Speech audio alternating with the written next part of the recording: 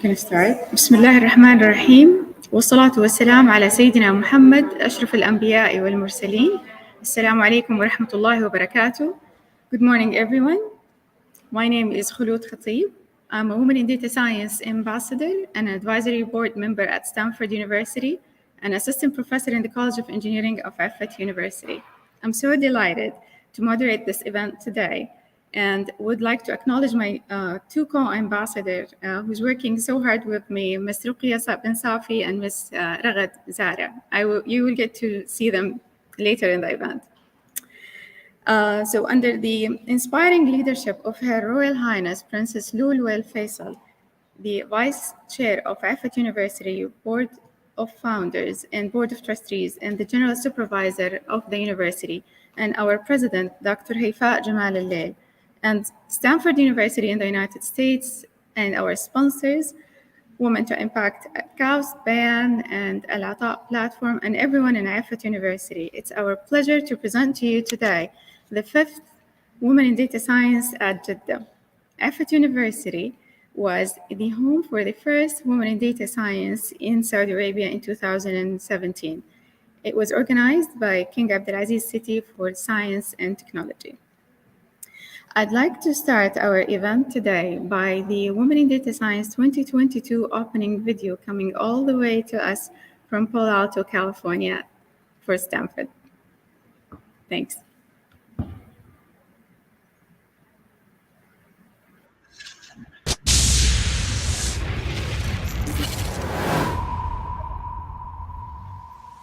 Data-driven decision-making is at the heart of so much in the world right now. We're making decisions not just for us now, but for future generations as well. The connection to data science is becoming more and more important to the work. The work has been going on for the last 25 years. So what really drives us at Wits is that we want diversity at the decision table here. And women absolutely need to be there. To me, a healthy data science community is one that embraces diversity. We started WIDS with a conference at Stanford University in 2015 with three main goals that haven't really changed. First, to inspire women to join or stay in the field of data science. Second, to educate everyone by highlighting fantastic women and their technical work. And third, to support women around the world. And wow, did we hit a nerve we didn't even know existed. Fast forward to 2022, and we have 200 regional events worldwide in more than 60 countries. And it just keeps growing year after year. Last year, we were with all of you virtually. We had a 24-hour around-the-world event, which was very exciting. And so despite the pandemic, we got together and we created this global community. We had speakers from over 25 different countries, and it was wonderful. And one silver lining in an otherwise tough year in 2021 is that attendees to WIDS regional events could be from anywhere in the world. We also saw really interesting collaborations, WIDS ambassadors coming together to host events in Africa, Saudi Arabia, Colombia, and Central and Eastern Europe. One of the things I really love about WIDS is hosting the Wits Podcast. And we now have listeners from over 160 countries, which is just incredible, and many different guests. And I'm also really excited to announce that we'll soon have a co-host of the Wits Podcast, Cindy Orozco. We also had amazing participation in the WIDS Datathon this year. Over 4,000 registrants in the Datathon from over 90 countries participating in a challenge related to climate change. And a big shout out to all the WIDS ambassadors who held workshops. We had over 40 workshops across the world. I hope we also lift our heads above the horizon and think more than just about this moment in time, and think about the goals that we have for our young women and our young girls who'll be leading the next generation. With the WIDS Education Outreach Program, which is focused on secondary schools, we've delivered materials to collaborators in over 50 countries around the world. We've had a great year despite all the challenges in the schools with COVID. We've had pilots everywhere from Covada, India, to New Haven, Connecticut, to a refugee camp in Jordan and beyond. New last year were the WIDS workshops, where instructors provided dozens of workshops that were attended by thousands of attendees worldwide, online. These WIDS initiatives would not be possible without the generous support from our sponsors, the global visionaries, the innovation leaders, and everyone at Stanford. One thing we've been very excited about this last year is working on what we call the Wits Academy. We got interested in understanding better what the barriers were for young women and for minorities to enter this exciting field, and how we could possibly remove those barriers, and what sort of programs could we put in place with partners all over the world to help. Our ultimate aim with WIDS is to increase the percentage of women in data science, to achieve at least 30% women across all domains and at all levels, from students to senior leaders, by the year 2030. And we call this 30 by 30. We believe 30% is a tipping point. That's when women truly believe that they are part of a group and they can contribute and have great impact. And we hope that you join us all in reaching this big goal. For now, though, whether you're at Stanford or at one of the regional events worldwide or just in your living room, you are a part of the WIDS worldwide movement. Welcome to WIDS!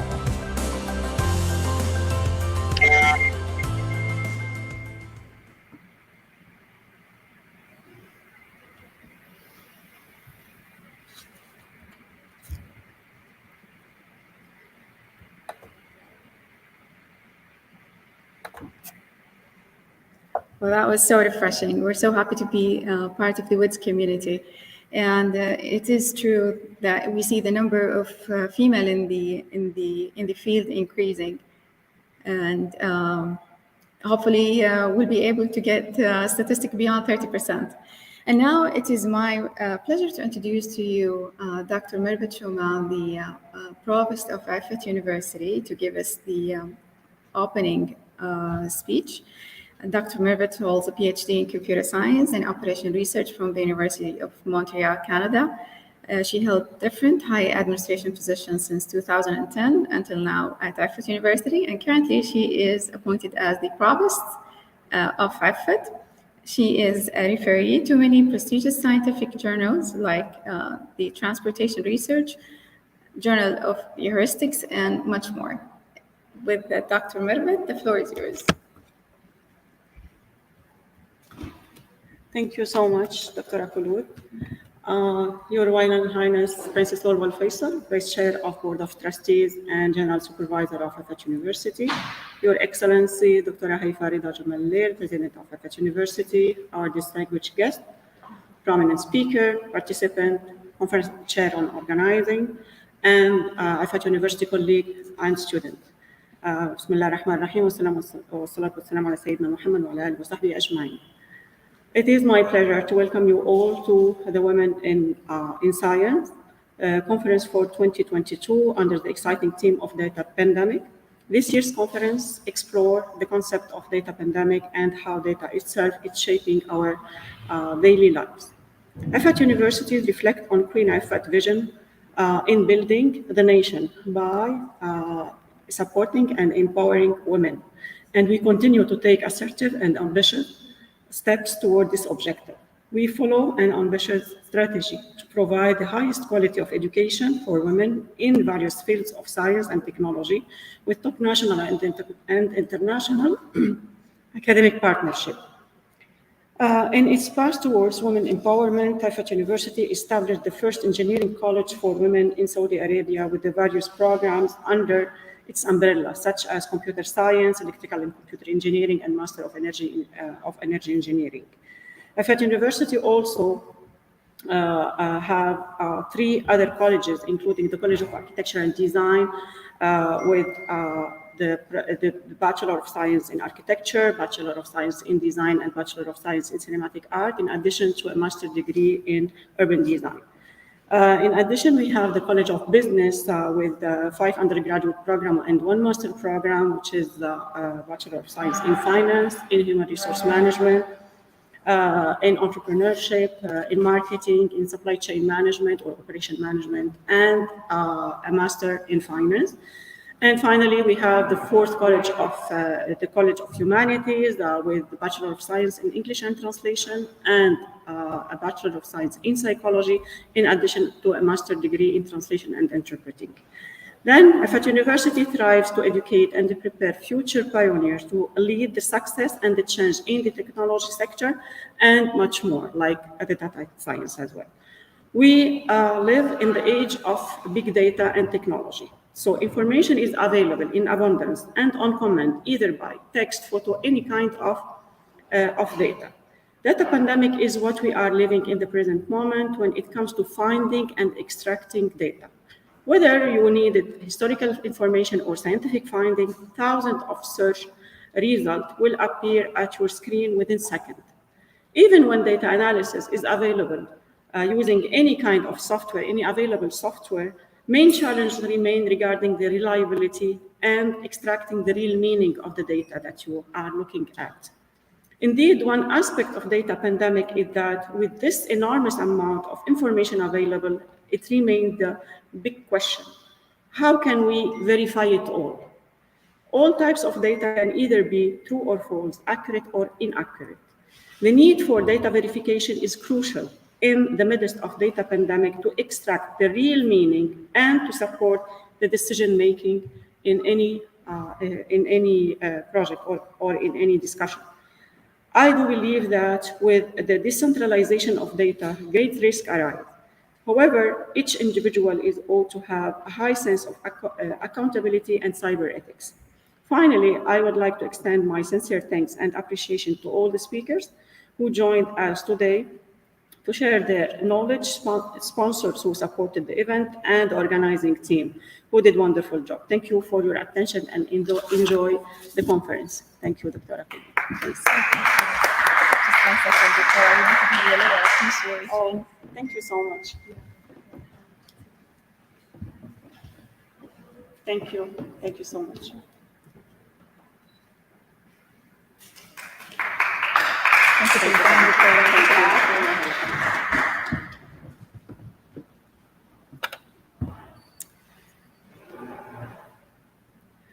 Okay, thank you, Dr. Murad, for that very enriching speech.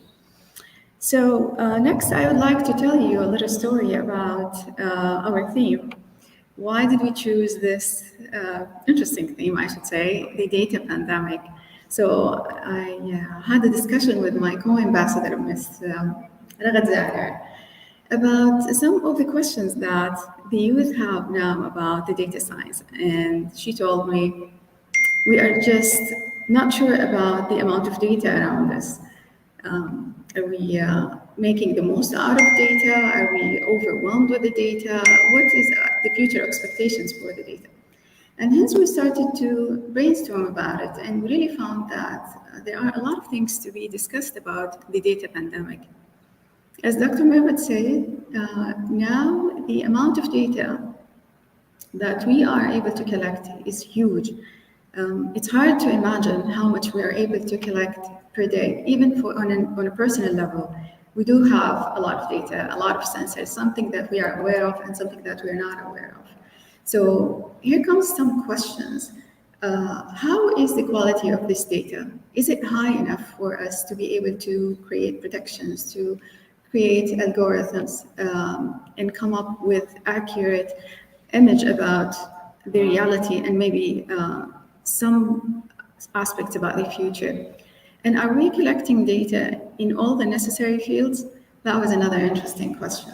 So we know on the personal level, maybe around the social media level, we do have a lot of data. Actually, 60% of the internet traffic or even more is generated through the social media.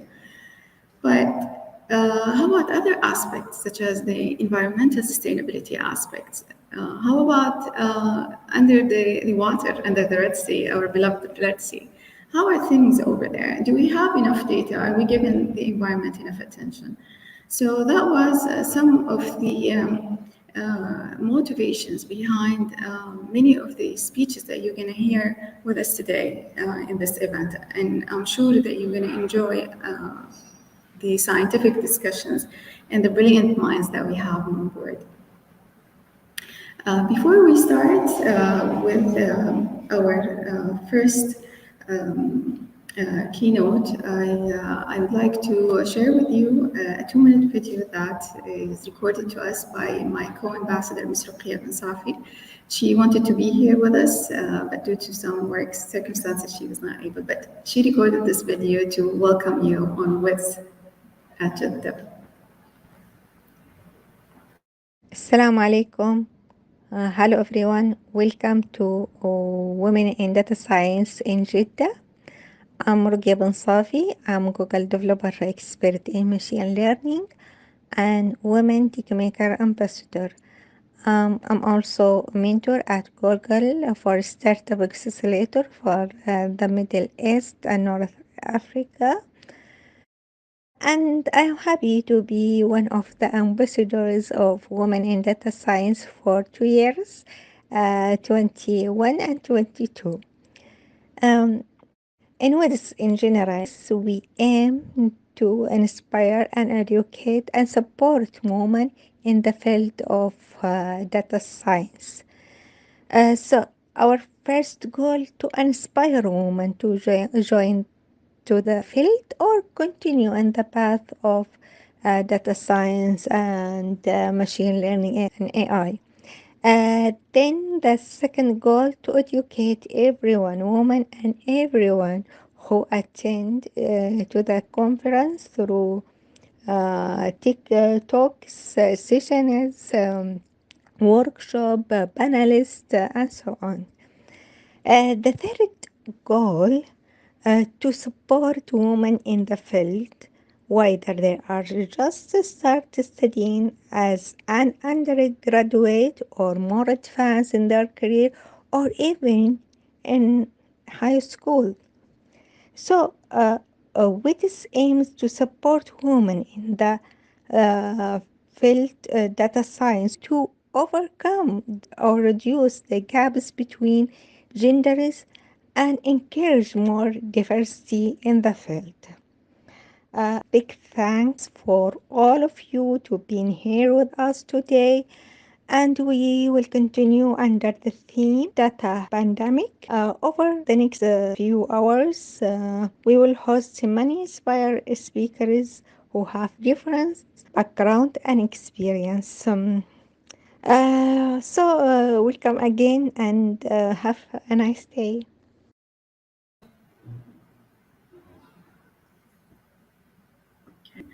Thank you, Ms. Ruqya, for this very nice welcoming speech. Okay, so next we move to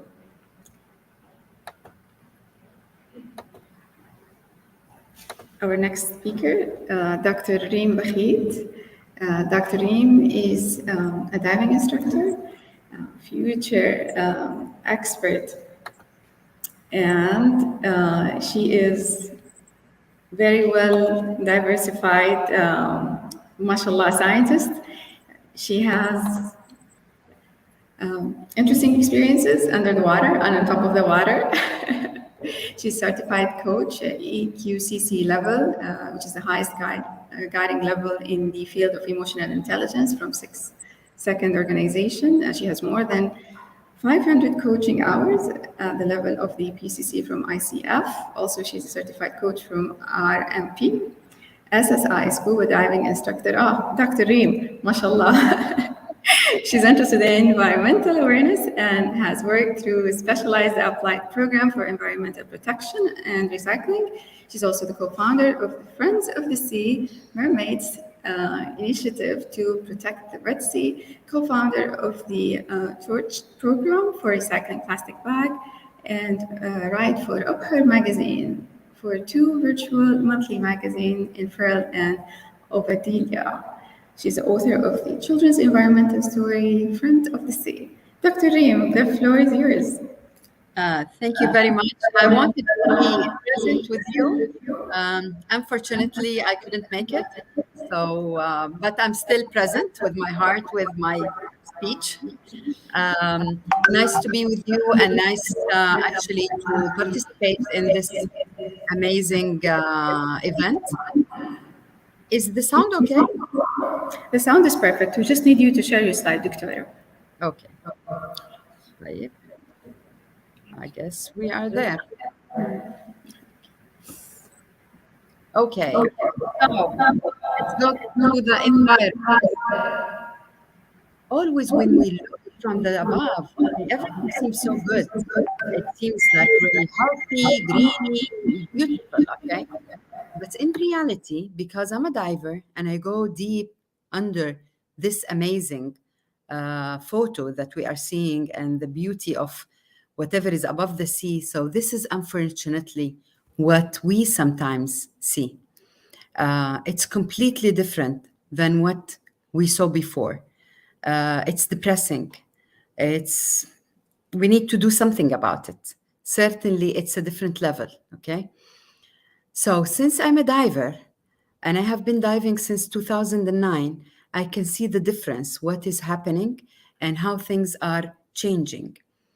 Why talking about the ocean?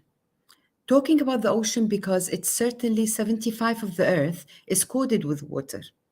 And the ocean supplies us with oxygen. So 2 to 3 breaths that we owe is actually, we owe it to healthy oceans. So that's why we have to talk about this. This topic is very important. And this is what I want to talk about. You can see me in this photo that I chose.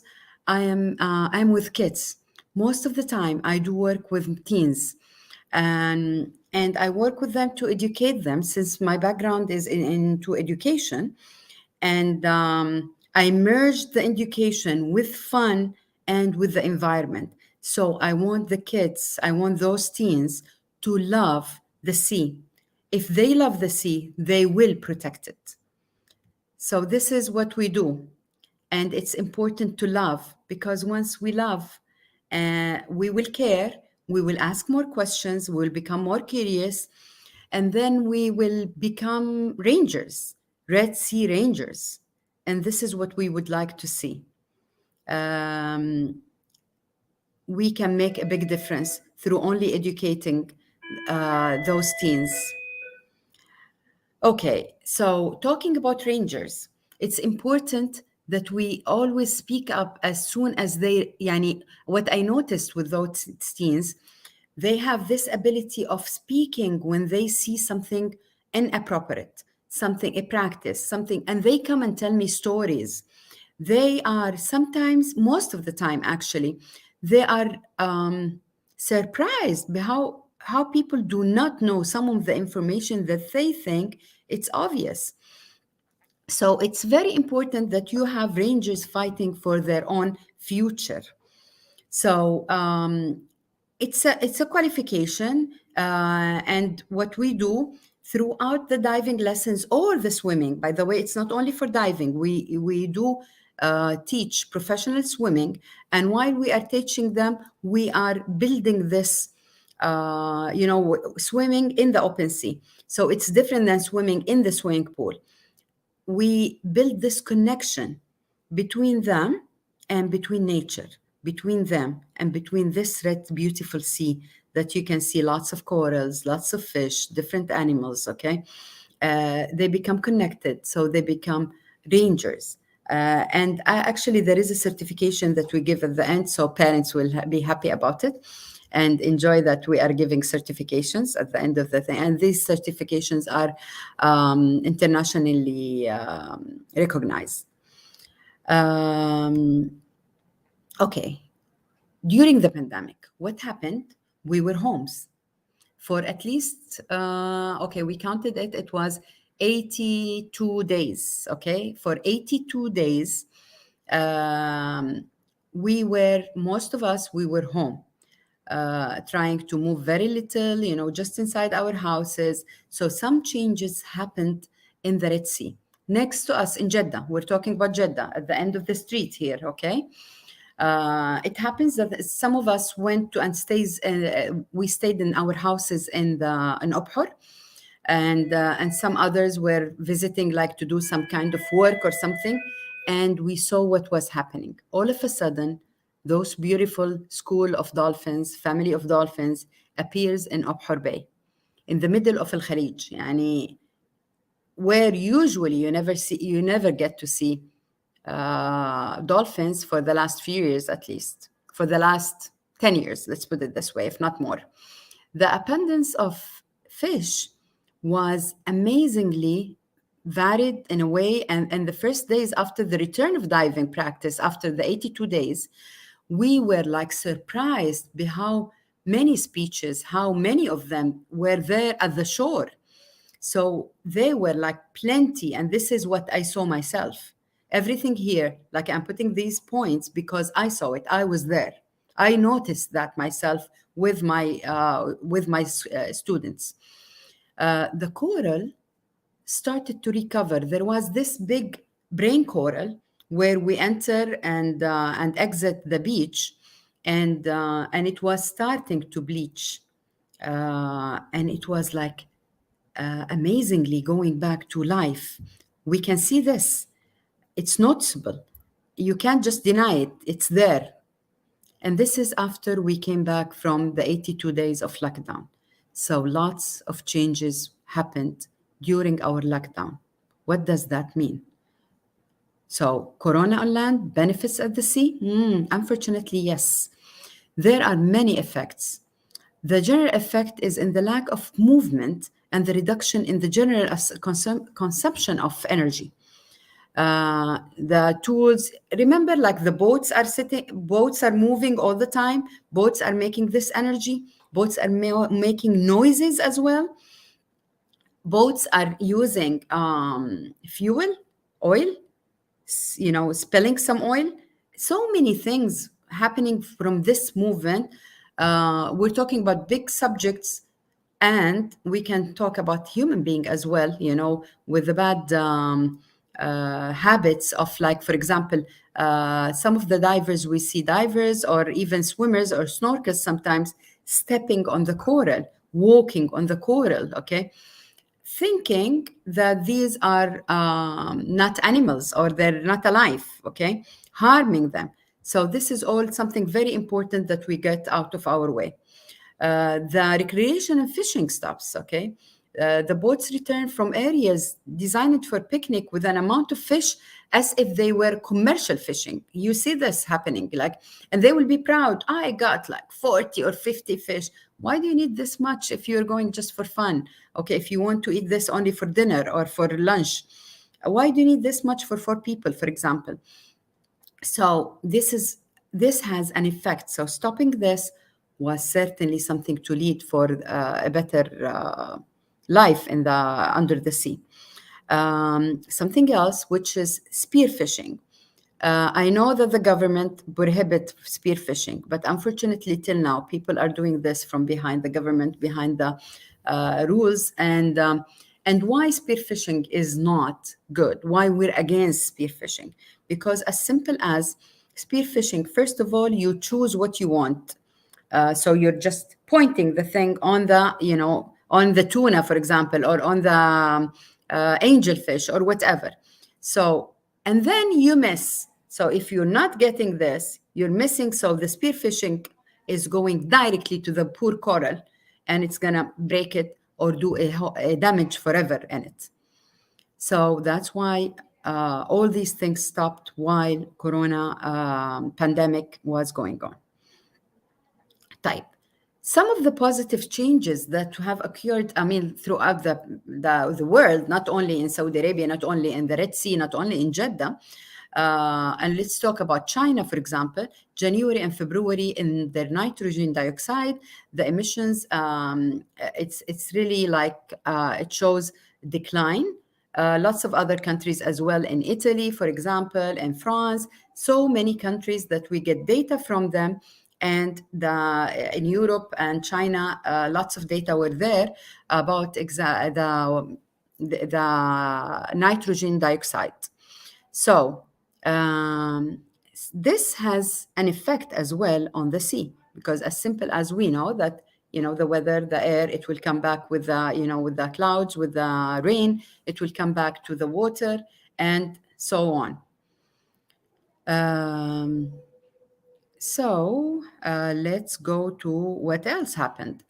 The situation in Italy was no different, where data from similar satellite, images revealed that nitrogen dioxide as well, were also declining in the north of the country, and the waters of Venice appeared to be cleaner. Venice, lots of us visited Venice, and we know the water in Venice, how does it look like? So appeared to be cleaner. Interesting. I would like to stop there and think about it. In India, nitrogen dioxide pollution is at an all-time low in the spring. But I didn't have enough place here, but through the pandemic as well, it got really lower. The imposition of restrictions of non-essential travel and movement led airlines to keep their planes on the ground, which led to these companies sharply reducing the number of flights or stopping them completely. A study published in 2018 showed that 8% of greenhouse gas emissions in the world, they are caused by tourism activity, and air travel has the lion's share in this regard. Okay, what more effects on COVID? Let's take this study that happened in Bura Bura, the French Boulanger. It's very important that we take this study because we would like to, let's talk about it first. Okay, so in Bura Bura, which is a very touristic country, the impacts of the rapid change in human activity at reef tourism sites on associated reef fishes was examined at Bura Bura Island through underwater surveys. Results showed that fish identity significantly increased from March to May. The overall density of fishes increased by 143% and harvested species by 215%, but returned to pre-lockdown levels by August 2020.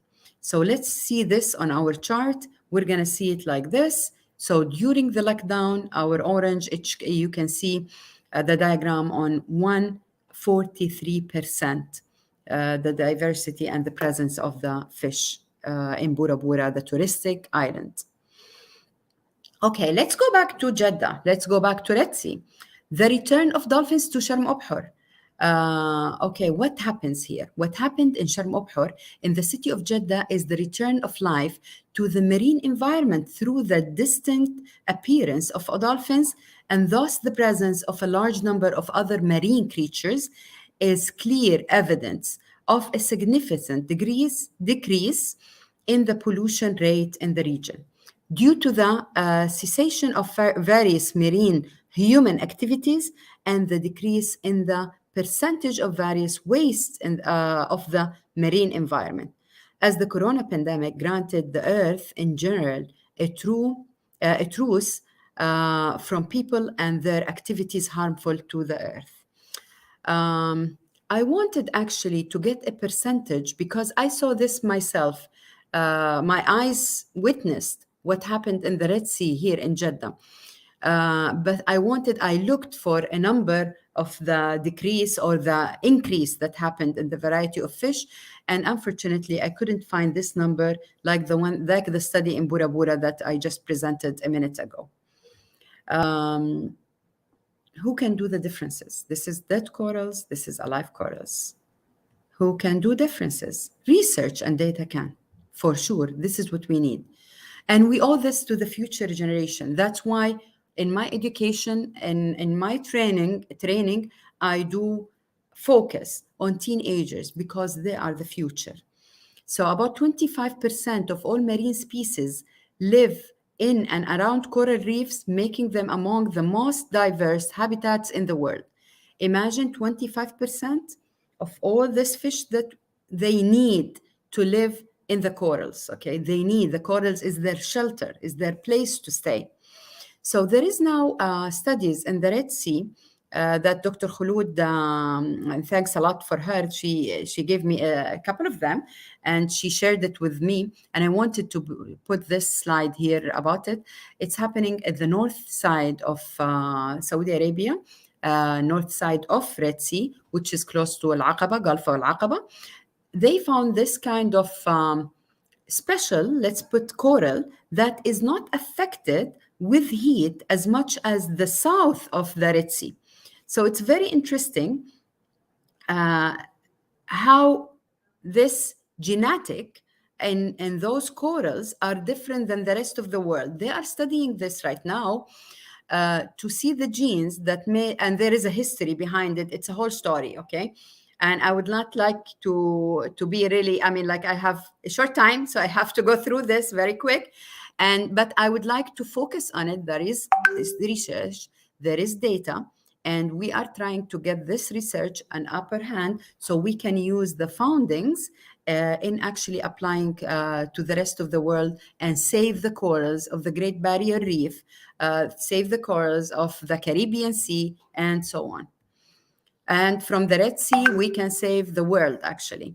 When this should happen, it should happen all the time. It should happen through summer, through winter, through spring, through autumn. Let's go back to something from history, which I found very interesting. When commercial fishing was stopped in the First and Second World War, the Mauritianism came to for the good of the seas and oceans. How come? The slowdown in marine fleets and the cessation of fishing for a period of up to 4 years led to the recovery of fish life after restaurants and hotels were closed and consumers remained in their homes. So looking back in history and finding how this happened before and how our ocean actually, even though there was plenty of other issues happening with the World War I and II, certainly, I will not deny that, but let's talk about fish and life in the sea. It was restoring, it was in a better place. This is our initiative, Mermaids, where we like to teach and to train young people to save their future and respect research and data. Thank you very much, and I'm really happy to be with you today. Shukran, Dr. Khulud. Thank you. Thank you very much, Dr. Reem. Honestly, that was so refreshing. Subhanallah, you see a lot of interesting things, unexpected things. Some catastrophes brought some, let's say, a good side when it comes to the life under the water in the coral reefs. I would like to open the floor if there are any questions over here for Dr. Reem.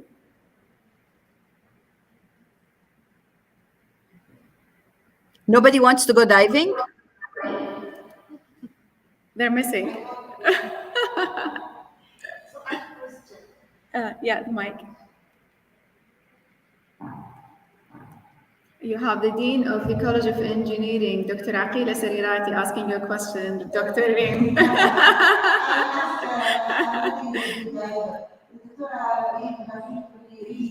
For your nice presentation.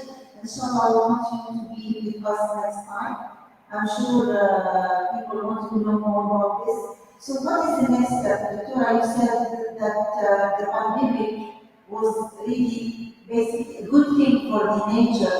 So what should we do to educate people to maintain this kind of clean seas, clean streets, etc.? Can you just give us names and advices? Thank you. Thank you very much. I guess what it's like, I don't know how to put it. Maybe I'm just coming out from sciatica and I'm learning new things about my body myself. So let's go back and what did we learn through the pandemic? This is what I want us to think about. So less movement in the sea is better for the fish, correct? Different behaviors are much better about fishing and, even industrial waste and how things are going. So I guess we should be more strict we should have more rules and applied. يعني I'll say something. When مرور in Saudi Arabia, when they put these high fines, okay, on speeding, on crossing a red light, on whatever, people are much better in the streets. And by studies, I saw that less accidents is happening in Saudi Arabia now. So I guess this is what we need. We need to help the government to set rules, okay?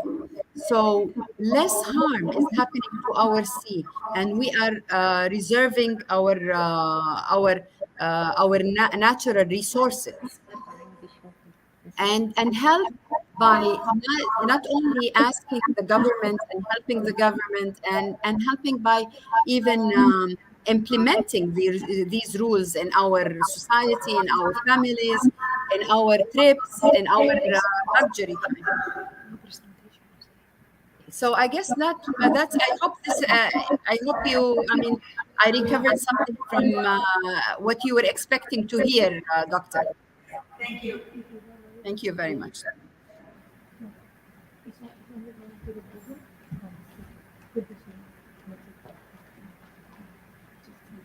I just remembered something to finish the question, to answer the question.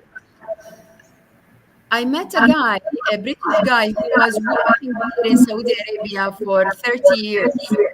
And I was talking about educating people, educating children. And he was extremely upset because he said, it's not to educate only, you have to force this with law. And now, after, like, I heard this from him 12 years ago, and now I say exactly what he said. Yes, not only educating plus law, it has to go together. Yeah, Policies, exactly.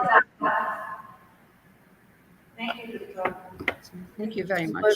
Thank you very much, Dr. Reem Bakhit, for your time. We really wanted to gift you this trophy that made out of nature, wood, natural wood. Thanks a lot. Thank you. It will be delivered to your home, though, inshallah. Thank you very much. Thank you very much. I'm really happy. I'm proud to be with you, ladies. Thank you. The pleasure is ours. Okay. Shall we move on to...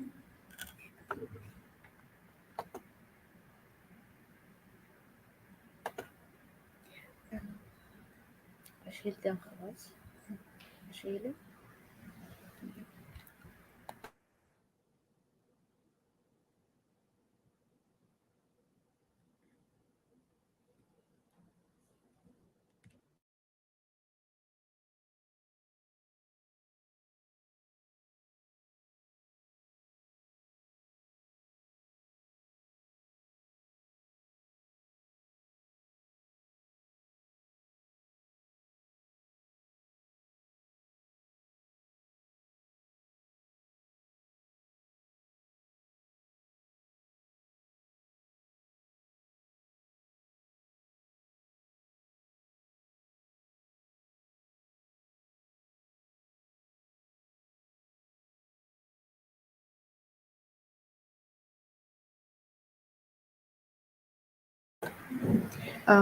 Just a few minutes while we are getting ready for our next speaker. She has a very interesting presentation with animation, so we're trying to get that ready for you. Just give us a moment.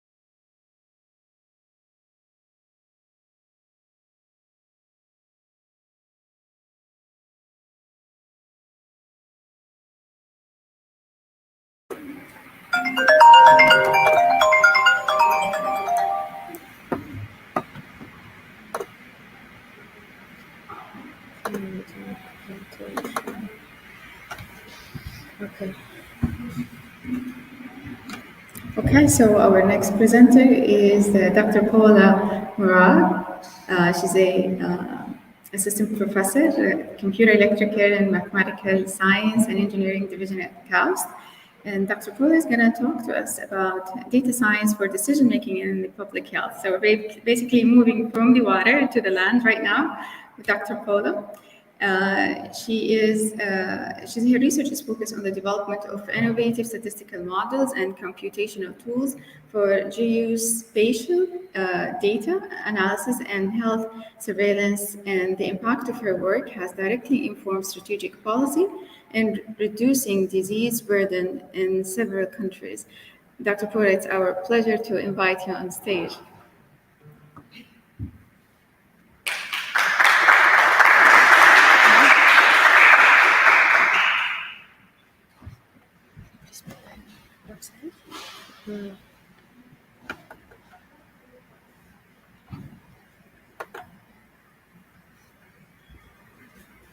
Thank you very much for the invitation. It's a pleasure to be here and be able to see so many great talks about data science.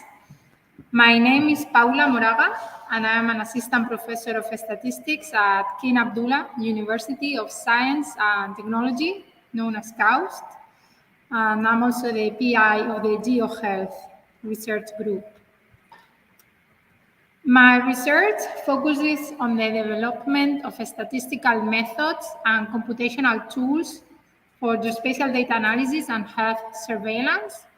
I have developed methods to understand spatial and spatiotemporal patterns of diseases such as malaria in Africa, leptospirosis in Brazil, and cancer in Australia.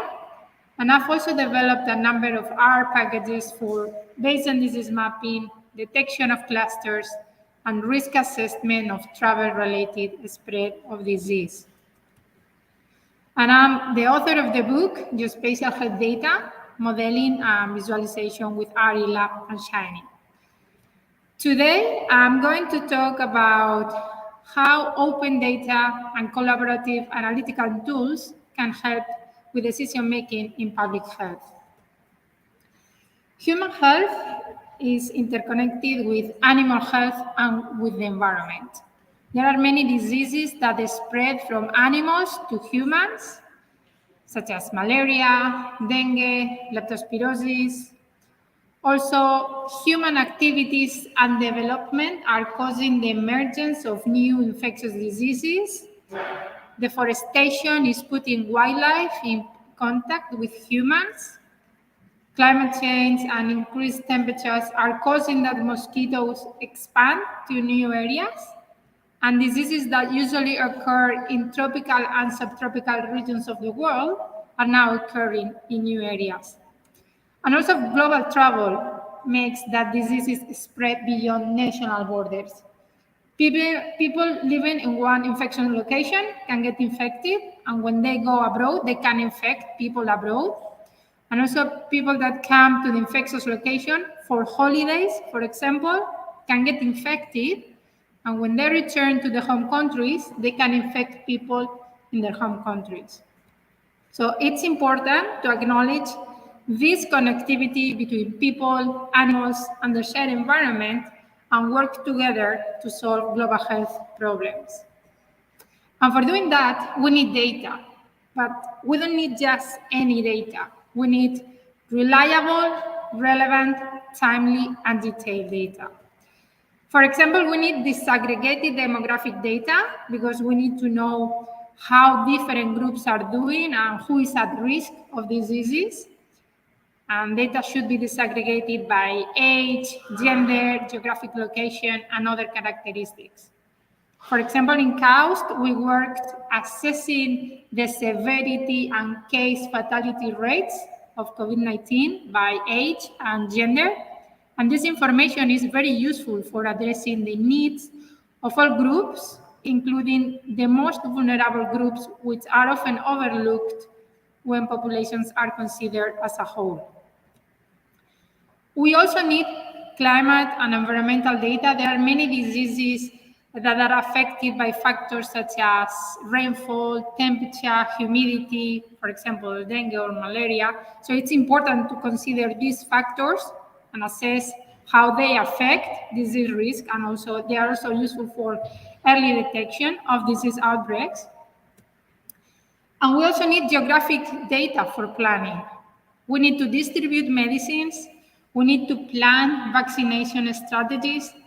And for doing that, we need to know where the people live, where are the hospitals, where are the health facilities, where are the distances between health facilities and people's houses.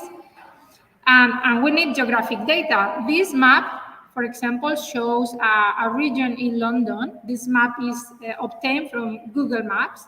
And here you can see that this is a very detailed map that has big roads, small roads, the location of the buildings, metro stations, hospitals, health facilities. So this is very good for planning. But we need to be aware that this is not the same in all places. For example, this is a map also obtained from Google Maps, but this map shows a village in Mongolia. And here you can see that we only have 4 roads, 2 points of interest, and that's it. So as you may imagine, this is not very useful for planning. So we need to be aware of this situation, and we need to improve availability and quality of data to reach all populations. We can find data from different sources. At KAUST, we developed our spatial data, which is a website with a collection of data sources and tutorials on visualizing spatial data using R. And here we can obtain administrative boundaries of countries, population data, elevation, temperature, and other climatic and environmental factors. Okay, so it's clear that we need data, but we also need analytical tools to analyze this data. And here I'm going to give you a few examples. Imagine that we're interested in predicting air pollution, and specifically we want to predict particulate matter 2.5, PM 2.5. These are very tiny particles, less than 2.5 micrometers in diameter, that are floating in the air. This comes from industries, fires, motor vehicles.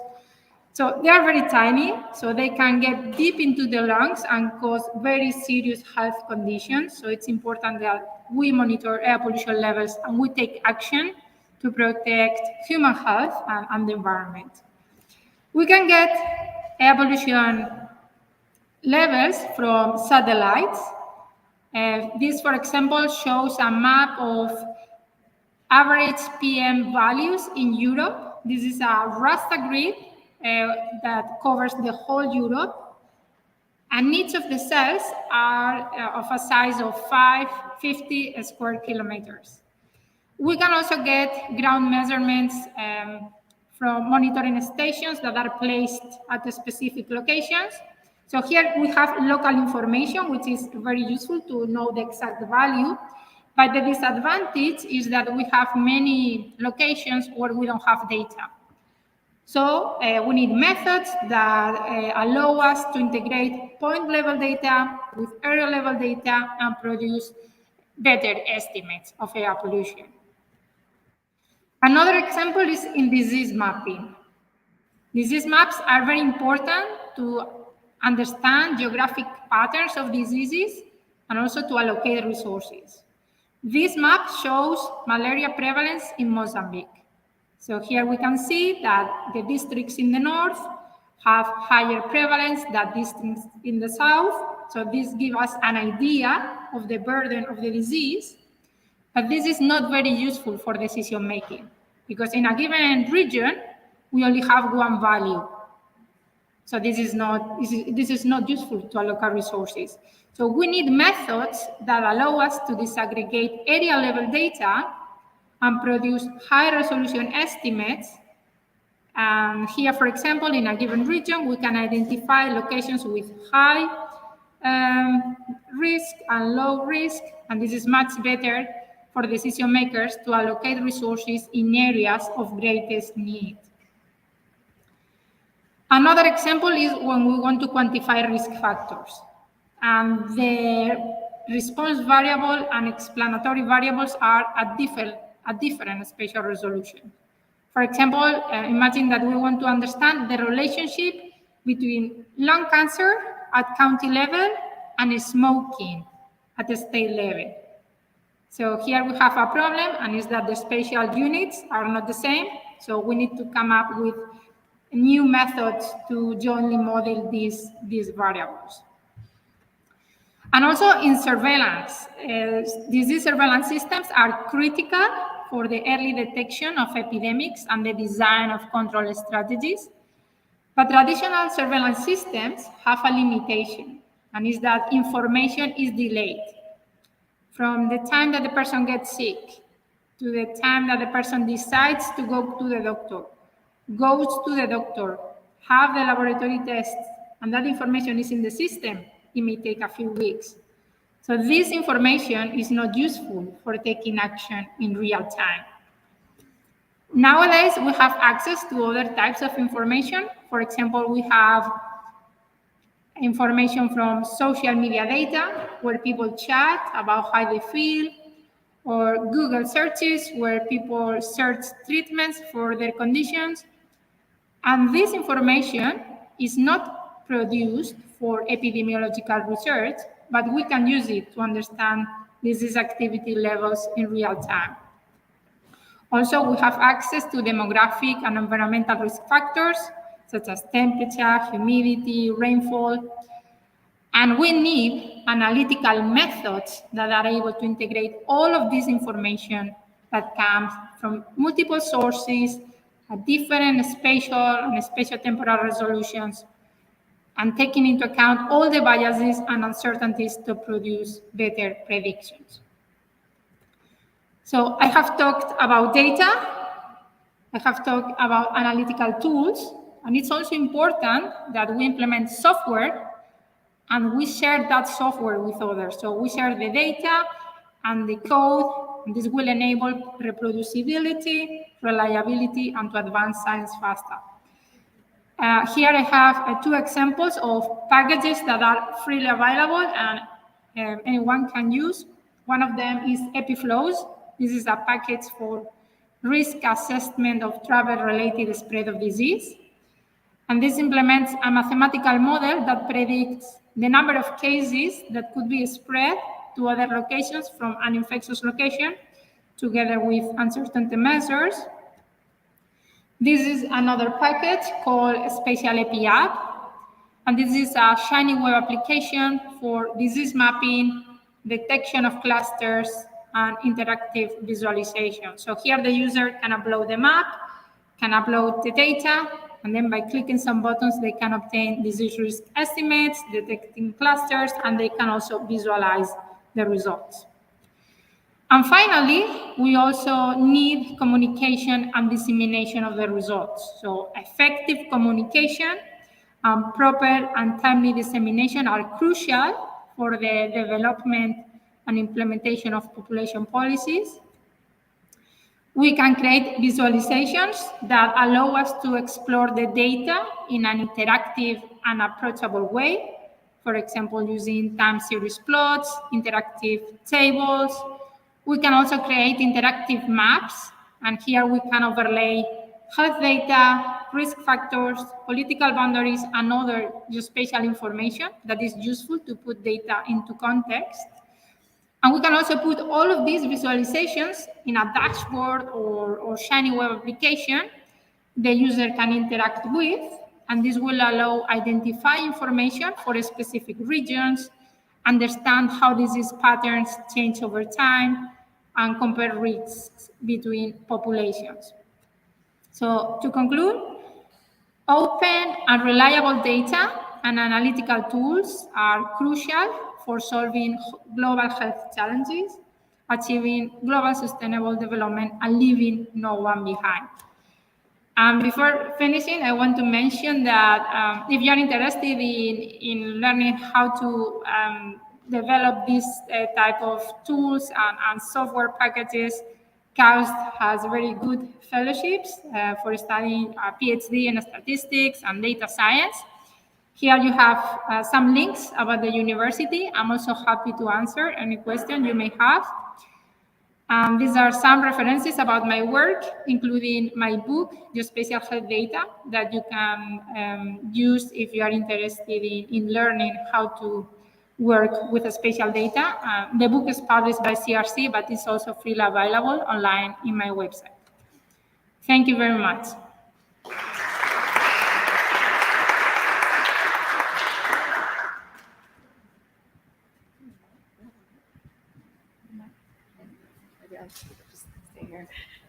Thank you very much to Dr. Paula for a very interesting presentation.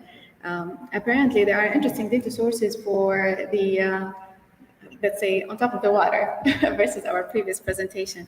So I would like to open the floor for questions to Dr. Paula. Anyone have a question?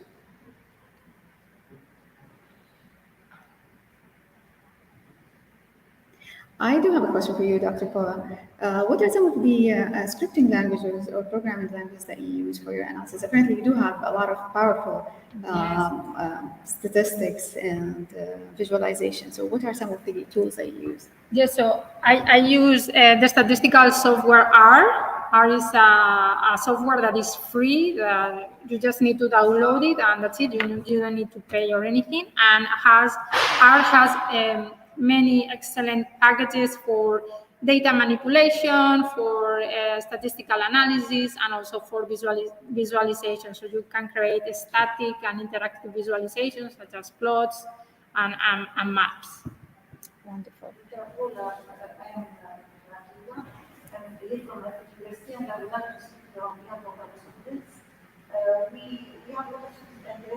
science, and some of the students, a lot of students are interested in data science, and some of them need internships in the summer. Do you accept interns? Yes, sure. In KAUST, we offer internships.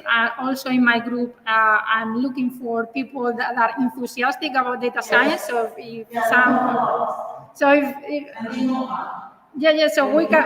I will be very happy to host you in KAUST. So we can talk later. So you will receive emails from me.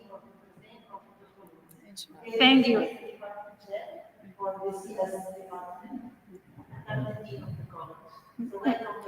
Thank you very much. Dr. Paula. Thank you. And here's just a little trophy for you. Thank you.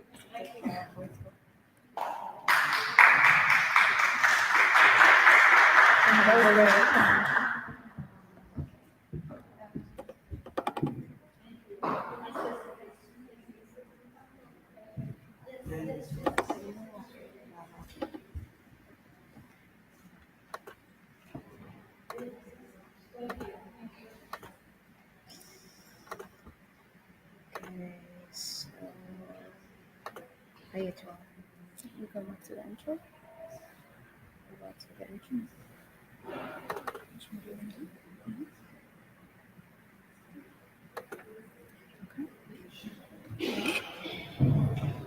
Okay, so our next presenter was under the water for a mission. She will tell us the duration of that mission, but she is the first Saudi female to command a deep sea submarine.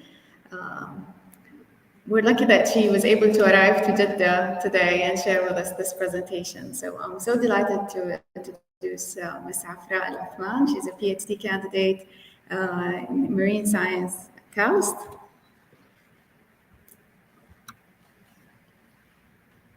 She holds a bachelor degree from King Faisal University in Al-Ahsa in biology with honors. She moved to Canada to pursue her master's degree in biology. Now she is doing her PhD in marine science at KAUST. She's a member of the Red Sea Research Center and member of the Oceanographic Club in KAUST, member of the Red Sea Exploring Expedition Team in the Red Sea. Okay, welcome. Welcome to the stage.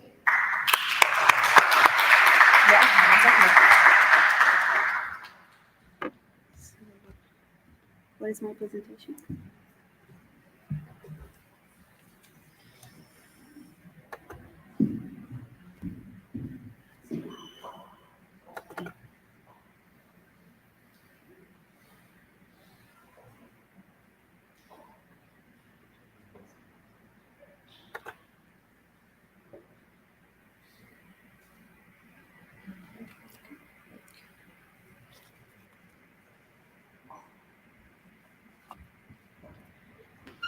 Hello everyone, good afternoon. My name is Afra Al-Uthman, a PhD candidate in marine science at KAUST.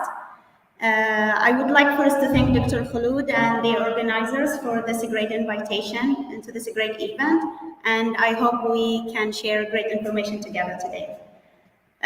So for today's talk, I'll be focusing on data and marine science. And to start my presentation, I choose this quote from Wilson in 1998, when he stated that we are drowning in information while starving for wisdom.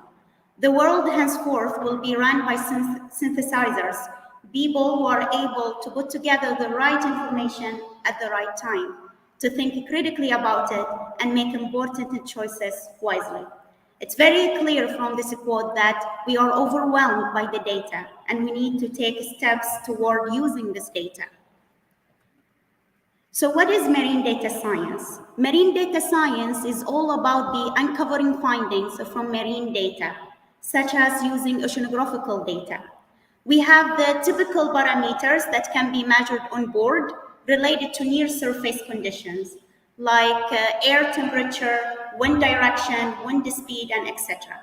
We have also sea surface temperature, like sea surface water temperature. We have sea surface salinity, wave height, wave direction, and etc. We have also the subsurface water characteristics, like vertical profile of the water temperature, salinity, dissolved nutrients, the water current, and also the water bottom depth. More type of data are the marine biological data. They are comprises of spatial and temporal species occurrence and abundance data, like fish data, net sampling of plankton, visualization and count of mammals, seabirds, turtle sea, and etc. Now, all these types of data that I just listed, those are the typical data that I'm using daily in my work. However, there are also another data like taxonomic information, trait data, sequencing and genomic data. We have also digital image data that can be taken from optical sensors. All these are possibly oceanographical data. So in this slide here, I'm showing you some of my daily work that I actually just conducted like during this past month, that I collected the data using these machines.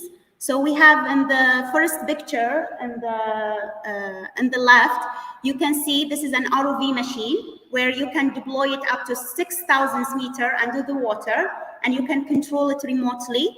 You can actually collect visualization data surrounding you. You can count all the species that you found, record the events by videos and also taking images.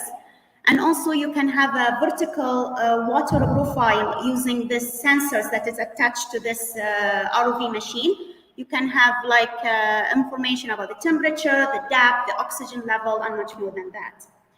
In the middle of this slide, you can see this is me inside the submarine, which basically you can go into the very deep water up to 1,000 meters yourself. You can visualize surrounding you, you can record the events, the depth, and all the water information around you. You can at this time collect coral samples, you can collect sponges, jellyfish, and many other interesting samples for you. In the last pictures you see, there is a type of way that we can collect marine biological samples. For example, if we deploy what we call Niskin bottles to collect the water sample, and by that we can analyze the water chemistry and also analyze the organisms in the water. In the last pictures, in the picture in the bottom, you see a helicopter where actually you can also use it for visualizing from the air. You can also visualize and count mammals, dolphins, sharks, and seabirds, sea turtles, and more than that. However, marine data science has not been actually very long time spreading. It actually started to enter the digital age very fast since the 21st century. And the reason behind that is this expansion of the scope and scale of the ocean observation, as well as the availability of the automated sampling and the smart sensors. All of these led together to continuous flow of data. The question is how we can use most of this scientific data. When given a challenging question, data scientists become detectives and investigate leads and try to understand pattern within the data. And this typically starts with data exploration, followed by quantitative techniques, can be drawn from mathematics, statistics, information, computer science. All of this would give us a level deeper into the data. And I would like here to play this video to show you just more. Can I ask for help? Okay, it's working. So the computer programming, like data typing, data structure, and then you have the data exploration by using the plots, scatter plots, line plots, more than that. And then you have the statistical modeling like linear regression and also another analysis.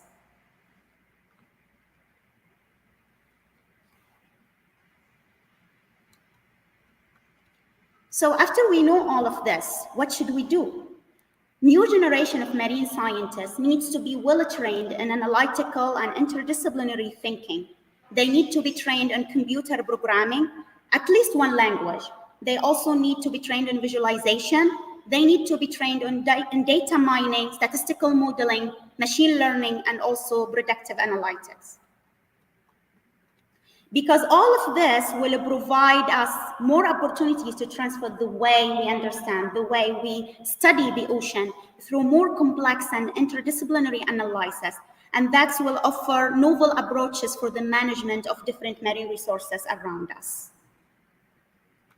However, more data do not necessarily mean that we have the right data to answer scientifically critical questions and make a well-derived data decisions. By that, we need to increase the volume of the wealth of the marine big data that we are collecting and we have. It must be openly shared. It must be interoperable and integrated into more complex transdisciplinary analysis, which can be actually based on artificial intelligence. And to achieve that, there is a list of recommendations that we can follow. One of them is to enhance data acquisitions through development continuously of smart sensors that can automatically collecting samples and automatically processing the data. And by that, we have more marine data available that can be efficiently transformed to a more real-time or near real-time analysis of the data and also making decisions about it. Another recommendation is to improve data sharing between scientists, industry, and governments through many standards protocol. It could be social networks. We have also another recommendation is that to increase the use of big data analytics and ensure data validation. And this could be done by a collaboration between marine scientists and data scientists. We need also to develop specialized training on machine learning, on computer programming, on data analysis. The last recommendation is to increase collaboration between marine scientists, computer scientists, data scientists, and data managers. So we come back to the theme of this event. Are we making the most out of the data? Probably not. Are we overwhelmed by the data? Probably yes. What are our future expectations? That everyone from scientists, data scientists, industry, government need to work together to have more accessible, findable, reusable, and readable data for everyone. And thank you so much for your attention. I'm very happy to have any questions for me.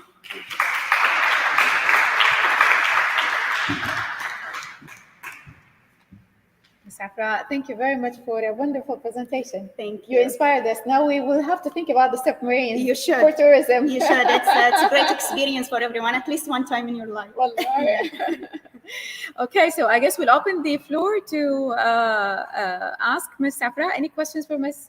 Afra? your presentation seemed to be very, mashallah, well, you answered all the areas related to, thank you to your so topic. much. I mean, it was like shortly prepared because I was in the sea until like a couple days ago, so that's why like it. But it was great. It was great. You have a question, Victoria? Yes. So can you tell us a little bit about your PhD research? What are you doing in your research? Yeah, so, yeah, sure.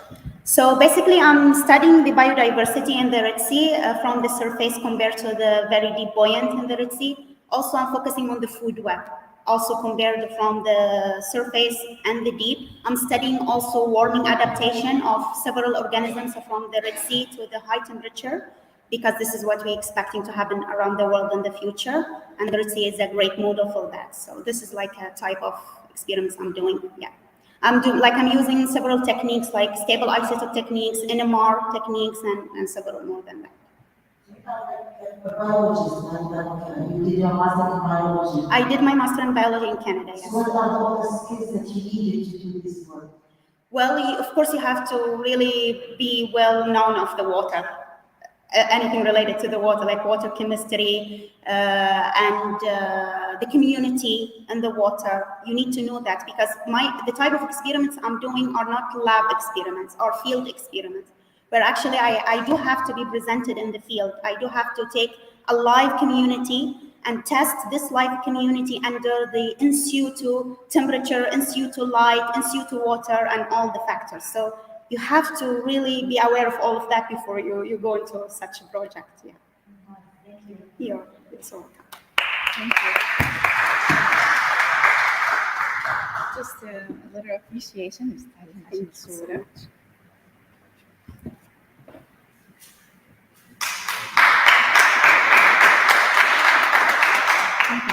Thank you.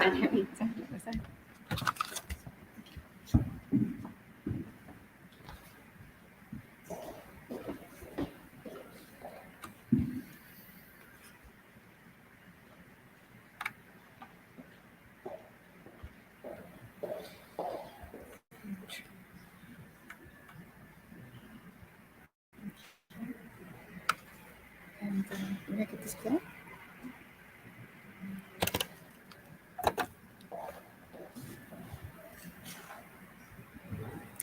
Okay, so next we're moving to the oil and gas industry, and we're looking into the environmental sustainability in that field. It's my pleasure to introduce to you Ms. Jane McCann, and she's a practice partner in oil and gas interior data. Ms. Jane is going to talk about data science in oil and gas, how to help, not hinder, the energy transition. So Jane holds a Bachelor in Information System Engineering. She moved into the oil and gas with its specific data needs back in 2000, and she has been counseling, developing products, and implementing solutions in this area since then. For the last 10 years, Jane has been working in interior data, a big data and analytics company focusing on the energy industry. She's also a current vice chair of OSDU, an initiative to accelerate digital transformation in the energy industry. Jane, the stage is yours. Can we switch the display? Yeah, thank you. Hi. Yes, it's a pleasure to be here in this event. This has been an amazing event so far. As the introduction said, I've been working in the oil and gas industry for over 20 years now. And when I was thinking about this talk and what we wanted to say about the data pandemic, I could have been talking about the volume of data that we see in oil and gas with the new sensors coming online and these kind of approaches. But instead, I thought I would talk about climate change as being the data pandemic, which is affecting us the most. So we've heard from some of the other speakers already about how during the COVID pandemic, climate change has really come back to the forefront of what everybody is thinking about in terms of seeing the cleaner air, the cleaner seas. It's become a real topic of conversation. And these images are from COP26 which was the big climate change event, which happened in Scotland, where I live, at the end of last year. And one of the things that happened because of that, the positive is that people are all talking about climate change and want to understand how we can improve our environment.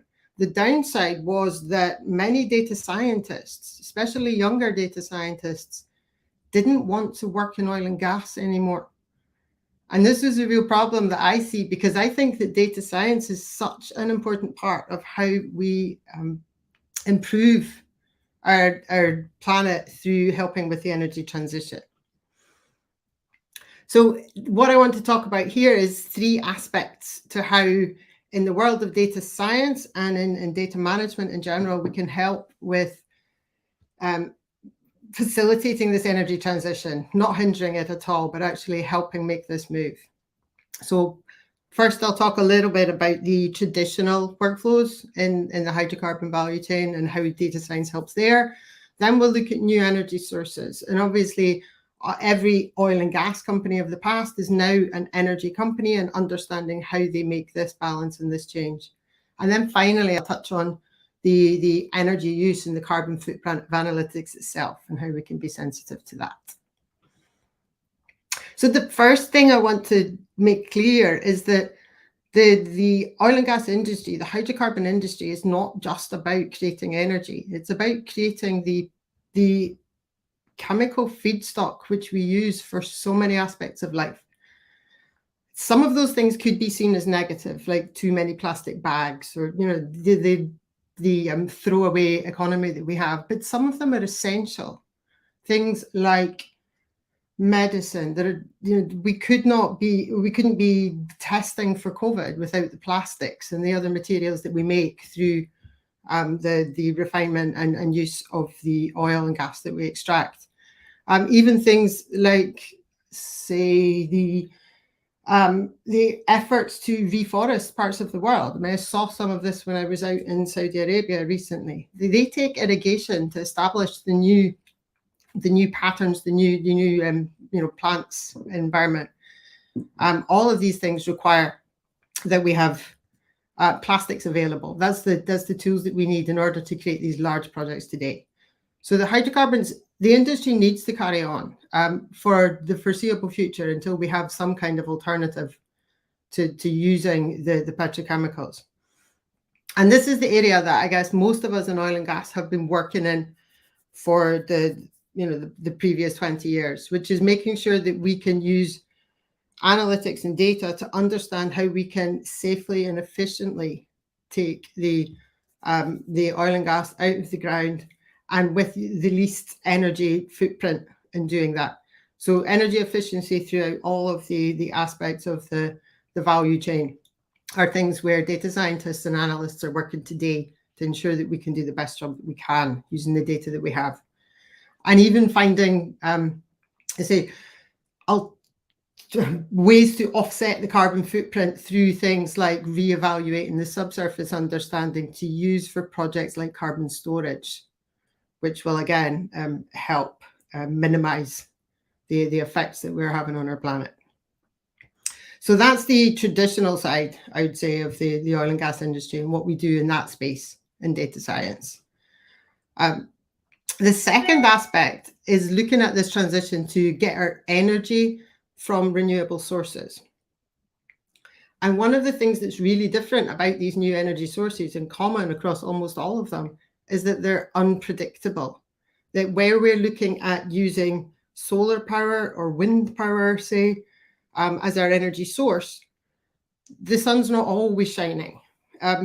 The wind's not always blowing, or it's not blowing in the exact direction that we have our equipment set up for.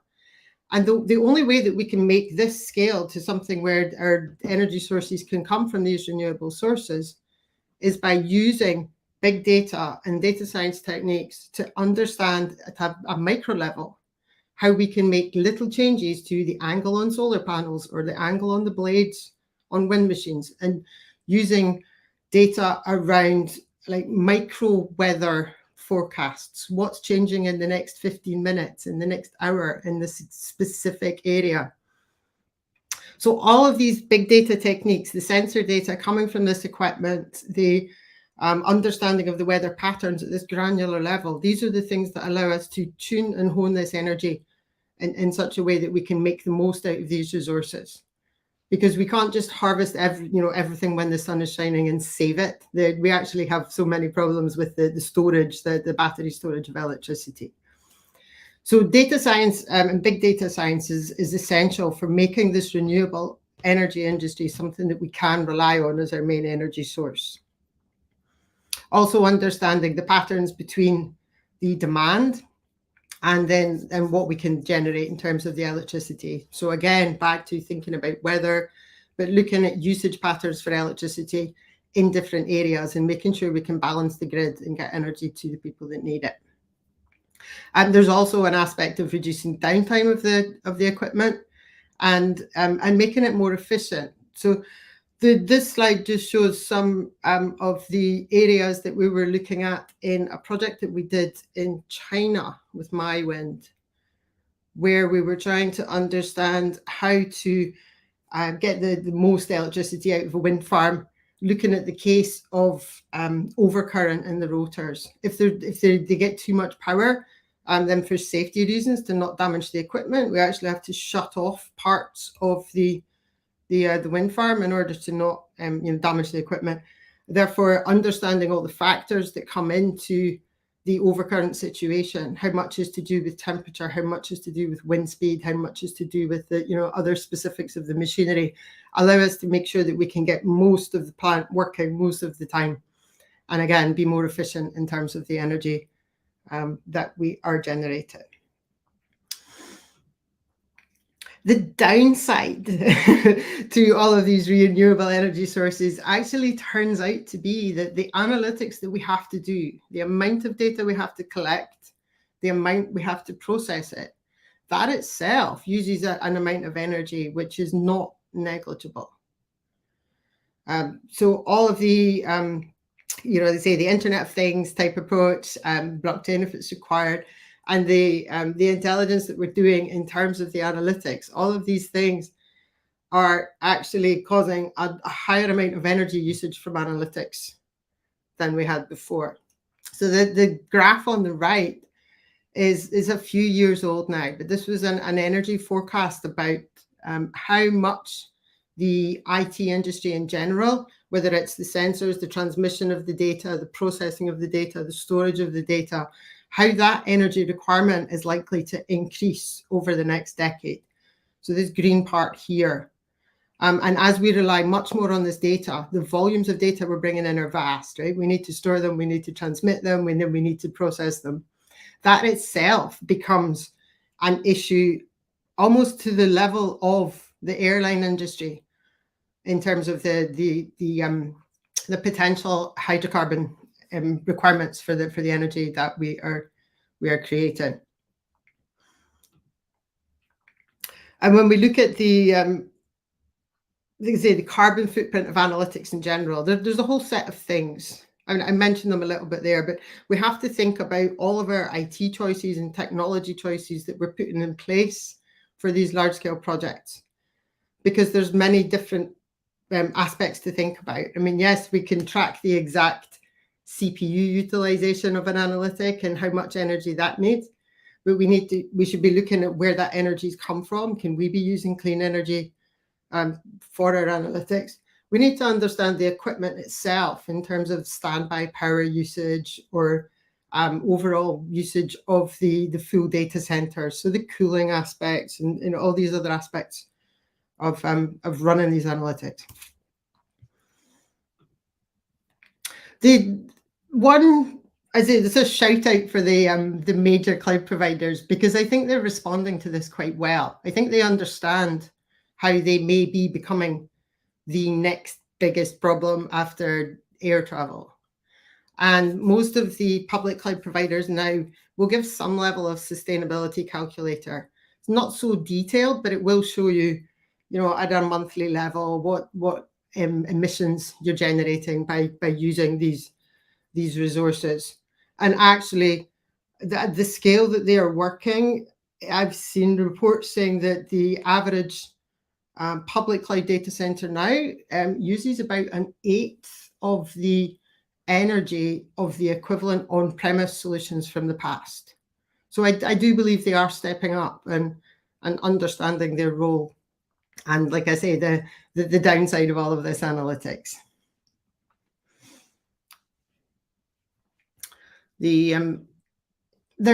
There's a couple of specifics about how we do set up our environment, our data platforms, and how we think about the infrastructure that have a bigger effect than we might realize when we're creating our projects.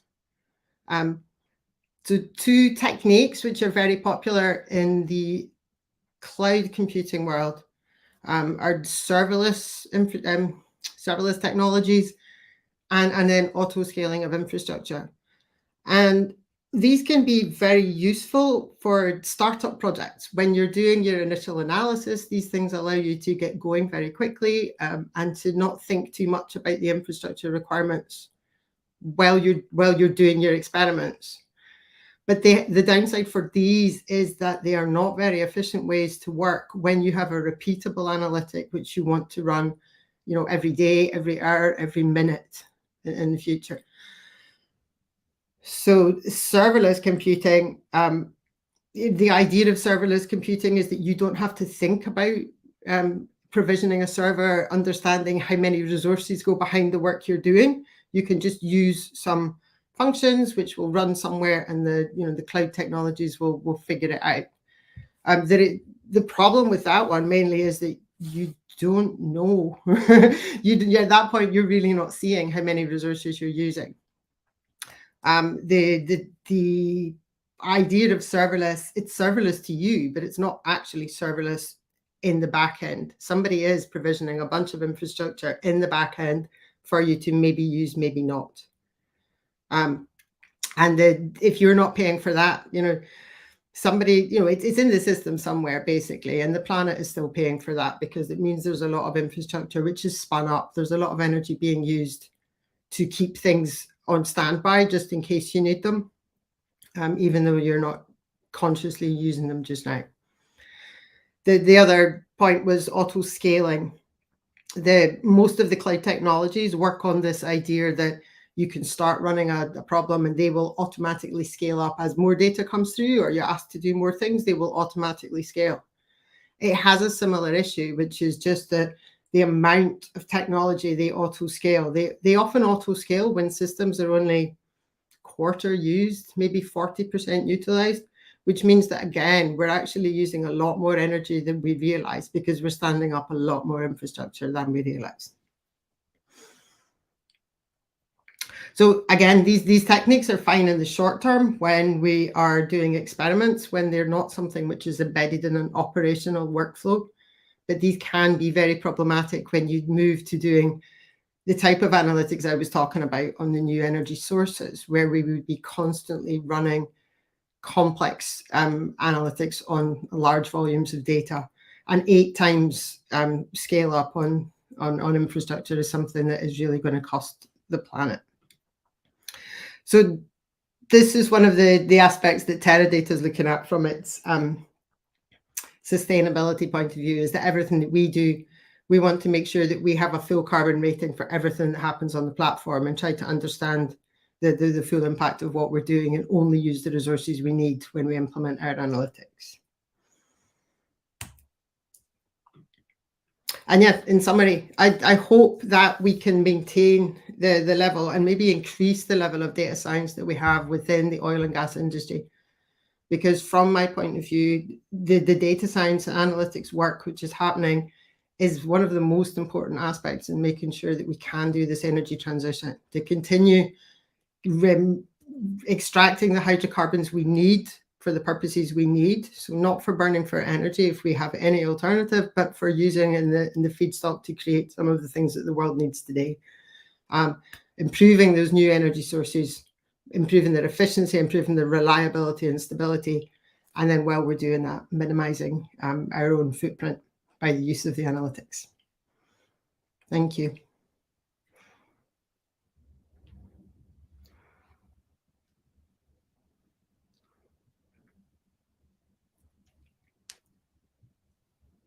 Oh, I can't hear you.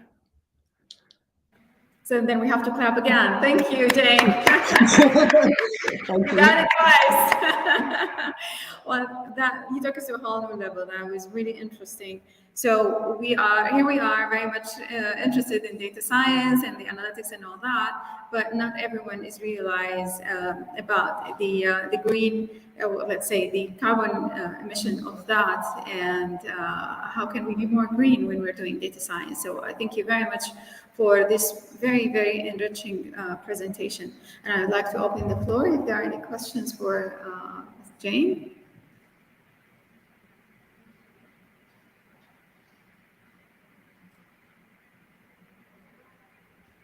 Okay, so it seems that your presentation was very clear, Jane.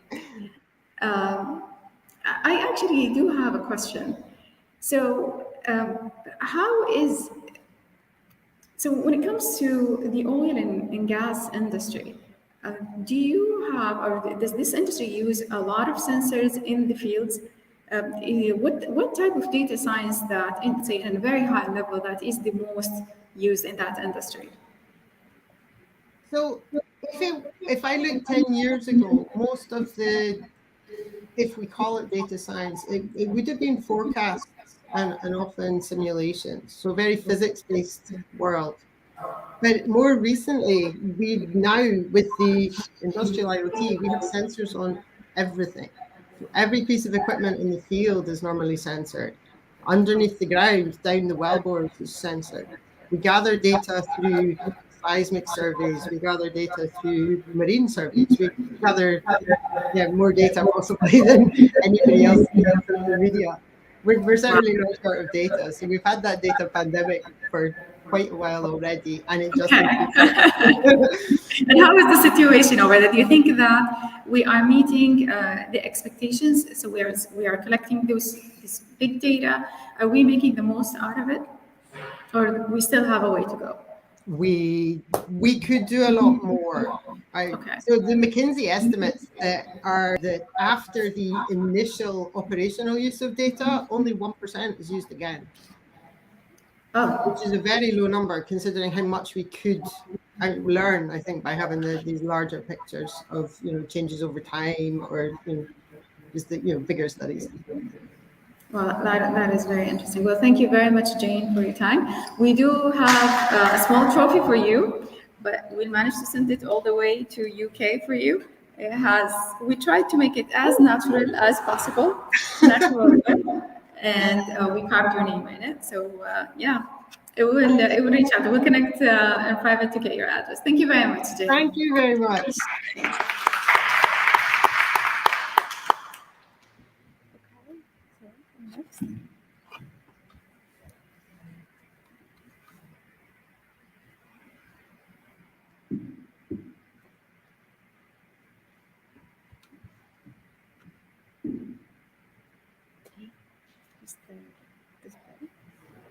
Am I muted? I'm not muted.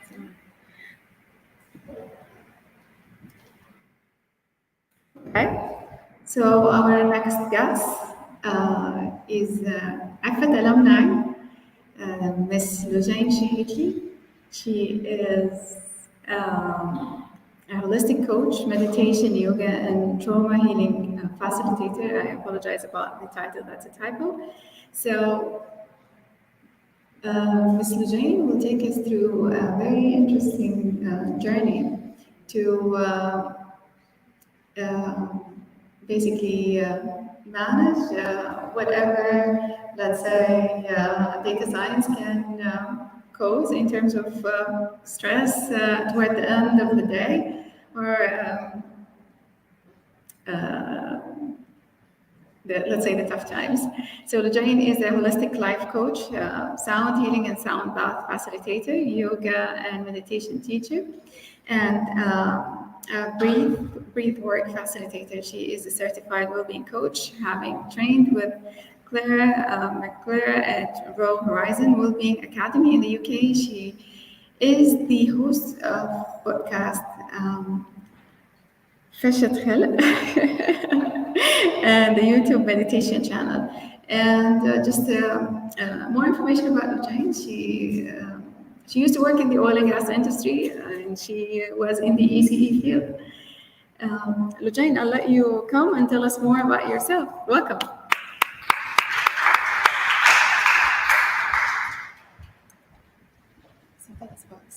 Okay.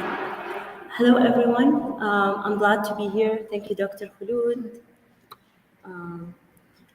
I'm not going to do what everyone did. I'm not going to overwhelm you with data. I'm just going to take you on a relaxing journey and just see like what's going on inside your mind. And that's what I do now. I used to be an engineer, so I was overwhelmed, and now I just like did this shift. And it's my pleasure to be guiding all of you into that journey. So I would love from everyone to be seated comfortably. What we will do is we will use the sound. So these are my sound equipment. They will try to take us into a deeper state of relaxation along with me guiding you into a meditative state. And we'll try to journey into like our future through our mind. So that's what we're gonna do.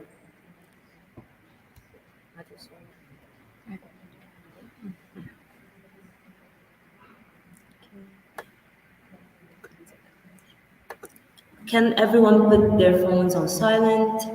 Keep your phones away, just like for 10, 15 minutes, not anymore.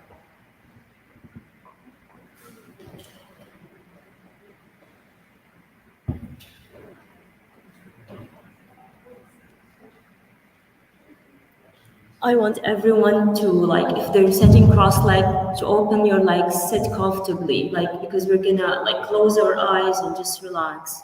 Both feet on the floor.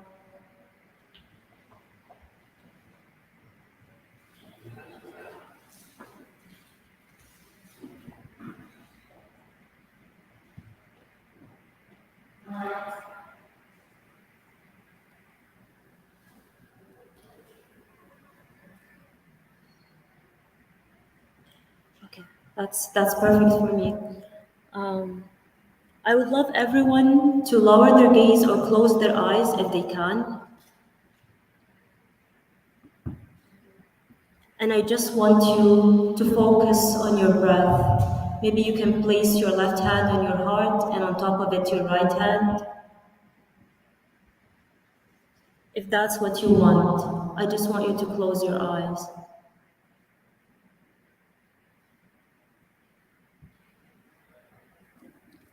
And notice, how are you breathing? Is it fast? Is it slow? Just take one moment, noticing your breath.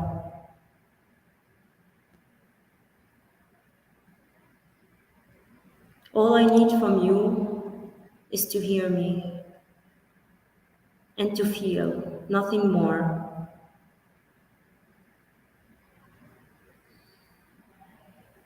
Very good. And now I want you to take 5 deep, intentional breaths. So you're going to inhale through your mouth and exhale through your mouth. And I want you to feel it in your heart, in your belly. You can relax your hands right now.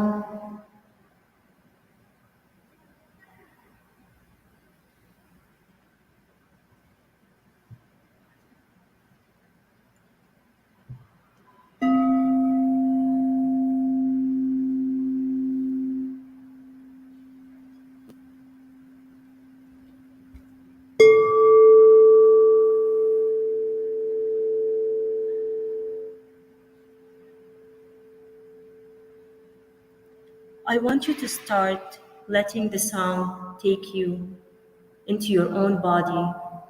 And I want you to start focusing on your head area.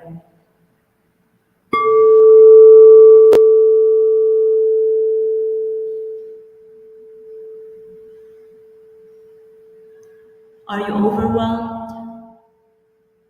What is going on in your head? I want you to intentionally focus on your thoughts. What are you worrying about? What are you thinking?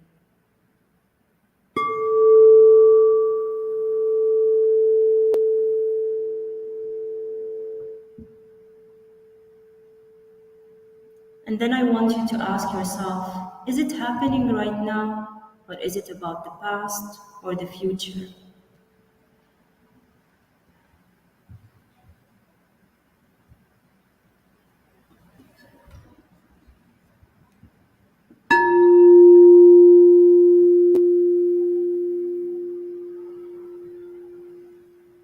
As you do that, notice that most of our thoughts are either in the past or in the future. So I just want you to come in that present moment and notice what is happening.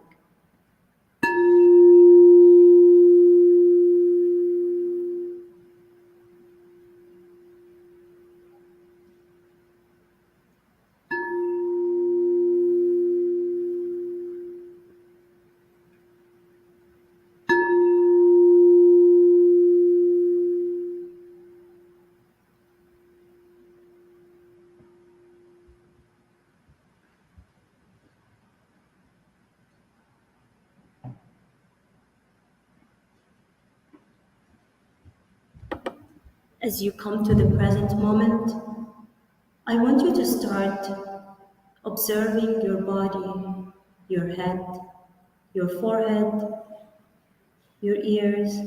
You're just scanning. Do you feel any pain, any tension? Your eyes, between your eyebrows,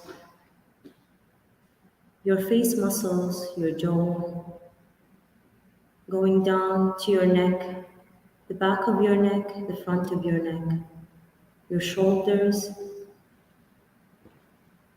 your full arms, the right arm, the left arm, your chest, your heart. How is your heartbeat? Fast, slow? Do you feel constricted in your chest area, or do you feel it's open? And I want you to move forward to your belly, abdomen area, moving down to your pelvic, and continue to your legs, your right leg, your left leg, all the way down to your heels. And start to feel your heels connected to the ground.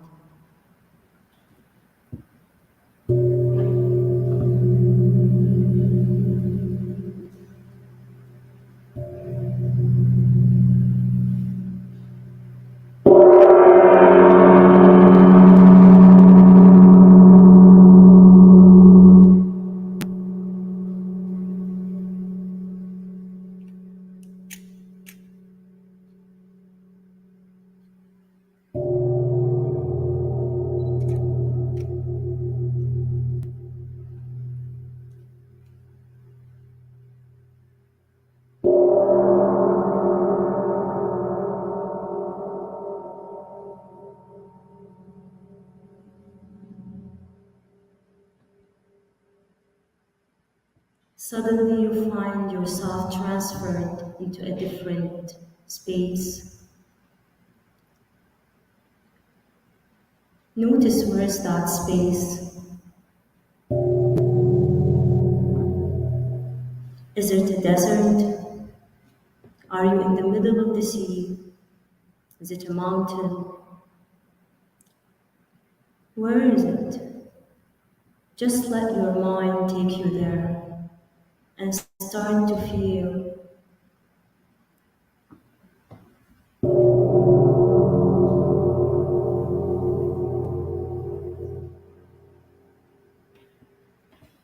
If it's a desert, notice the sand dunes. All around you sand. If it's a mountain, notice that you're the only one, and all around you are mountains. How high are they? If you're in the middle of the sea, notice what color is the sea. How does it feel to be alone in that sea? Notice the time of the day, the weather.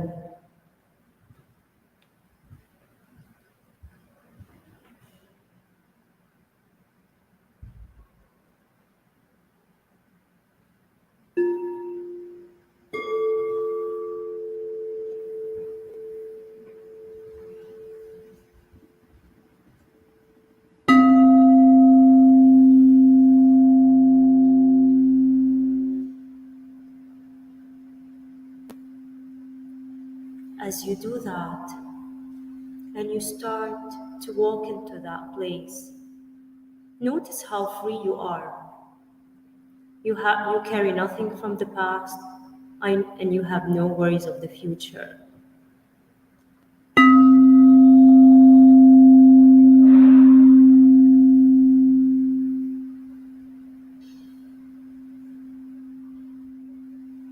What is the first thing you want to do? What would you be if this is your first day and you carry nothing, you don't have your past?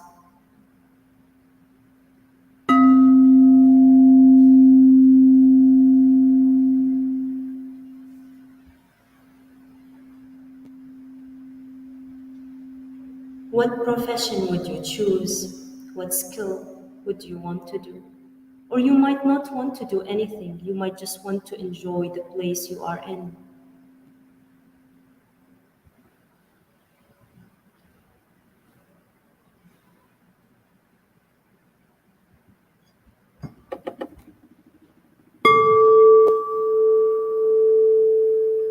As you start to feel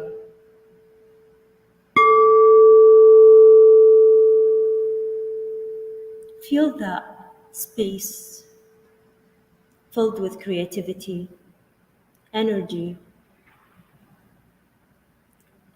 of doing what you are meant to do.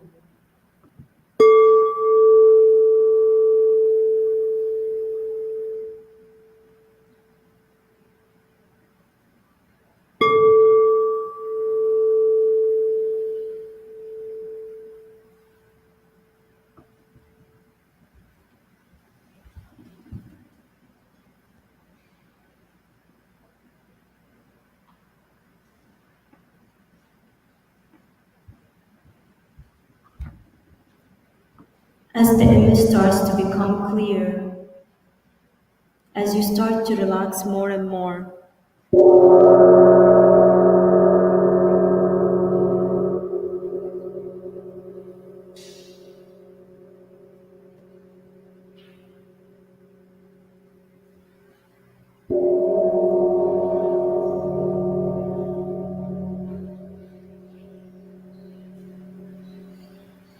I want you to notice how your body is relaxing, surrendering,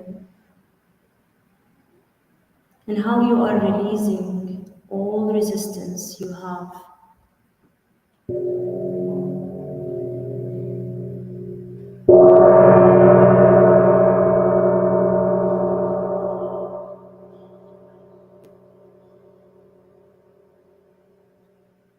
A question comes in. If this is your first day on Earth, what is it would you do? Would you still do what you're doing? Would you do it differently? Where would you live? Who are the people you would choose as family, as friends? This is the space where you choose.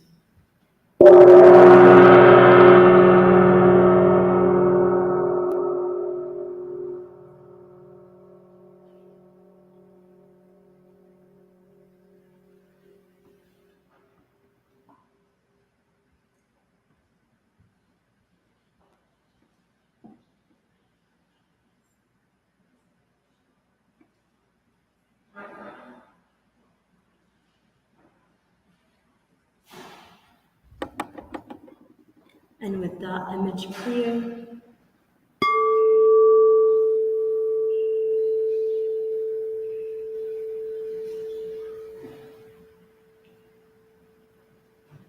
I want you to start feeling yourself being transformed. The sound is taking you deeper.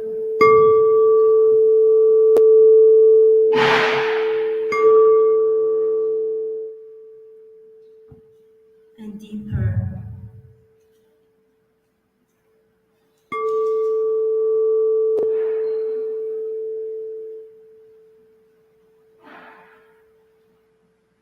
And you're back to the place you are sitting at. As you come back,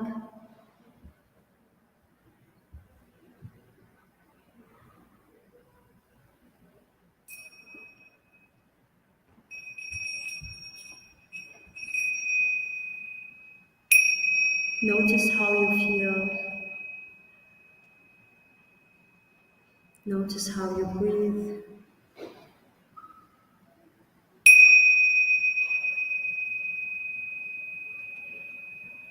Notice your heartbeat.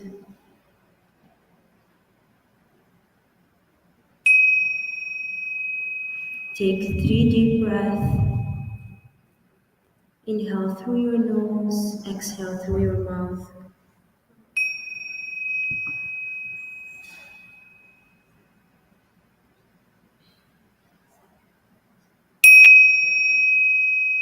And with the last breath, start to move your hands, your feet. You can wiggle your toes, move your fingers, move your neck from side to side.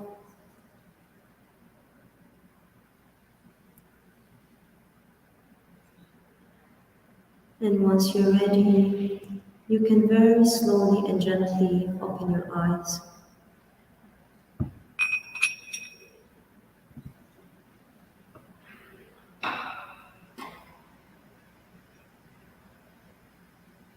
As you open your eyes, I want you just to take a look at your surrounding and set an intention for your week, your day, based on how you feel. Maybe your intention is you just want to always feel relaxed.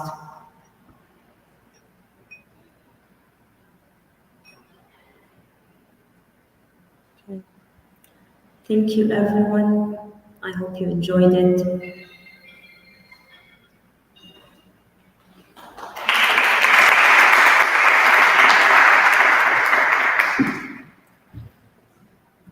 That was really energizing, Lujane. Thank you very much. After a long day, I'll say a long mid of the day, we all at some point feel that we need to be re-energized.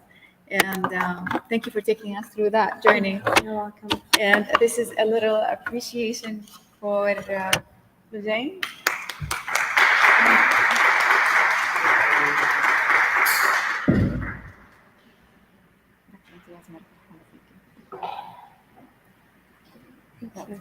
Thank you. Thank you so much. Oh. Okay.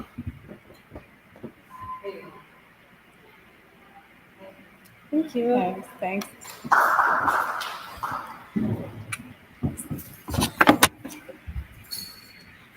Well, thank you very much for joining us today. It has been an interesting session, and your participation really made it alive. Toward the end, I would like to invite my co-ambassador, Ms. Renewable on the stage. And would like to give her this little appreciation gift. She worked hard with us. Thank you.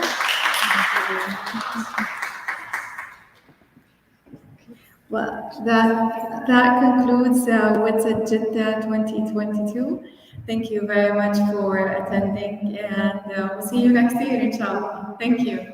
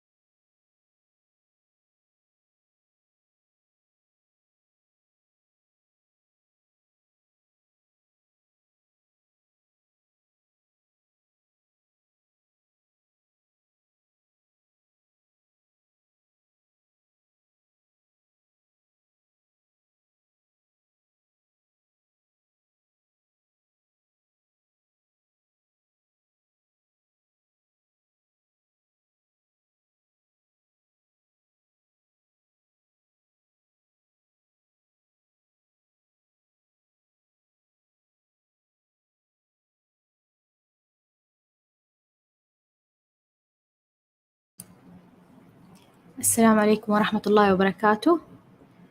صوتي واضح؟ ما أدري الصوت واضح؟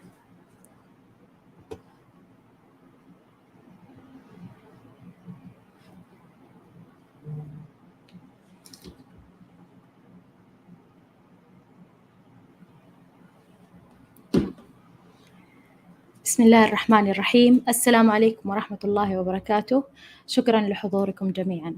معكم المهندسة جميلة هشام جاهة، عضو هيئة تدريس في الكلية التقنية الرقمية للبنات بجدة، ماجستير في تخصصي هندسة الحاسب وهندسة الإلكترونيات من كوريا الجنوبية. بداية رحلتي كانت بعد الثانوية العامة، رحلة ابتعاث لكوريا لدراسة البكالوريوس. بدأتها بدراسة اللغة الكورية لمدة 2 وبعدها بدأت مشوار دراستي في مجال هندسة الحاسب في جامعة سانكيونغوان يونيفرسيتي في كوريا الجنوبية، وهي من أقوى الجامعات في مجال هندسة الكمبيوتر والإلكترونيات والتقنية عموما، وهي تابعة لسامسونج. تخرجت بتقدير ممتاز ولله الحمد من البكالوريوس، وبعدها أكملت مسيرتي لدراسة الماجستير في تخصصي هندسة الحاسب وهندسة الإلكترونيات أيضا في نفس الجامعة في كوريا الجنوبية. خلال دراستي نشرت بحثين علميين وأنهيت الماجستير بتقدير ممتاز ولله الحمد، وحصلت على عدة جوائز وعدة شهادات تميز من الملحقية الثقافية السعودية بكوريا الجنوبية. بعد أن انتهيت رحلة دراستي وعدت إلى أرض الوطن، بداية مشواري الوظيفي كنت موظفة في شركة أرامكو السعودية بدوام جزئي كجرافيك ديزاين وماركتينج وإدارة فعاليات، وبعدها انتقلت للرياض وعملت في الهيئة السعودية للبيانات والذكاء الاصطناعي المعروفة اختصاراً بسدايا، وتحديداً في NIC مركز المعلومات الوطني كبروجكت مانجر لبعض المشاريع الضخمة اللي تخدم مملكتنا الحبيبة. مؤخراً انضممت للكلية التقنية الرقمية للبنات بجدة التابعة للمؤسسة العامة للتدريب التقني والمهني، وهي كلية رقمية أقيمت بعد إعلان ولي العهد محمد بن سلمان عن رؤية 2030. تم افتتاح الكلية في عام 1440، وهي كلية تخدم التخصصات الرقمية تحديداً، مهتمة بعلم البيانات والأمن السيبراني. حابة أشكر ملتقى المرأة في علم البيانات لإتاحتهم الفرصة لي، حيث أن هذا الملتقى يأتي ضمن برنامج تمكين المرأة في قطاع الاتصالات وتقنية المعلومات، بحيث يهدف الملتقى الذي يقام على ويبينار العطاء الرقمي لجمع قائدات التقنية والباحثات والكوادر التقنية الرائدة في مجال علم البيانات. شكر خاص أيضاً لويبينار العطاء الرقمي على هذه المبادرة التي تهدف إلى نشر الوعي الرقمي بين جميع أفراد المجتمع، وشكر خاص أيضاً لجميع المساهمين والمختصين التقنيين في نشر المعرفة الرقمية بين جميع شرائح المجتمع وإثراء المحتوى العربي التقني.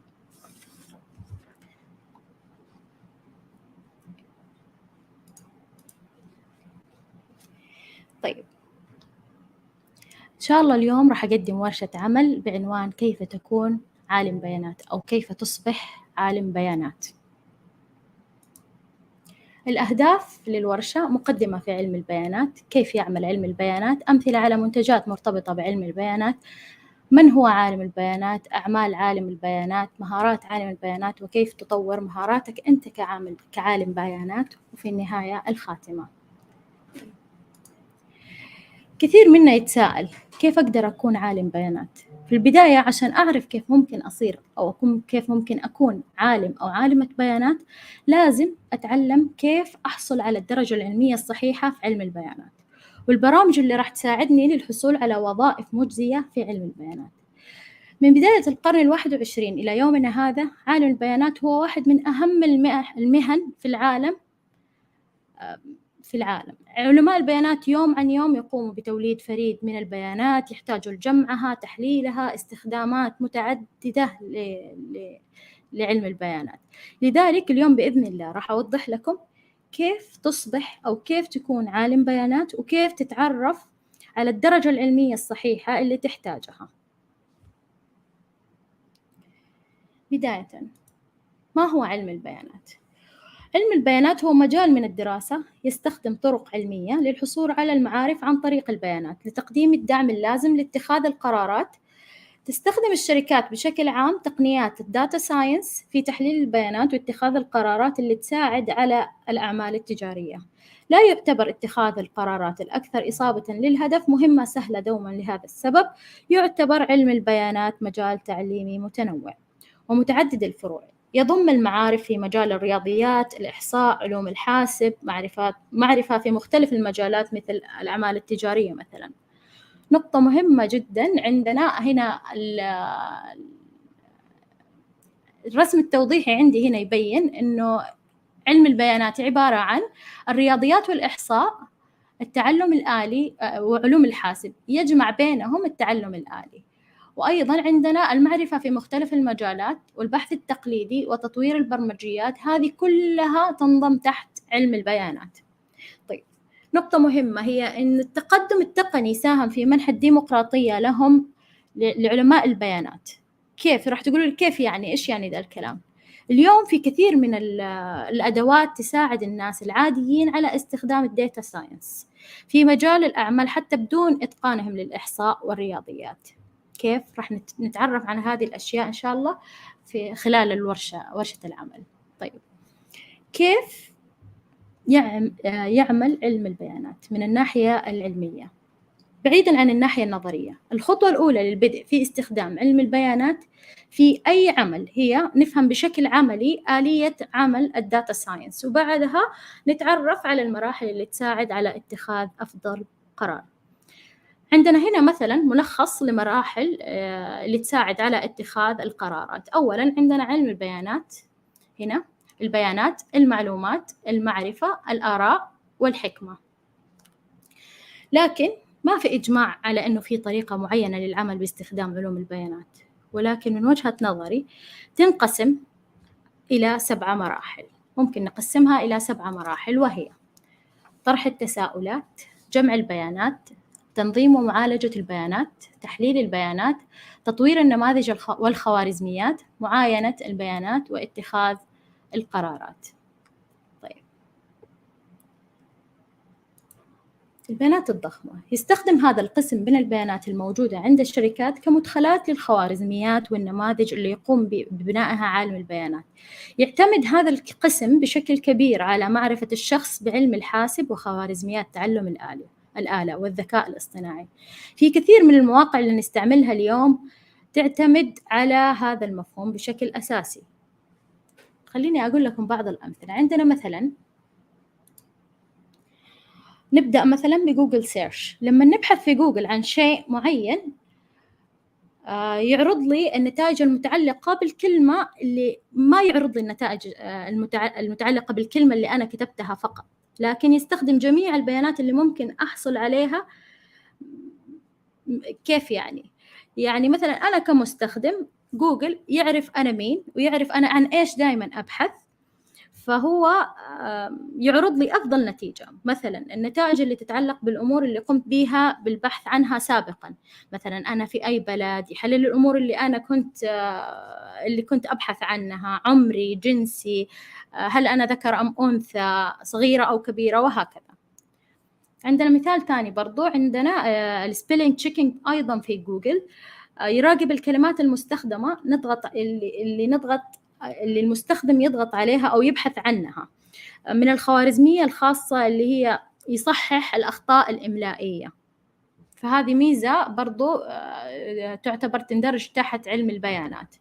أيضا عندنا الجيميل، يستخدم خوارزميات معينة حيث أنه يصنف الرسائل والبريد الإلكتروني إلى رسائل مهمة أو رسائل مزعجة. عندنا الجانك ميل مثلا أو السبام، فهذه برضو ميزة في جوجل. عندنا أيضا منصة النتفليكس، هي منصة أفلام فيها خاصية اسمها recommendation system. هذه أحد أهم الأمور الموجودة في هذا المجال. هذه الخاصية تعتمد هذه الخاصية على اهتمامات المستخدم ونمط الأفلام والمسلسلات اللي يشوفها، كم عمره، التقنيات اللي مثلا التقييمات اللي يقيمها على الأفلام، وبعدها يقوم بتوجيه أو عمل توصية للأفلام الجديدة لهذا المستخدم. من الممكن أنها تعجبه حسب التقييمات والأشياء اللي هو كان يتفرجها أو التقييمات اللي كان يحطها. تمام؟ طيب الآن تعرفنا إيش يعني علم بيانات، وإيش يعني معنى علم، وإيش يعني معنى بيانات بشكل مفصل. ممكن نقول الآن إنه علم البيانات هي مجموعة حروف، كلمات، صور، رموز، أفلام متعلقة بموضوع معين، وصار عندنا فكرة أو تعريف واضح لعلم البيانات وكيف ممكن الشركات توظفه في نمو ونجاح الشركة. طيب من هو عالم البيانات؟ عالم البيانات هو ببساطة أداة علوم بيانات. يستخدم عالم البيانات، خليني أقسم لكم هي المصطلحات بشرية. يستخدم عالم البيانات تقنيات الرياضيات، الخوارزميات لحل المشكلات في العمل الأكثر تعقيداً من الناحية التحليلية. لذلك عالم البيانات يعتبر بمثابة كنز للشركة اللي ترغب في زيادة عملياتها. تتمثل الوظيفة الرئيسية لعالم البيانات باستخدام البيانات من قاعدة البيانات، أو هو يعد البيانات لتحليلات مختلفة، أو يبني ويختبر نماذج إحصائية، أو ينشئ تقارير للإدارة من خلال استخدام تصورات بيانية بشكل عام. عالم البيانات يقوم بهذه الأعمال.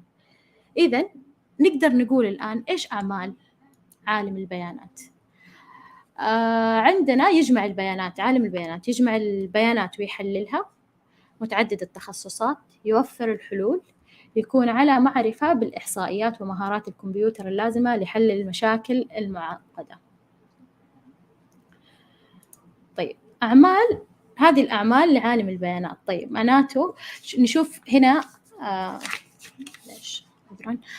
نشوف أعمال عالم البيانات. قلنا جمع بيانات، إعداد بيانات، إجراء تحليل البيانات الاستكشافية، تقييم وتفسير نتائج بناء النماذج. عندنا نماذج اختبار، نشر النماذج وتحسين النماذج. لما نقولها إنه هذه أعمال عالم البيانات، معناته في مهارات لازم يتقنها عشان يعمل هذه الأعمال. طيب إيش هي المهارات اللي لازم يتقنها أو يمتلكها عشان يكون عالم بيانات؟ لا يكفي الحصول على التعليم المناسب لعلماء البيانات أو فهم ما يفعلونه على أساس يومي بدون مجموعة من مهارات خاصة أو معينة يمتلكها، يعني مهارات معينة يمتلكها. إذن إيش هي مجموعة المهارات اللي يجب أن يمتلكها عالم البيانات؟ طيب ما نقدر نقول إنه في مهارات معينة أو مهام معينة أو ستاندر معين لازم على عالم البيانات إنه يمشي عليه. ليش؟ لأنه يعتمد على حجم الشركة أو حجم المؤسسة اللي يشتغل فيها. يعني ما أقدر أنا مثلا كعالمة بيانات ما أقدر أشتغل في شركة A وتكون هي ستارت اب كومباني أو شركة صغيرة، ومن ثم أنتقل للشركة B وتكون متوسطة أو كبيرة، وبعدها في الشركة A مثلا أنا كنت أشتغل بطريقة معينة كونها شركة صغيرة ما تحتاج إلى مهارات عالية، ما تحتاج إلى مهام كثيرة. يختلف الوضع لما تكون ستارت اب كومباني وشركة كبيرة. وبعدها لما ننتقل للشركة B وأنصدم بمهام مختلفة لكون الشركة كبيرة أو متوسطة، أحتاج مهارات كثيرة أو مهارات عالية. لذلك ما في ستاندر معين إنه يعتمد على ما في ستاندر معين، فهو يعتمد على حجم الشركة وتوجهها. خلوني أعطيكم مثال. مثلا عندنا الشركة A شركة صغيرة، بالغالب يكون عندهم نقص في الريسورسز، الموظفين عندهم قليلين، فيصير يشتغل عالم البيانات ويقوم بمهام أعمال كثيرة غير مهامه. ليش؟ لنقص عدد الموظفين. أما في الشركة البي على العكس تماما، راح يختلف الوضع، راح أقدر أوظف مهندسين بيانات، علماء بيانات، راح ينقسم الشغل على كل موظف. مثلا مهندسين بيانات مثلا راح يكون شغلهم جمع بيانات وتخزين بيانات ونقل بيانات. بعد كده راح يجي دور عالم البيانات اللي هو راح يستكشف ويجهز البيانات ويحلل ويجمع البيانات والتعلم والتحسين وغيرها. يعني إذن اختلفت المهارات والمهام عند الشركات الصغيرة والضخمة. طيب لو نيجي نقول الشركات الكبيرة الضخمة مثلا مثل أرامكو لنفرض، هنا الوضع يختلف تمام. راح يختلف. ليه؟ لأن عدد الريسورسز عندهم كبير، عندهم القدرة على التوظيف عندهم قدرة على توظيف ناس كثيرين، مثلا عندهم قدرة على توظيف مهندس ذكاء اصطناعي، باحث ذكاء اصطناعي، عالم بيانات، مهندس بيانات، مهندس برمجيات، محلل معلومات، وغيرها وغيرها وغيرها. من هنا نقدر نقول إن الأدوار الوظيفية الأخرى اللي يمكن لعالم البيانات أن يأخذها هي محلل بيانات، مهندس بيانات، مهندس تعلم آلي، عالم أبحاث كمبيوتر ومعلومات. طيب كده اتفقنا إنه ما في مهام معينة، ما في مهارات معينة لعالم البيانات، لكن نقدر نقول قلنا ما في مهام معينة لعالم البيانات، تختلف المهام حسب كبر الشركة وصغرها، ولكن نقدر نقول هنا إيش المهارات اللي يجب على عالم البيانات إنها تكون عنده، أو صاحب العمل على إيش يبحث عند عالم البيانات. إيش المهارات اللي حتساعدك في الحصول على وظيفة مناسبة. طيب عندنا أول مهارة التفكير التحليلي. التفكير التحليلي نمط من التفكير يقوم فيه الفرد بتجزئة المادة التعليمية إلى عناصر ثانوية، فرعية، وإدراك ما بينها علاقات أو روابط، مما يساعد على فهم بنيتها والعمل على تنظيمها في مرحلة لاحقة. طيب يعني لو العميل اللي قدامي أنا ما عنده أي خلفية تقنية، كيف أقدر أتواصل معه؟ هذه مهارة من المهارات التفكير التحليلي. العميل اللي قدامي ما عنده أي خلفية تقنية، كيف أقدر أتواصل معه؟ لازم أشرح له شرح كامل بدون ما أستخدم أي مصطلحات تقنية ما يفهمها. هذه بحد ذاتها مهارة تفكير التحليل، لأني أنا أقعد وأشرح لشخص غير تقني معلومات تقنية بدون ما أجيب أي مصطلح تقني، هذه مهارة. طيب عندنا المهارة الثانية السرد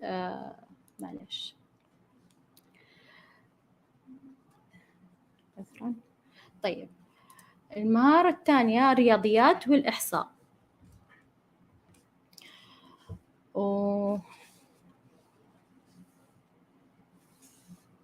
ثواني معلش،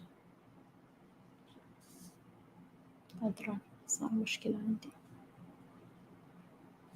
طيب الرياضيات والإحصاء.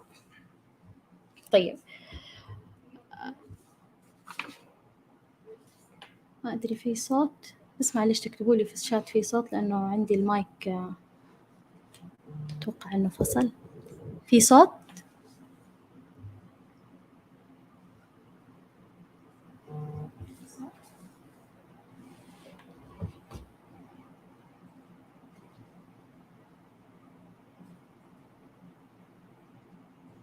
صوتي تمام؟ تمام. طيب معلش التفكير التحليلي نرجع، معلش ما أعرف إذا سمعتوني أو لا. التفكير التحليلي دائما اتوقع أنت كعالم بيانات أن الشركة راح تعطيك أعقد المشكلات، وعالم البيانات دوره أنه يقدم حلول اقتراحات لهذه المشاكل.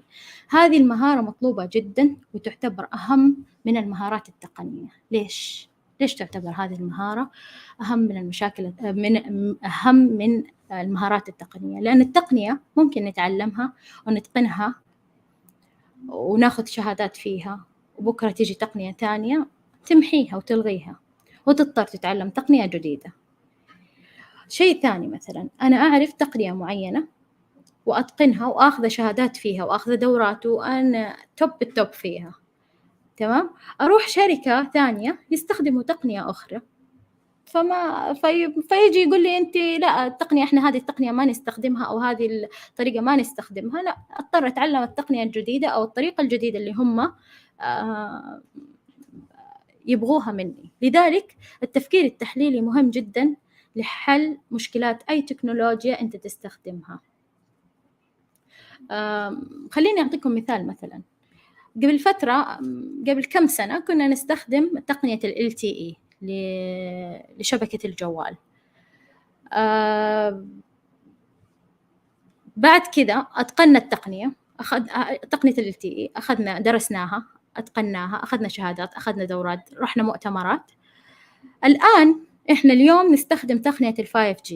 فتقنية LTE تقريبا ما نقول انمحت، لكن ما نادرا صار اللي يستخدم ال LTE. فنفس الشيء عندنا. لذلك لما أقول التفكير التحليلي أهم من المهارات التقنية، هذا أقرب مثال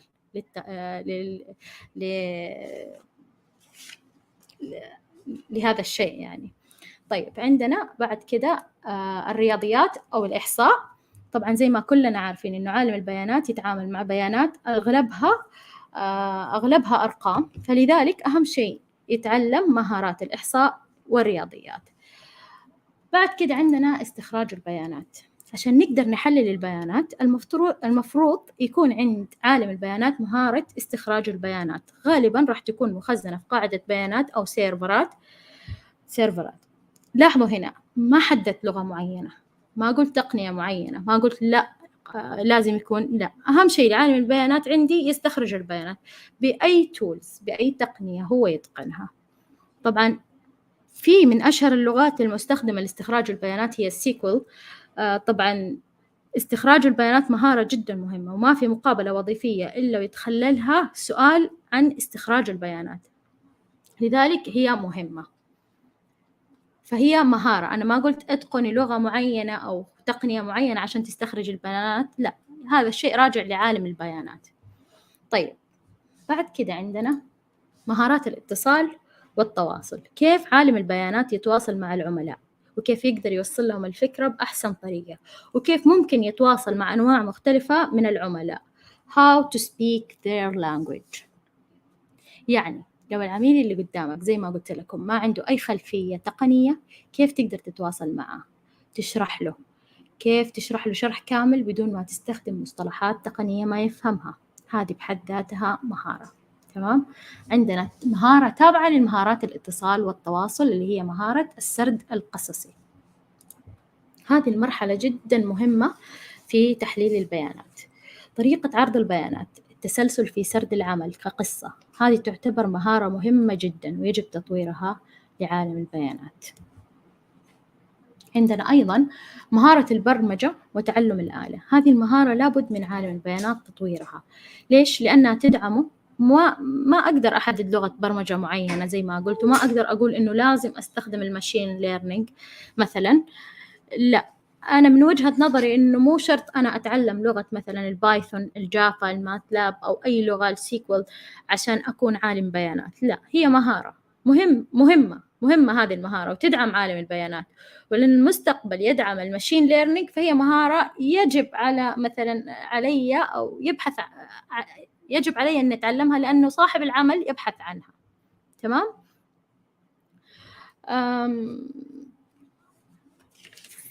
فيجب علينا أن نطور هذه المهارة في نفسنا. في مهارات كثيرة طبعا، لكن هذه من وجهة نظري الأهم، وممكن تبحثوا عن مهارات أكثر وتقروا عنها أكثر، لكن أنا أشوف أنه هذه المهارات هي اللي يبحث عنها أكثر شيء أصحاب العمل. طيب كيف تطور مهاراتك أنت كعالم بيانات؟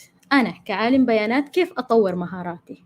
في مصادر كثيرة لتطوير المهارات، سواء لعالم البيانات أو لأي شخص حاب يطور نفسه ومهاراته. ومن أهمها واللي أنا جربتها وأنصح فيها دائما بالرجوع لها وطورتني كثيرا أنا شخصيا في مجال عملي ومجالي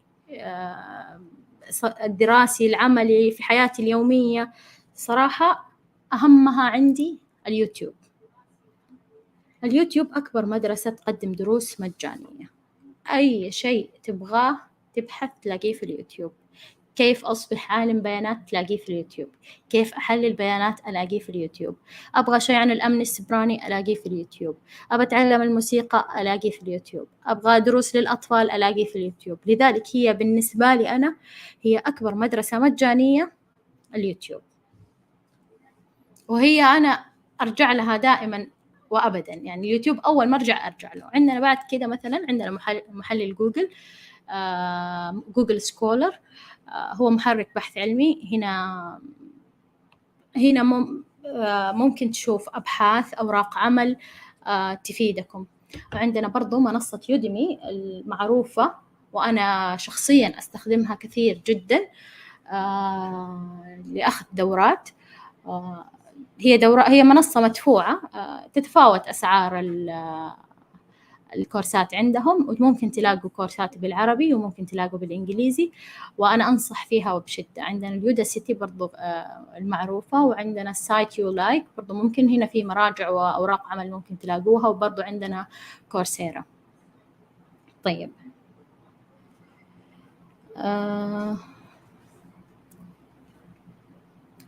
عندي هنا بعض رواتب.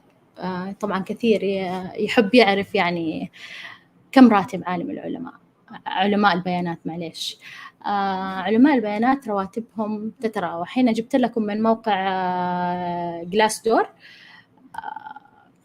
رواتب متوسط أو كم رواتب العلماء في مثلا عندنا هنا في جوجل 150,000 تقريبا 150,000 دولار في السنة. عندنا في سيسكو 156,000 في السنة. أدوبي 144، سيبوكم من الفاصلة يعني 144,000 في السنة.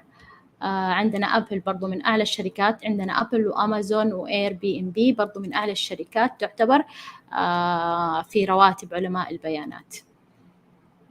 طيب الآن أسأل سؤال: كيف يمكنني أن أصبح عالم بيانات؟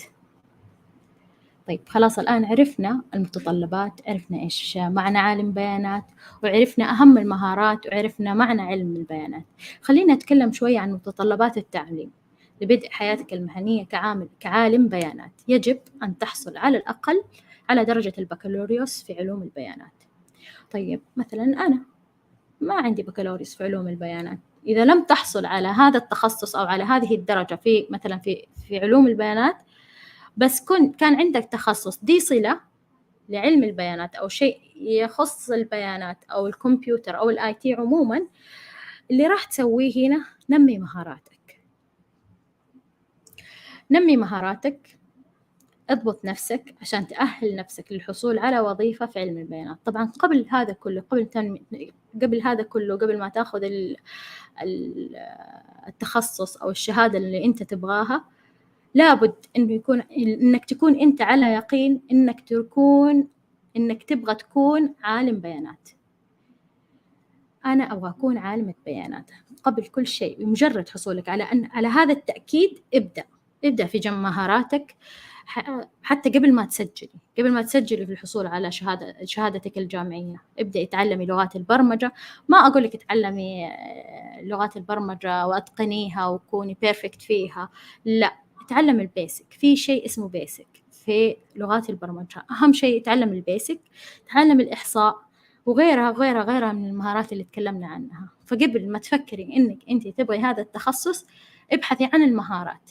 إذا أتقنتيها والله عجبك الموضوع كملي، إذا ما عجبك الموضوع شوفي لك تخصص تاني.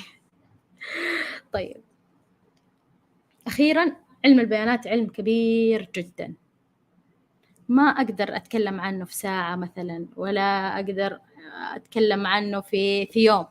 حاولت صراحة أني أعطيكم أكثر وأبسط معلومات ممكن تفيدكم عشان تصبحوا عالمات بيانات وعلماء بيانات بإذن الله. شاكرة حسن استماعكم، وأي سؤال أو أي استفسار أنا تحت أمركم. تفضلوا.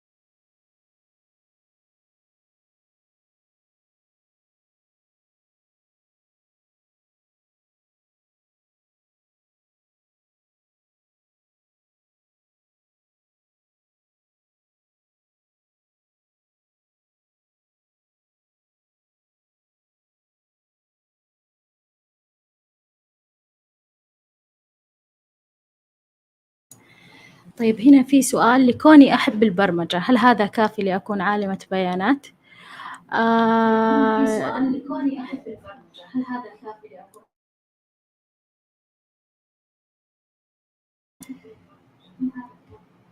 معلش هعيد السؤال. لكوني أحب البرمجة هل هذا كافي لأكون عالمة بيانات؟ أنت أهم شيء عندك إنك أنت تكوني متأكدة إنك أنت تبغى تكوني علم البيانات، وتأكدي إن المهارات اللي ذكرتها هي فيكي، فبإذن الله أنت حتكوني عالمة بيانات. وإنك تحب البرمجة هذا شيء جميل جدا، وهي مهارة متطلبة ويبحث عنها صراحة أصحاب العمل.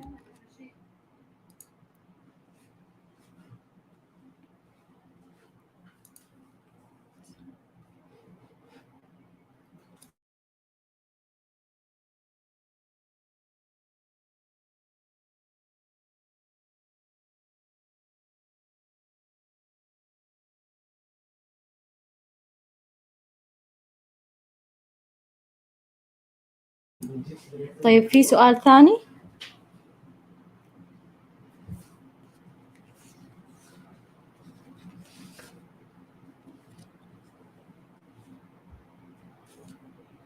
طيب كيف؟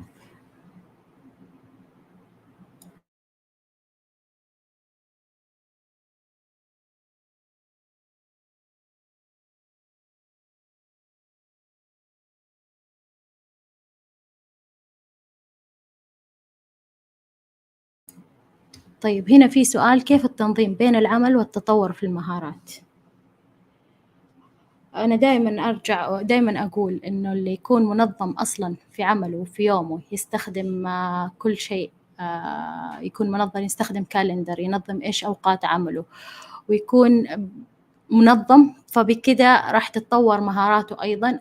يومه راح يكون منظم، إنك تقدر تطوري مهاراتك، تنسق يومك إيش عندك وإيش ما عندك، وبكده ممكن تخصصي ساعة ساعتين في اليوم لتطوير المهارات. زي ما قلت لك في منصات كثيرة ممكن تاخدي فيها كورسات وتطوري مهاراتك فيها. كيف أحصل على بكالوريوس علم البيانات؟ في جامعات كثيرة تدعم علم البيانات سواء داخل أو خارج المملكة. ممكن تبحثي في جوجل وتشوفي إيش أفضل الجامعات اللي ممكن تدعم علم البيانات. ما الفرق بين عالم البيانات ومحلل البيانات؟ ببساطة أنا من وجهة نظري الفرق بين عالم البيانات ومحلل البيانات: عالم البيانات create question، محلل البيانات يأخذ الأسئلة ويجاوب عنها. هذا أبسط سؤال، هذا أبسط معليش جواب ممكن أجاوبه.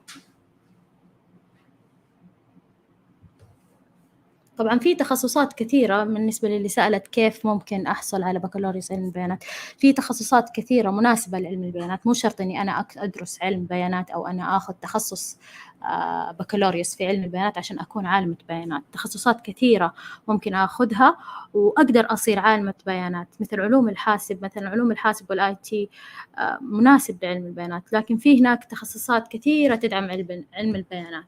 يعني أفضل شيء عندنا علوم الحاسب وبرضه في علم البيانات.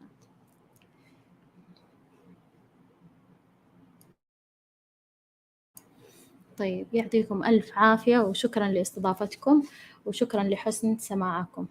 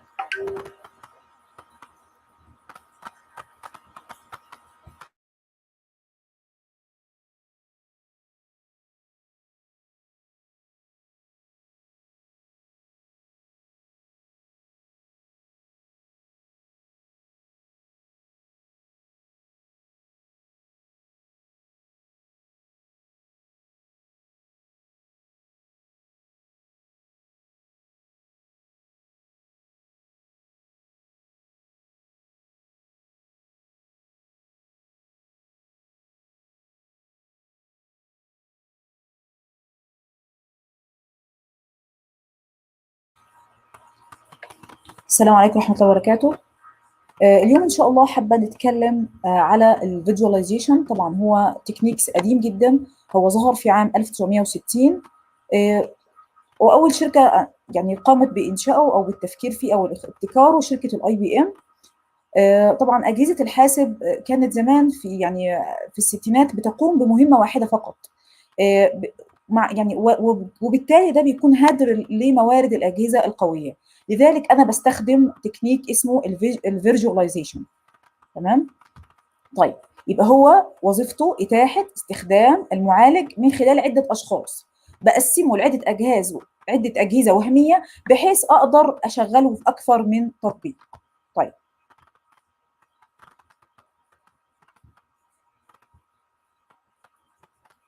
معاكم دكتورة شيماء الناظر، دكتورة في جامعة الطايف.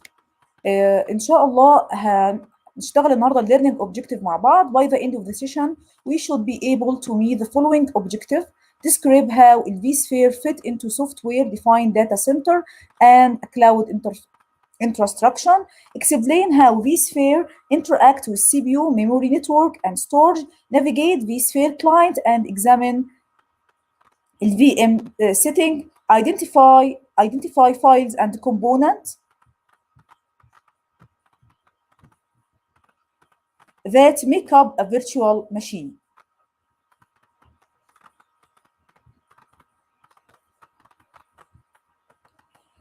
We have a comparison between virtual machine and physical machine. Virtual machine, the software representation of the physical computer and its component. The virtualization software convert the physical machine and its component into files. Okay. VM applications, operating system, VM tools, virtual resources such as CPU, memory, network, adapter, disk and controller, barrel and serial board. Now we make a comparison between physical machines and virtual machines.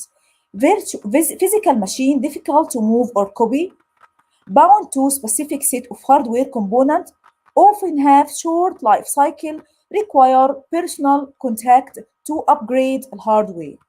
Virtual machine, easy to move or copy, encapsulated into files, independent of physical, to manage, isolated from other virtual machine running on the same physical hardware, insulated from physical hardware change.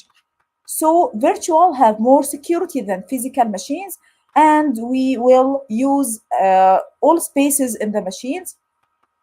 And next slide we will describe advantage of virtual machines so that we use. Type of visualization. Visualization is the process of creating a software-based representation of something physical such as server, desktop, network, or storage device. We can make a visualization for server, for network, for storage, for desktop. Visualization is a single most effective way to reduce IT expenses while boosting efficiency and agility for all business sizes. This is the important advantage in virtualization. Okay.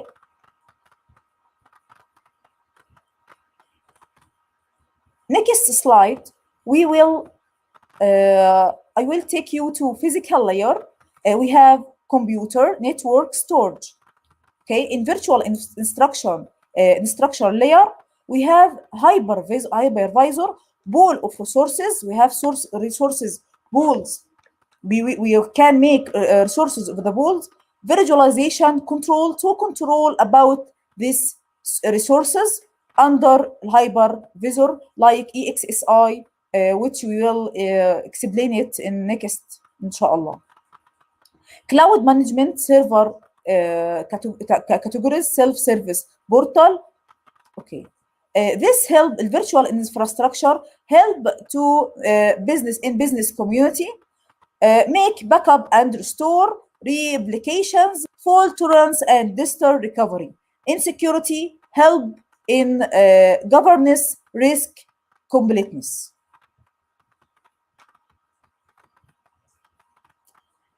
virtual machine, any application in any OS operating system can run in virtual machine like guest, this name is guest, and consume CPU, memory, disk, and network from host-based resources. So we can use vSphere kernel like EXSI application. This EXSI applications help to make a lot of virtual machines.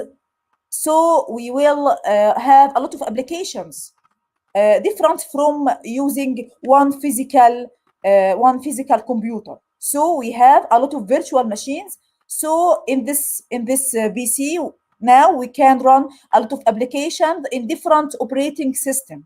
So this is so important benefits of these techniques. Okay. Next slide. Virtualization is technology that abstracts physical components into software components and provides solution for many problems that IT staff faces. Okay, we have, say here, we have operating system, one applications. When we're using a lot of operating systems, a lot of virtual machines, we will can run a lot of applications using vSphere. vSphere, it's applications to do virtual machine and create it and manage it. Okay.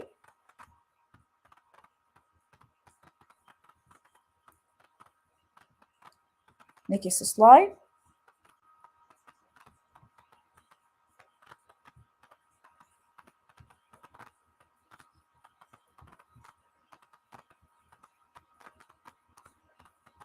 So we can do multiple virtual machines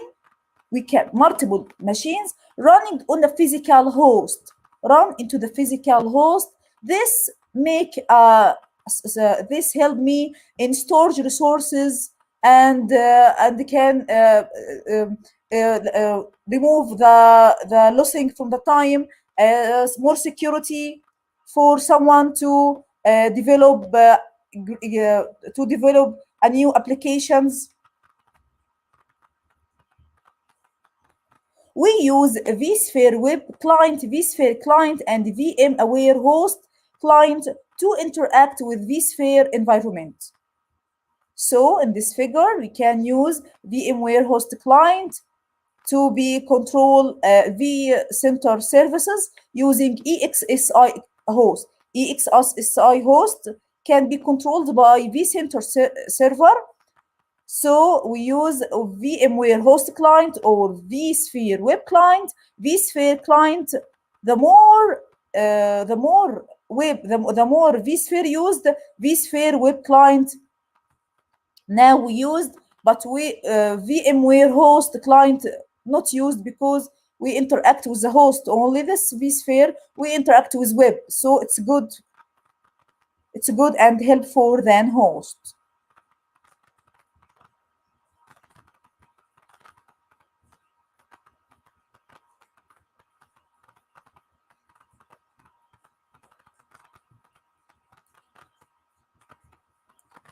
vSphere web client has the following component: Adobe Flex client application running in the browser, Java server embedded in vCenter server appliance and vCenter server, a thin client which required only a browser with the Adobe Flash plug installed.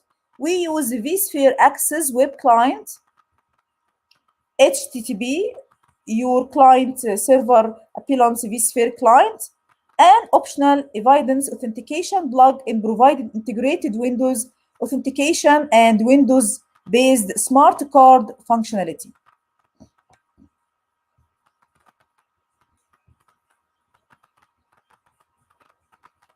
Thick provisions uses all the defined disk spaces in the creation of the virtual disk.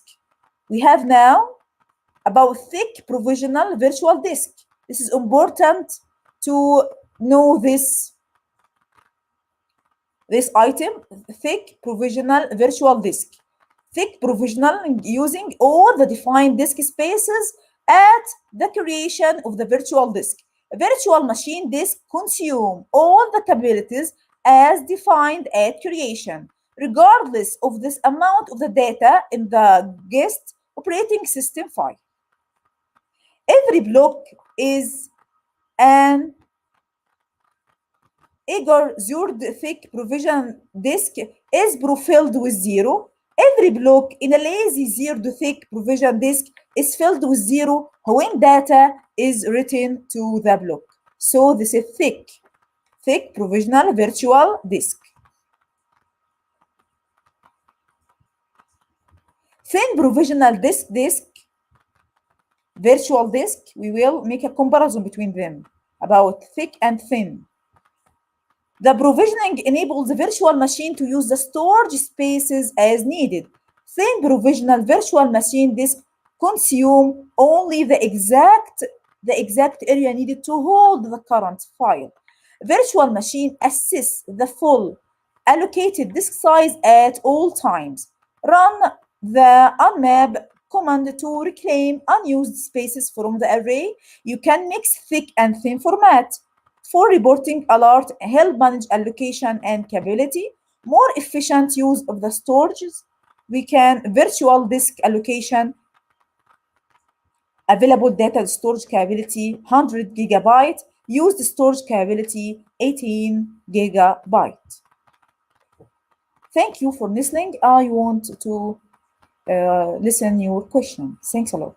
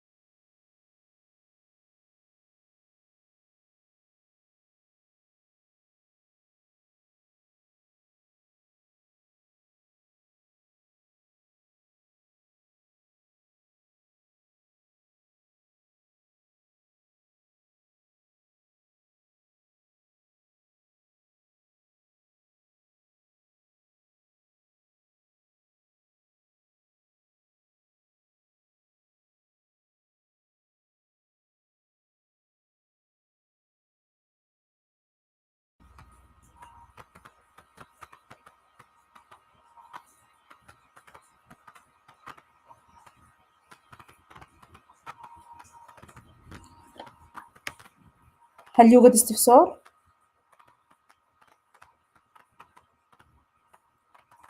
نعم، نقدر نحمل الفي ام وير من على السايت مع الموقع الاساسي ونقدر نستخدمه.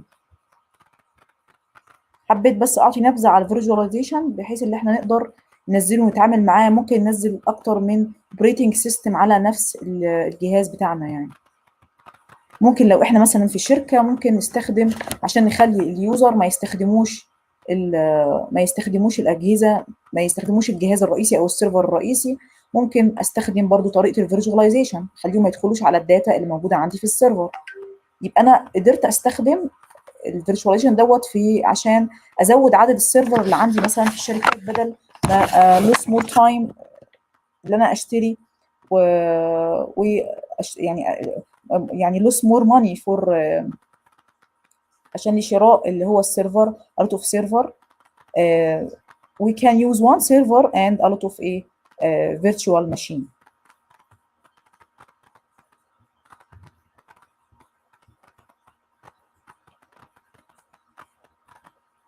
Okay.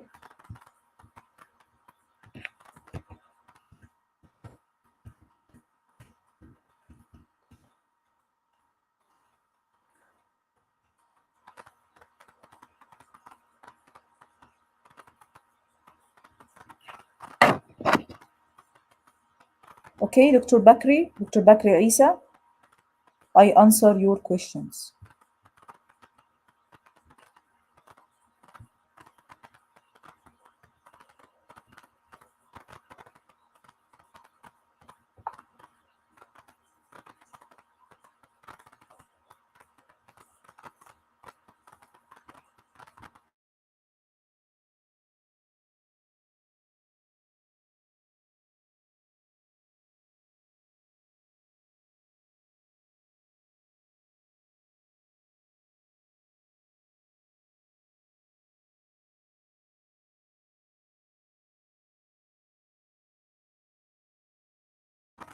شكرا لكم على استماعكم، كنت أنتظر أسئلتكم. لو في حد عنده استفسار يتواصل معايا. شكرا لكم، إن شاء الله لقاء موفق في المواضيع المتميزة اللي اليوم إن شاء الله بتعرض إن شاء الله في العطاء الرقمي. شكرا لكم جميعا. Thanks a lot.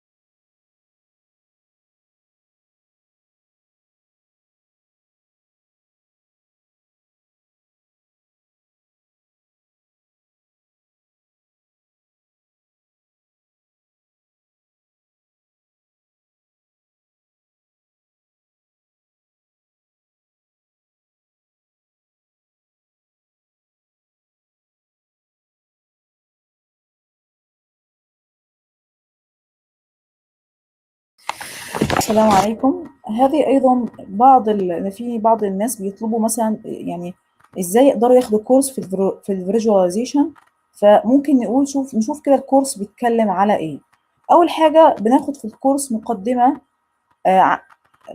عن الكورس بشكل عام اللي احنا قلناها النهارده اللي هو الفيجواليزيشن، وبعدين الكورس اوبجيكتيف بتاعنا هنعمل مقدمة على الفي سفير اند سوفت وير ديفاين داتا سنتر، explain basic visualization بعض الكونسبت بتاعت الفيجواليزيشن، describe how the vSphere fit into software defined data center and the cloud infrastructure, explain how vSphere interact with CPU, okay, memory, network, and storage, recognize the user interfaces for accessing vCenter server stream and EXSI hosts, describe the EXSI host architecture, navigate direct console user interfaces اللي هو DCUI to configuration and ESXi hosts, recognize ESXi host user account-based practices, install an EXSI host, use a VMware client host, okay, to configuration an EXSI host setting, describe how to manage your vSphere environment using the VMware Skyline, okay, virtual machines. We will take virtual machines and how to create and provisional virtual machines, explain the importance of VMware tools, install VMware tools, identify the files that make up virtual machine, okay. We can make system administration experience on Microsoft Windows or Linux operating system, recognize the component of VMware, recognize virtual devices supported by VMware, describe the benefits and the use cases of the container, define the part of container system. هناخد مصطلح اسمه الكونتينر سيستم، اوكي. في سنتر سيرفر بقى اللي هو بيتحكم في كل الفي ام فيرتشوال ماشين اللي احنا تم انشائها او هنتعلمه مع بعض. لو الناس تتعلم كورس زي ده يقدروا يتحكموا فيها عن طريق حاجه اسمها الفي سنتر سيرفر. describe the vCenter server architecture, discuss how ESXi host communicate with vCenter server, deploy and configuration center server appearance, use vSphere client to manage the vCenter server inventory, okay, backup appearance for vCenter server, monitor tasks, event appearance health, VMware Center server, high ability to protect vCenter server appearance, okay. This is the course. We can also take this course configuration and managing virtual storages, identify storage protocol and storage device step, discuss ESXi hosts using ISCI, NFS, and fiber channel storage. These files that will operate using ESXi host, create and manages VMF and NF data stores, okay. This course will help to understand the definition of virtualization, and we can do this in our PCs and all in any factory, any project. We can use virtual machine, okay.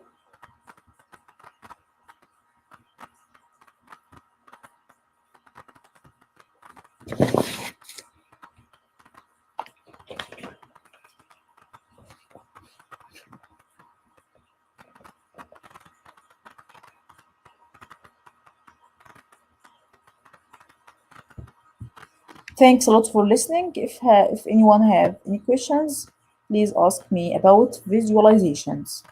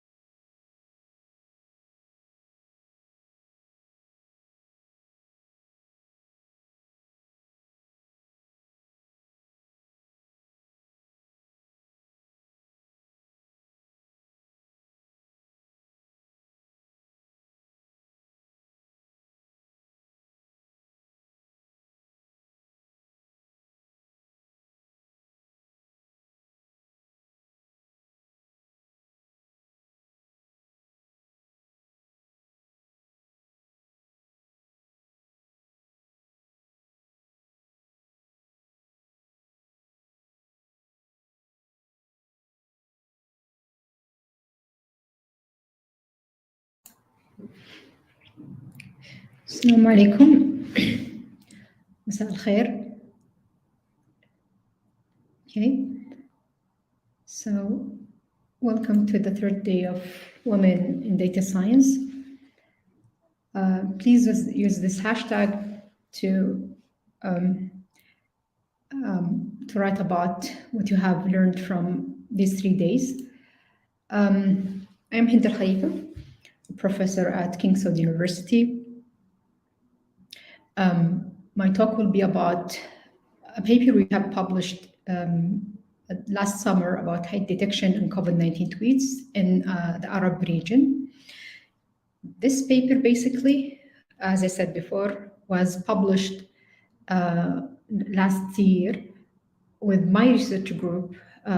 It was published in a journal called Journal of Medical Internet Research. This is an ISI journal in Q1. So without further ado, let me give you briefly what I am going to talk about today. As an outline, I will briefly give a background about what I mean by hate speech. Then I will address my research questions, the research questions that we have basically applied in our research. Then we will highlight the methodology itself that we actually applied in the research. Finally, I will present some of the results and discuss them, and conclude this talk with some limitation and future work. So let's start with what is hate speech. So hate speech, you might heard about a concept called abusive language. Abusive languages have many genres like flaming, trolling, cyberbullying, and hate speech is one of them. So hate speech is using hated language in different contexts. What identifies hate speech as a research is that you can know that, let's say, one of them text on Twitter or whatever, it contains hate with different, let's say, keywords. However, there are current challenges with hate as a concept.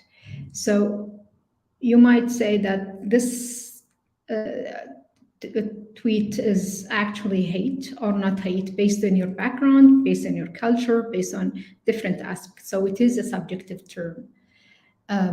To distinguish between hate and other instances of abusive language is another challenge we can find in this domain.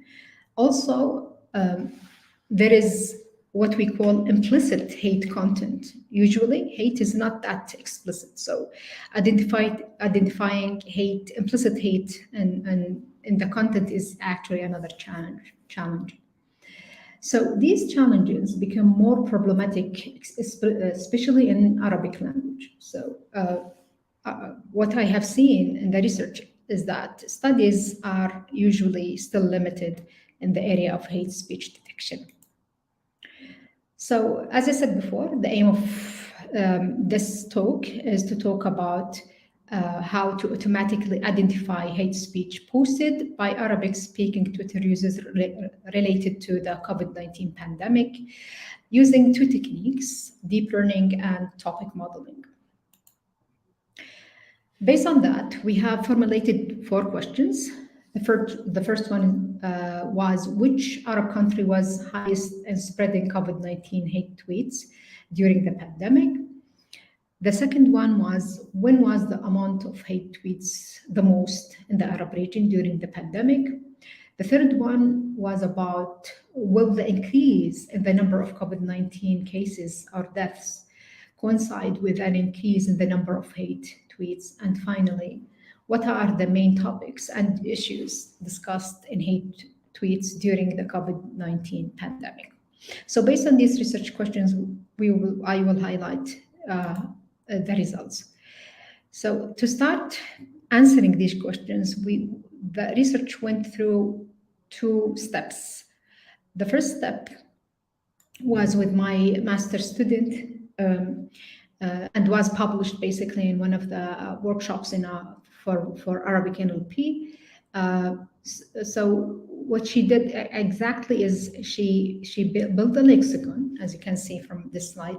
She collected tweets from Twitter in a specific time period, and she also built a lexicon for hated language using Twitter API. After that, she collected around 20,000 tweets. Then she, after cleaning them and data pre-processing, she applied different models using CNN, GRU, and BERT. Then she deployed the best model in a user interface just to make it publicly available for whom interested to use the tool itself. So as I said before, the data collection with cleaning, with annotation, then pre-processing, then a model selection to see what model was best for hate detection. So this actually summarizes our experimental settings for this part one of the methodology. As I said before, the pre-processing included hashtag removal, spam filtering, stop word removal, emoji description, cleaning, normalization, and lemmatization. We used Firasa tool. As for the implementation, we used Keras with PyTorch. As for the baseline, we used two baselines, SVM and logistic regression. And for the evaluation, we used different evaluation measures like micro average precision, recall, accuracy of measure, and area under the curve. So as you can see, the results of the experiments in this table shows that CNN model was the best performing model in identifying hate speech. So we use the CNN as our deployed model for the next step. In part two of the research itself, now we have the model that has been pre-trained. We will use this actually in our research. So part two of the research was also involved data collection, but this time we used the Arakov 19 dataset. It was already has been collected by a team from Qatar University. So we used this dataset. Then we applied pre-processing, cleaning, normalization, lemmatization, and other pre-processing steps. After that, we used the CNN model to classify the tweets themselves based on its previous knowledge of how to classify hate and non-hate tweets. So we detected a number of tweets with hate in the text itself. Then afterwards, we used the result, the class of hate tweets using NMF model just to identify the topics that were discussed in this hate speech. This is an overview of the process itself. So to discuss the results we have, this table shows the performance of our CNN model.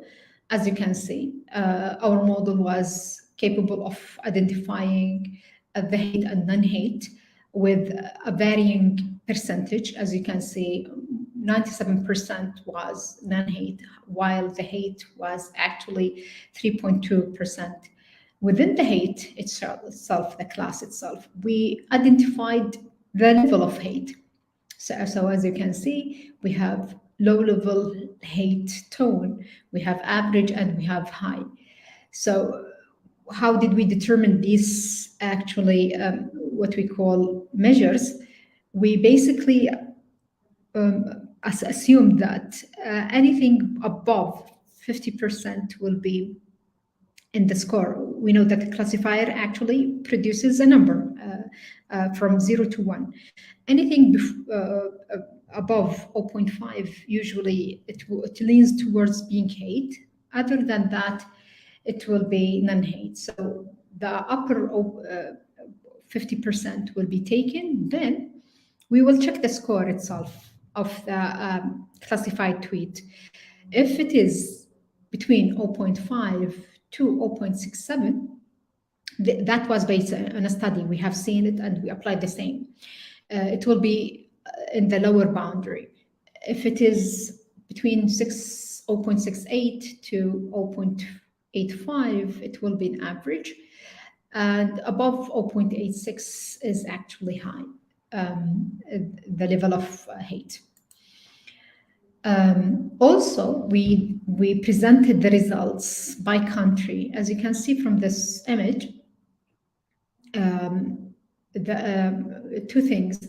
The red numbers are the number of hate, okay, and given the total number of tweets, and also the strength of the color itself.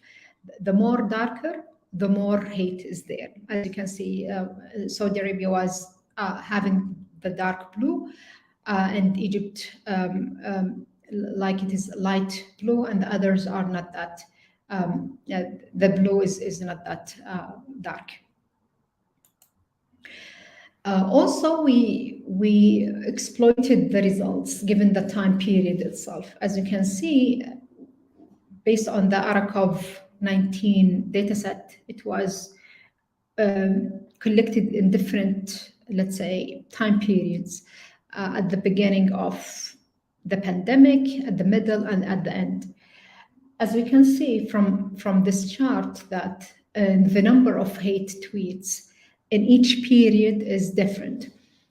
So at the beginning of the pandemic, we can see that the level of the hate and the number of the hate itself, tweets are lower than at the middle. And we tested that or correlated that with the number of deaths in the region. So basically, the reported deaths that has been given by different countries was calculated. As you can see here, we show the number of cases, infected cases, and the number of deaths. While at the mid of the pandemic, we can see an increase of the cases and the increase of the deaths. At the end of the pandemic, we can see that the number of tweets, the hate tweets, has decreased. However, the number of cases was very high, and also the number of deaths. So this actually looks into the data from the time perspective. The last thing we looked into in the results was the topics. What are the topics that people talked about while they are tweeting about the pandemic?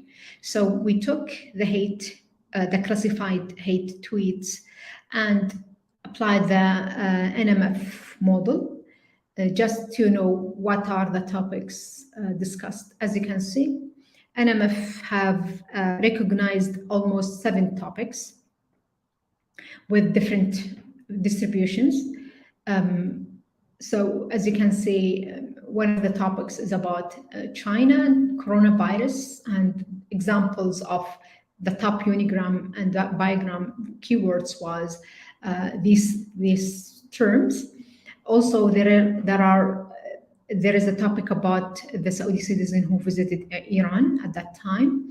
We also find other political issues or political topics that people talked about it in their hate tweets. So to answer our research questions, I will enumerate them one by one. The first research question was about which Arab country was highest in spreading COVID-19 hate tweets during the pandemic. So based on the results we have in hand, the two major Arab countries was Saudi Arabia, and I showed it before in the map itself. So Saudi Arabia was the highest in spreading COVID-19 hate tweets during the pandemic. Surprisingly, that Yemen also they have the highest percentage of hate tweets, which we can basically attribute it to the political conflict in that region.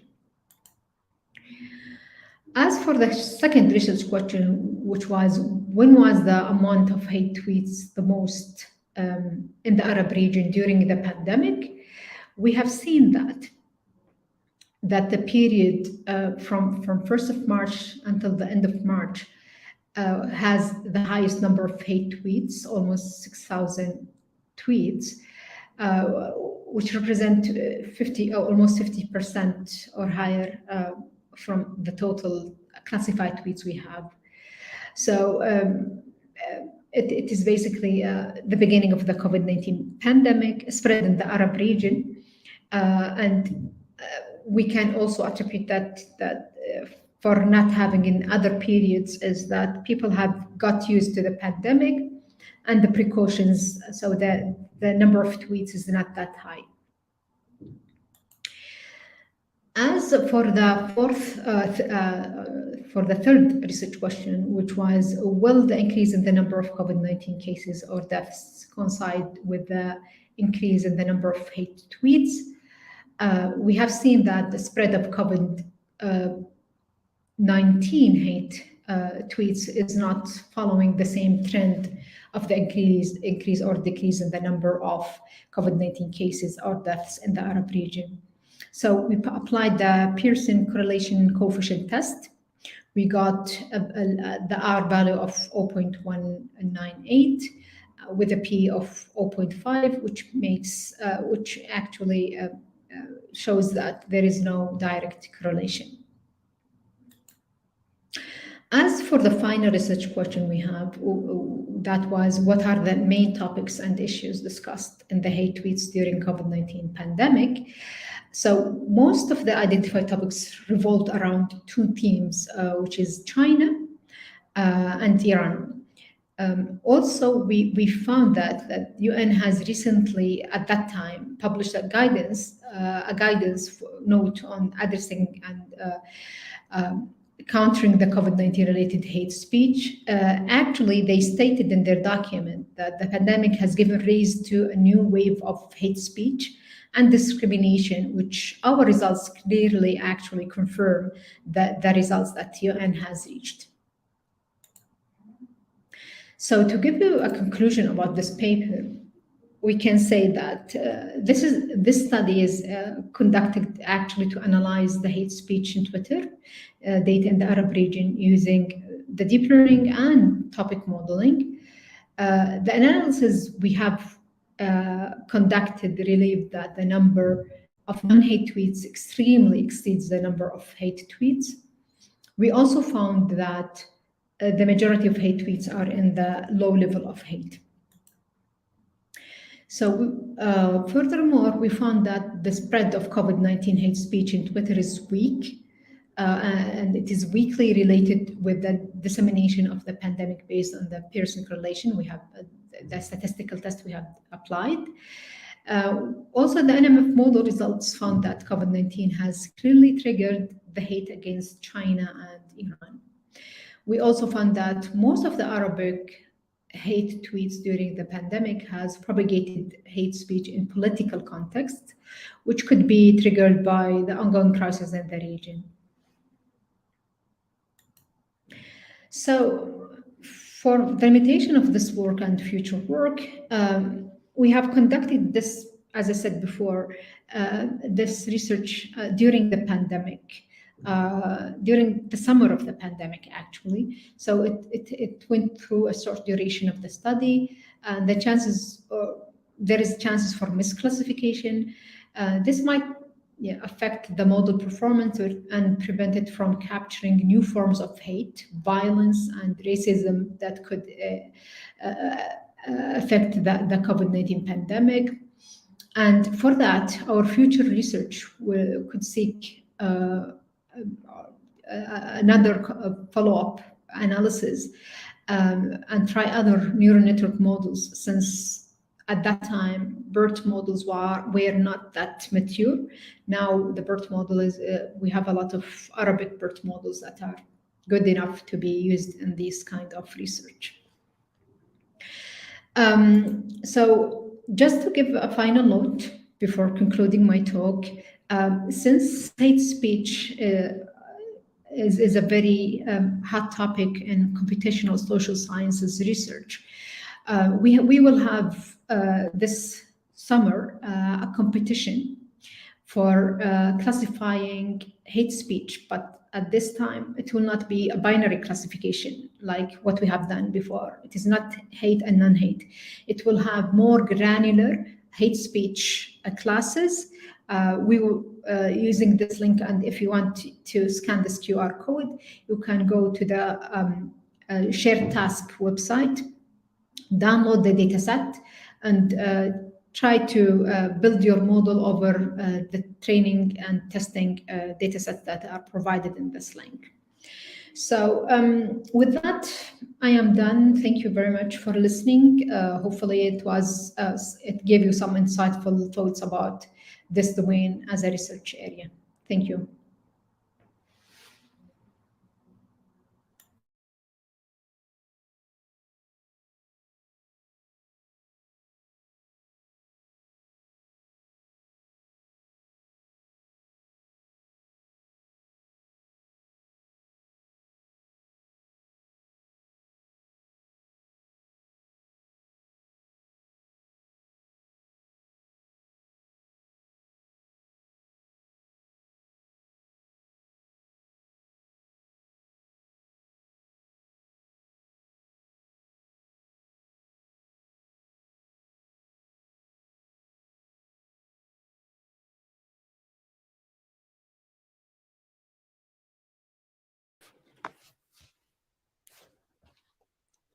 Thank you.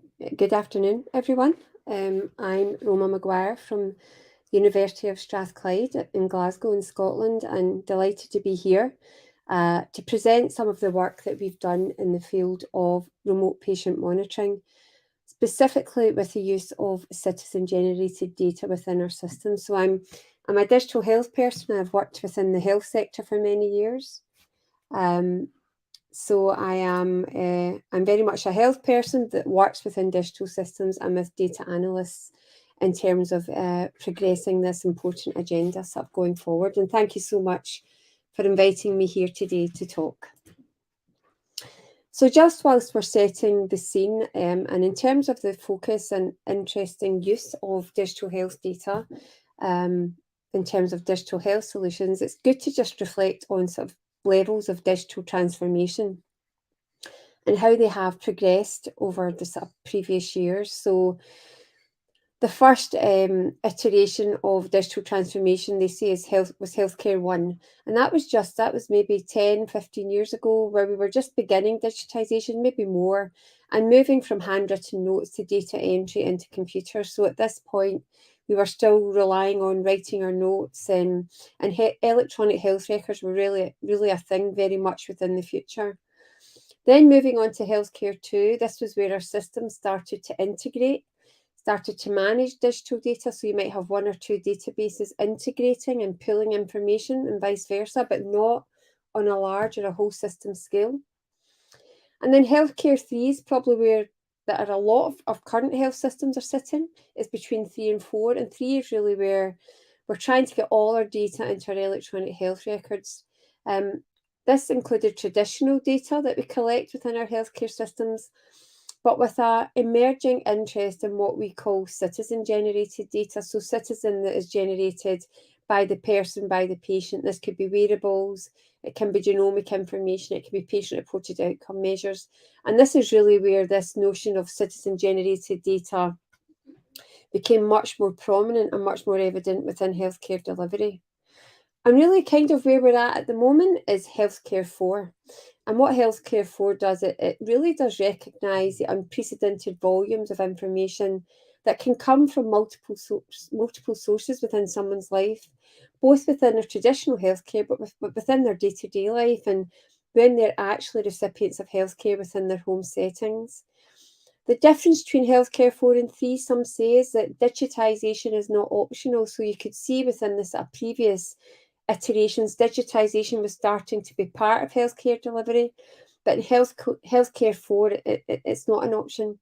It's a core component in transformation of healthcare processes and models. And we see this within our precision medicine and care delivery and many transformations that we've actually seen over the breadth of the pandemic over the past 2 years. We've seen where digitisation has really been at the core of that. And really, what is really quite powerful as part of Healthcare 4 is that we can capture these vast amount of data. And from this data, from multiple disparate sites, we can develop actionable insights. So it can be argued that if we can have our traditional health data and the data from the citizen, from the patient, etc., we can be much, much more personalised and much more targeted to optimise health outcomes as we progress. And this is just a definition of citizen-generated data. This is a really nice report from the PhD Foundation. Very brief report, but very simple to understand. And really they focus on what I've been sort of saying, in the past, that historically data about our health has been predominantly produced in a healthcare environment. But in our digitised world, individuals are now gathering increasing amounts of health-related data outside of the healthcare setting, either intentionally through the use of health tools, including fitness trackers or home monitoring devices, or passively through environmental sensors and online activity, just like our previous speaker. And there's a growing interest in harnessing this citizen-generated data for informing health-related predictions and clinical decisions. And really having this data, as I say, can really optimise our decision-making and clinical outcomes as we progress. And we see that this, the use of this citizen-generated data and its generation is just growing and growing and growing. The ubiquity of smartphones, particularly over the 2 years, we've seen the dependence on the internet, and particularly an interest in the quantified self. A lot of us now are interested in tracking ourselves, tracking our mood, tracking our activity, tracking our diet. And this quantified self, once again, lends itself to much more data than we would have had previously at our fingertips when it comes to healthcare delivery. And when we look at its use in healthcare, as I say, through the quantified self, we can empower citizens and people to better manage their health by enabling them to generate information, and then for that information to be used in an intelligent way, for them to get feedback, self-care, self-management to really improve their outcomes. We can enable citizen science by crowdsourcing from digital platforms and getting people's feedback. And importantly, this citizen-generated data can really enrich data sets for health research. It gives us an abundance of data that we never had before to really pivot our health and data science research upon. And really the personalisation that citizen-generated data can offer is really quite incredible. We've got a better understanding of variability at the level of the individual because we can track them in their day-to-day life with multiple sources of information. But then at a higher level, at an organisational level, we've got much more data to see what is happening to our population, what is going on, and intervene accordingly in a much more targeted way. And really, if we can start to measure and collect the citizen-generated data right from early years, right through life, right through later life, we can truly deliver this much more preventative and anticipatory model of care that we're all striving to deliver. So just now, a lot of healthcare, as you know, focuses on people with chronic conditions and people in hospitals. But if we can prevent those conditions much earlier, or we can delay them from occurring, optimising impact on the individual, but also optimising the impact on our healthcare systems and reducing the burden and allowing us to deliver interventions that are much more targeted as we go forward. But there are some questions about how do we make the most of citizen-generated data? And this is once again from a report from the PhD Foundation. It really is worth reading, as I said. So the health system impact, how, the changing dynamics of how and where health data are generated, the different sources, how does the health system adapt, and how does the availability of this data impact on interactions with citizens and expectations of them if their data, for example, from their wearable or it could even be from their shopping list that shows what they're eating, be shared with their healthcare provider. What types of citizen-generated data are most helpful? And what is the quality of this data? Because we know that within data analytics, the quality of data is really, really important. So we want high quality data going into our models. But there's also a question within healthcare about whom and by whom will these be data sets be analysed and interpreted? Does it call for new roles? Does it call for new skill sets? And importantly, this last point is this data integration, where we have lots of different types of data in different formats. So it's a usual question about integrating different types of data, making it useful. How do we manage that? And are there any implications for patient safety? And what they're alluding to here is almost like the quality, but also the accuracy of citizen-generated data. So we know that some of our wearables, the accuracy is probably not to point of a decimal. It's probably wider ranging. Is that good enough? Is it not? Is it good enough in some clinical areas, but not good enough in other clinical areas? So there's lots of questions that we still need to ask about this citizen-generated data to really optimise its use within the healthcare setting. Not surprisingly, we also need to look at GDPR, about people giving their approval for their data to be used and knowing what their data is going to be used for, about privacy, and user acceptability and appetite. So are people interested in feeding their data? Because we know that this data does need to be longitudinal. It does need to be sustainable. So we need to make sure that people do have an appetite in terms of wanting to generate this data and, importantly, feed it into the healthcare system in terms of, defining their health interventions, but also the health interventions of others as we go forward. A lot of my work in terms of citizen-generated data and remote patient monitoring has focused on patient-reported outcome measures. So as some of you may know, this is really a measurement based on a report that comes directly from the patient. And it's about their health condition or their interpretation of a health condition. And it is not the interpretation by a clinician or someone else, for example, an informal caregiver that may be caring for them. We see this as gold standard. We do use validated tools that are psychometrically robust in terms of validity, reliability, etc. And they're often used to collect information such as symptoms, quality of life, physical functioning, performance status, important indicators that we need to measure from the perspective of the patient. And more of our healthcare interventions need to look at these outcomes, because they're very important if you're a person living with a condition such as cancer or other conditions, that your healthcare system is listening, measuring to, and importantly responding to these outcomes that you're interested in. When you put them on a digital system, you can capture data more rapidly, more readily, more frequently on patient experience, which is really important. It gives you that much more granular understanding of the day-to-day experience of a condition, which imagine if you can see how things change over day-to-day, how you can apply AI and other advanced data analysis techniques to that data. We know that the collection of data like patient-reported outcome measures is growing in routine care delivery, but it's not yet a core component. And some people say it is a forgotten data source on the big data roadmap, that we're looking at wearables, we're looking at other sources, but not enough focus on patient-reported outcome measures.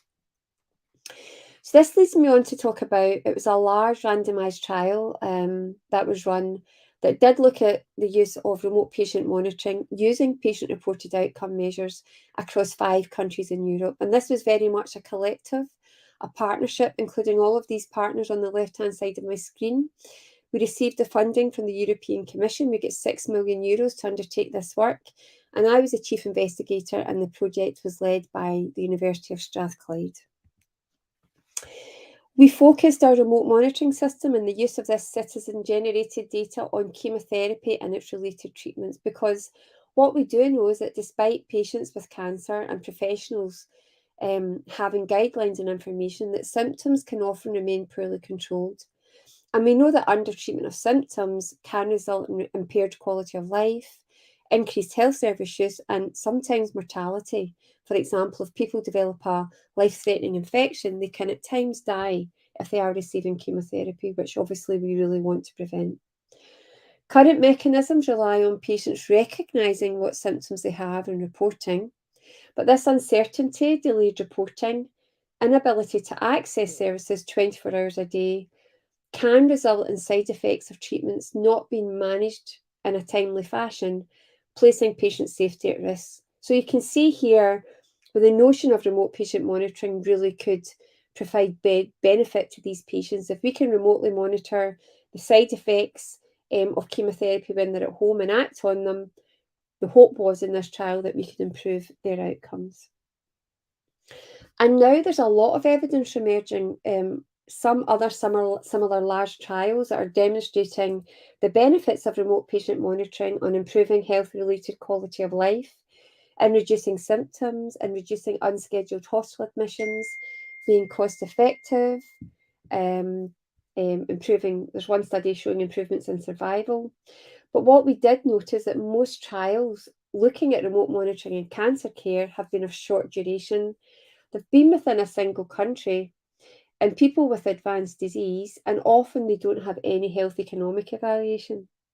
So therefore, what we argued was that the evidence to inform scale-up of these remote monitoring solutions across Europe and other countries was limited, and that's one of the reasons that we did eSmart. So in eSmart, the mobile phone system that we used was called the Advanced Symptom Management System. It's an app that's downloaded onto a patient's phone. In terms of cancer care, it's one of the most evolved and evaluated systems. And importantly, we developed it. We co-designed it with people with cancer and cancer care experts. And we looked at that accessibility to make sure it was inclusive and that people of all ages could use it.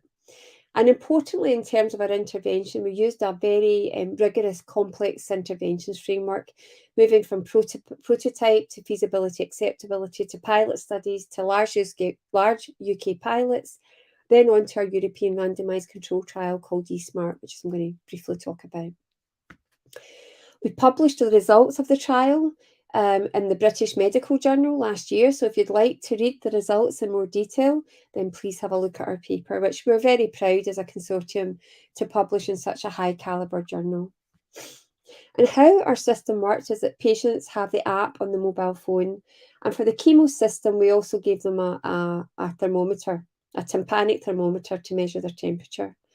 So on a daily basis, and any time they felt unwell, they completed a prom asking them about their chemotherapy symptoms on the mobile phone. They also entered their temperature value. It was then transferred to the cloud, where we had a clinical risk algorithm that assessed the patient's symptom reports, and this was based on expert advice and looking at clinical guidelines across Europe. It then assessed the patient's symptom reports, temperature values, and decided whether it was green, amber, or red. So green was that everything was okay, the symptoms were probably mild, and this is where patients only got evidence-based self-care advice via the app and how they could help to manage the symptoms themselves. For moderate symptoms of chemotherapy that were maybe persisting and could worsen, we generated an amber alert to clinicians at the clinical site, who then responded within 8 hours of the patient generating that alert. Now, this is literally within minutes. Within, say, 2 minutes of the patient filling in that questionnaire, they would get an alert, and they could contact the patient back to talk to them and to look at clinical management.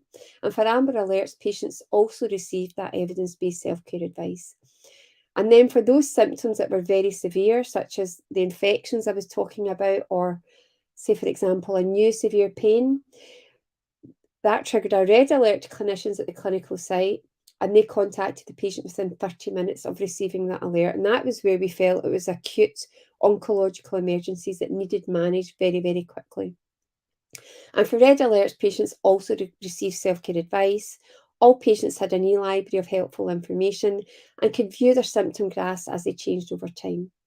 So for the alerts, the clinicians had a dedicated mobile phone. They would get the alert on the mobile phone. It was an audible alert. They'd then log on to a secure web page and could view all the patient's information, their clinical information, their chemotherapy information, data, daily over cycles of chemotherapy treatment, comorbidities.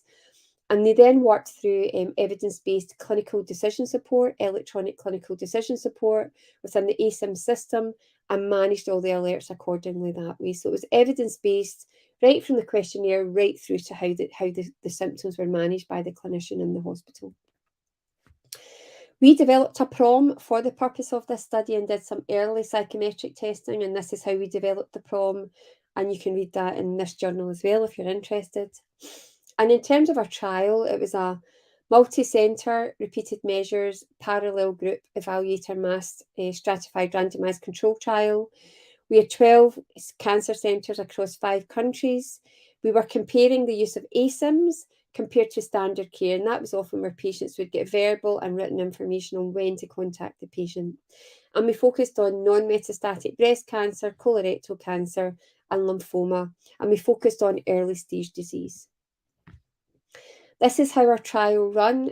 Before we introduced the system for the main trial, we just checked the feasibility, technical feasibility, checked it was working in the sites, that the clinicians could use it, etc.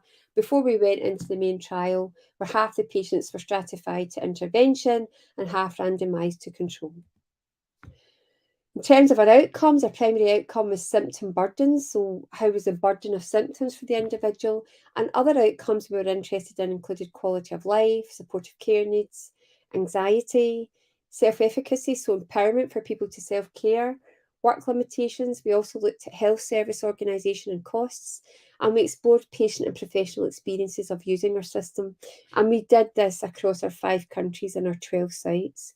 And we also assessed outcomes 1 year post-treatment to see was there any lasting effects of the ASIMS intervention being used during treatment for 1 year after they stopped using it. In total, we recruited 840 patients. A number were taken out or withdrew, which left a total of 829 participants. Most received 4 to 6 cycles of chemotherapy. Our attrition rate was very, very low, only about 8-9% in both groups. That shows how well people used the system, and we had a good balance in terms of both study arms. The average age was about 50 years. The majority were female and had breast cancer, and most had early stage disease, and most of the participants were recruited from the UK and Greece. In terms of our results, we were really pleased with our results. So for patients using ASIMS, their symptom burden basically remained at the level as at the start of their treatment. It did not increase at the same rate as patients who did not use our system.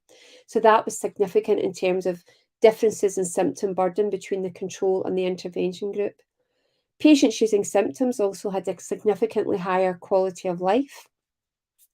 They had significantly lower levels of anxiety, and they also demonstrated higher levels of self-efficacy. So that demonstrates higher levels of feeling in control and empowered to use self-care as a result of using the ASIM system. We also demonstrated significant reductions in supportive care needs in patients using the ASIM system. That included patient care and support needs and physical and daily needs. The only outcome we didn't show any differences was work limitations, but only about, I think, maybe just under a third of our population were working, so a lesser number completed that PROM, and that might be one of the reasons that we didn't show any significance. And we deemed safety to be the same as in neutropenic events, and the small number of deaths in each group were equitable. Now, just to finish off, a very interesting component of what we did in eSmart in terms of Work Package 5 was looking at predictive risk modelling, and that was led by colleagues in UCSF in California and the University of Surrey, but it was a consortium's work. And our vision is that using data generated from remote monitoring systems, so using this citizen-generated data, we can start to predict with some degree of certainty what symptoms someone, for example, with cancer will experience at the start, or will they belong to a low risk, medium risk, or high risk group in terms of side effects of treatment. So from this work, we actually published 3 papers where we looked at traditional mathematical modelling, we looked at network analysis within the populations, and started looking at the notion of predictive risk modelling within these populations. We also looked at some human factors work where we developed these predictive risk models, and we asked patients and professionals how they would use them in practice. So as you know, we can develop the models, But in order for them to be used, our patients and our professionals need to see value in them. So these might be some papers from a data analyst perspective that you might be interested in reading. But really, in conclusion, the results of our study were really positive. We showed significant improvements in several patient outcomes. Our results were consistent across 5 European and related countries. Greater impact in Austria and Ireland and the UK, but that might be because ASIMS was developed primarily in the UK. The fact that we could develop it and use it in several health systems does suggest it can be easily scaled up and adapted for use in various international settings, and very relevant in terms of the pandemic and the renewal pathways, how we're going to work following the pandemic. And it's showing that digital lines of communication to deliver high quality care at a safe distance is possible, and you can still maintain this quality of care using remote patient monitoring and citizen generated data going forward. So I'll just finish now. As I say, this was a collective effort. It was all of the colleagues and all of the partners on this slide. And thank you so much for inviting me and for listening to this presentation. Extremely grateful, and thank you.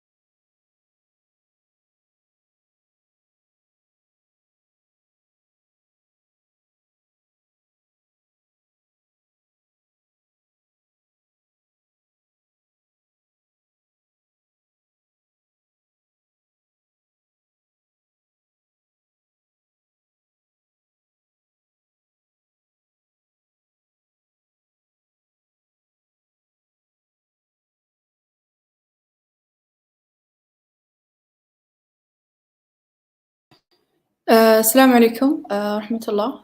معكم نورة الجعفري من جامعة الملك فيصل، عضو هيئة التدريس، باحثة في الذكاء الاصطناعي ومحصلة على الماجستير في علوم الحاسب من جامعة الملك عبد الله للعلوم والتقنية. اليوم إن شاء الله حيكون عندنا وركشوب عن الماشين ليرنينج. حتكون دورة مكثفة عن الماشين ليرنينج، إيش المبادئ الموجودة فيها، كيف ممكن نعمل كودينج في الماشين ليرنينج، إيش الابليكيشنز، إيش البروجرامز اللي ممكن نستخدمها في الماشين ليرنينج. فإن شاء الله حنغطي إيش هو المشين ليرنينج، حنتعلم أنواع المشين ليرنينج، حنتكلم عن السوبرفايز ليرنينج هو أحد أنواع المشين ليرنينج، والأنسوبرفايز ليرنينج، الرينفورسمنت ليرنينج، وحنختم بإذن الله من أنا تعلمت كل هذه الأشياء، إيش الأشياء يمكن أتعلمها بعد كذا. قبل ما نتعلم عن المشين ليرنينج أو how to code machine learning problems, how to solve problems using machine learning، خلونا نشوف إيش تطبيقات المشين ليرنينج في حياتنا اليومية. المشين ليرنينج موجود عندنا في كثير تطبيقات وكثير applications نستخدمها كل يوم as a daily basis. بداية من الأونلاين شوبينج، فلو مثلا أنت رحتي لأمازون وشريتي كتاب، غالبا أنه أمازون يعطيكي recommendations أو توصيات على أشياء ممكن إنها تعجبك. مثلا شريتي كتاب عن الابليكيشنز، حيعطيكي توصيات على كتب تشرح نفس الموضوع، فهذا واحد من التطبيقات للمشين ليرنينج. أيضا عندنا اللي هي translation أو ترجمة، نقدر نترجم من العربية إلى الإنجليزية، من الإنجليزية إلى العربية. عندنا عدة لغات، الخدمة المقدمة مثلا من جوجل ترانزليت، هذا أيضا أحد تطبيقات المشين ليرنينج. عندنا أيضا self driving cars أو السيارات ذاتية القيادة، حاليا جالسة تزيد عندنا في الأسواق السيارات اللي هي عندها القدرة على قيادة السيارة بشكل كامل، يكون عندها navigation system، عندها القدرة على معرفة الطريق الأفضل، هل أروح يمين أروح شمال، لو كان عندي عقبة أمام السيارة كيف أنا أتجاوزها وإلى آخره. أيضا عندنا اللي هي social networks، مثال على ذلك الفيس فلترز موجودة مثلا في سناب شات، موجودة في انستغرام، كل هذه تعتمد على المشين ليرنينج. عندنا أيضا تطبيقات للمشين ليرنينج في الميديكال فيلد، مثلا diagnosing specific disease، أو مثلا نعمل segmentation، أو مثلا نحتاج نحلل صور في الميديكال فيلد. كل هذه من الأشياء اللي المشين ليرنينج يلعب دور أساسي فيها. طيب الحين حنا شفنا كل هذه الأشياء الجميلة عن المشين ليرنينج إنها ممكن تفيدنا في كثير أشياء، بس إيش هو لما نتكلم مشين ليرنينج إيش يعني؟ خلونا ناخذ حبة أو خطوة وراء. لو مثلا أنا كان عندي problem، أنا أعطيتكم صورتين، صورة طماطم، صورة مثلا تفاح، قلت لكم اكتبوا برنامج مثلا ب++ أو بجافا، بحيث أنا لو أعطيته صورة أي صورة من هذين الاثنين يكون عندها القدرة أنه مثلا يعرف هذه الصورة تنتمي لأي فصيلة وهذه الصورة تنتمي لأي فصيلة. فترانزيشنالي لو أنا بكتب البرنامج ببروجرامينج لانجويج، حيكون عندي بكتب ifs وبكتب loops وبكتب structures وclasses والى آخره. فهل أنا مثلا أقارن ما بين الصورتين بناء على الشكل، أشوف مثلا الشكل متقارب إلى حد ما، هل أنا أحتاج أقارن ما بينهم على حسب اللون، مثلا نشوف إنه اللون مقارب أيضا، هل مثلا على حسب الورقة اللي تجي معهم، غالبا يكونون متشابهين. كمان مثلا صورة مثلا التفاح مثلا بشكل واحد، مو كل تفاح يجي بنفس الشكل، ففي عدد لا متناهي من الأشكال الموجودة فيه، فكم مثلا if وكم loop وكم condition نحتاج نكتبه. فلو أنا بكتبه ككود وايز، نشوف إن الكود حيكون جدا معقد جدا طويل، وقد يحل المشكلة وقد ما يحلها. مثال مثلا لو بس على هذه simple problem، أنا بس أبغى أفرق ما بين فصيلتين من النباتات، أحتاج أكتب برنامج جدا معقد جدا طويل عشان يكون عنده القدرة على حل هذه المشكلة. فلو نتكلم عن هذا نقول إن هذا traditional programming، أنا يكون عندي بيانات مثلا الصور، أنا راح أكتب القواعد بنفسي كبروجرامر، حستخدم واحدة من programming languages الموجودات عندي، بعدين هي حتعطيني الأنسر. لو كانت عندي صورة جديدة هي حتقول لي هي تنتمي لأي كلاس أو أي فصيلة. المشكلة في هذا زي ما قلت إنه أحيانا أنا ما أعرف القواعد، وأحيانا تكون قواعد جدا طويلة، وأحيانا تكون جدا معقدة، فأنا ما أعرف أكتبها بهذه الطريقة. فالمشين ليرنينج يحل لنا هذه المشكلة، يقول أنا ما أبغاك تعطيني القواعد، عادة يشتغل بهذه الطريقة، أنا يكون عندي بيانات ويكون عندي أجوبة لهذه البيانات، حتدخل لخوارزمية مشين ليرنينج، والخوارزمية حتستنتج القواعد الموجودة عشان أقدر أفصل ما بين البيانات، أو أقدر أقارن ما بينها، أو أعرف لأي فصيلة هي تنتمي. فالفرق الأساسي ما بين التراديشنال بروجرامينج والماشين ليرنينج نشوف إنه في التراديشنال بروجرامينج عندي القواعد مدخلة والأجوبة مخرجة. في الماشين ليرنينج الأجوبة مدخلة والقواعد مخرجة. So this is an input and this is as an output. فأنا كبروجرامر ما أحتاج أتدخل في كتابة القواعد للماشين ليرنينج ألغوريثم، فهو بشكل عام هو سبفيلد من artificial intelligence، يعني علم فرعي من الذكاء الاصطناعي. الجميل فيه أن الألغوريثمز الموجود فيه automatically learns and improve its performance بدون ما أنا أكتب specific programs or specifically or explicitly programmed rules. basically هذا الماشين ليرنينج in general. نقدر نقسم الماشين ليرنينج إلى 3 أنواع. النوع الأول اللي هو supervised learning أو التعلم بالإشراف، النوع الثاني unsupervised learning اللي هو التعلم بدون إشراف، والنوع الثالث اللي هو reinforcement learning أو التعلم المعزز. إن شاء الله حنحاول نغطي 3 أنواع اليوم. بداية بالsupervised learning. supervised learning يعتبر من أهم أنواع الماشين ليرنينج، وكثير problems تنحل عن طريق supervised learning، وبشكل عام يعطينا نتائج جدا ممتازة في problems اللي هو يحاول يحلها. في supervised learning يكون عندنا هذه الطريقة نفس ما حكينا من قبل. حيكون عندنا البيانات، حيكون عندنا الأجوبة تدخل إلى machine learning algorithm، والألغوريثم حيستنتج القواعد الموجودة عندنا. هذه المرحلة اللي الماشين ليرنينج يتعلم فيها القواعد نسميها مرحلة التدريب أو training phase. تعتمد بشكل كبير جدا على اختيارك للبيانات واختيارك للماشين ليرنينج algorithm. كل ما كانت بياناتك أفضل، معناته مثلا ما عندك بيانات ناقصة، كلها labeled بشكل صحيح، كميتها كبيرة، كل ما كان عندي الالغوريثم يشتغل بشكل صح. مثال على ذلك لو أنا الصورة اللي قلت زي قبل، أنا مثلا عندي هذول النباتات، كل نبتة هنا مثلا عندي توميتو labeled، موجودة الليبل معها. أنا أعرف أن هذه صورة تنتمي لهذه الفصيلة. apple هذا الليبل معها apple، هذه الليبل معها، كلها حتدخل عندي، كل صورة معها الليبل حقها حتدخل الماشين ليرنينج algorithm، هو حيستنتج القواعد التصنيف ما بين هذول النباتات. بعد ما أنهي مرحلة التدريب عندي مرحلة الاستنتاج. فهذه القواعد تدخل لي في شغلة اسمها نموذج مدرب. النموذج المدرب لما تعطينه أي صورة يكون قادر على أنه يستنتج لك هذه الصورة تنتمي لأي كلاس. مثلا هذه صورة يقول لك إنه بتدخل عليه تمر على الروز الموجودات عنده، حيقول لك it's a tomato. فهذا بشكل عام الماشين ليرنينج. الماشين supervised learning عفوا. فالsupervised learning أيضا ينقسم إلى نوعين، جزء يتسمى الكلاسيفيكيشن وجزء يتسمى الريجريشن. في الكلاسيفيكيشن الالغوريثم is predicting a discrete class label، يعني يتوقع لك class label مثلا dogs or cats، أبيض أو أسود، has a disease or not، أو مثلا ما بين different classes مثلا red or green or yellow، is it a square، هل هو الشكل، مثلا تعطيه صورة ويقول لك مثلا إيش نوع هذا الشكل، هل هو مربع، دائري، مثلث. عندنا الريجريشن أنا ما أتوقع كلاس ليبل، أنا أتوقع continuous value. ففي continuous value و continuous quantity هنا أنا أتوقع قيمة. مثلا أنا عندي موديل أعطيه features، وهذا الموديل حيقول لي مثلا بناء على feature 1 feature 2 feature 3 اللي تصف هذا الداتا بوينت، أنا مثلا بقول لك أن هذا قيمته. مثال أنا عندي مثلا مواصفات بيت، عدد الغرف، عمر البيت، موقع البيت، أنا أقدر أتوقع لك سعر البيت. طبعا كل بيت عن بيت يفرق، فمثلا ممكن نقول في بيت سعره 100,000، في بيت سعره 115,000، في 115,000 ونص إلى آخره. فالقيم هنا مو discrete continuous quantity، فالقيم عندنا لا محدودة في هذا التايب من الليرنينج. نبدأ بالكلاسيفيكيشن اللي هو أنا predicting a class label.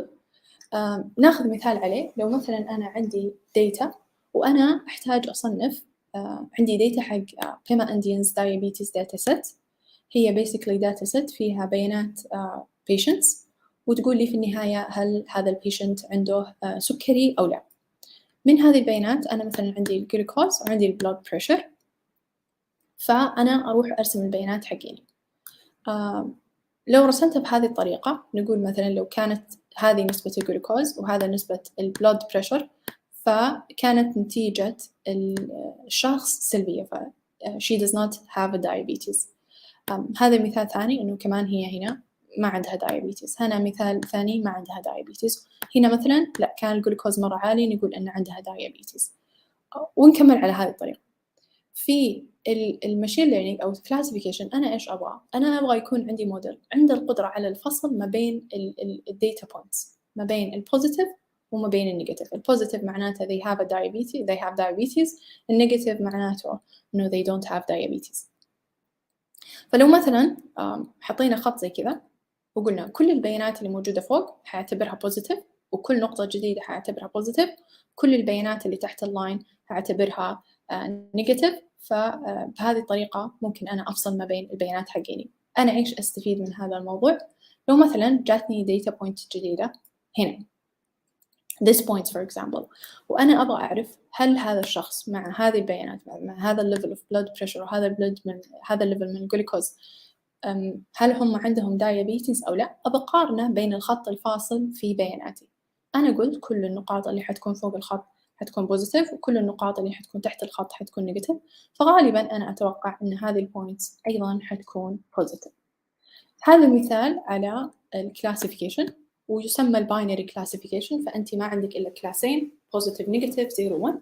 عندنا حالات يكون فيها الكلاسيفيكيشن بشكل أكبر، يعني ممكن يكون عندك 3 كلاسز 4 كلاسز 5 كلاسز.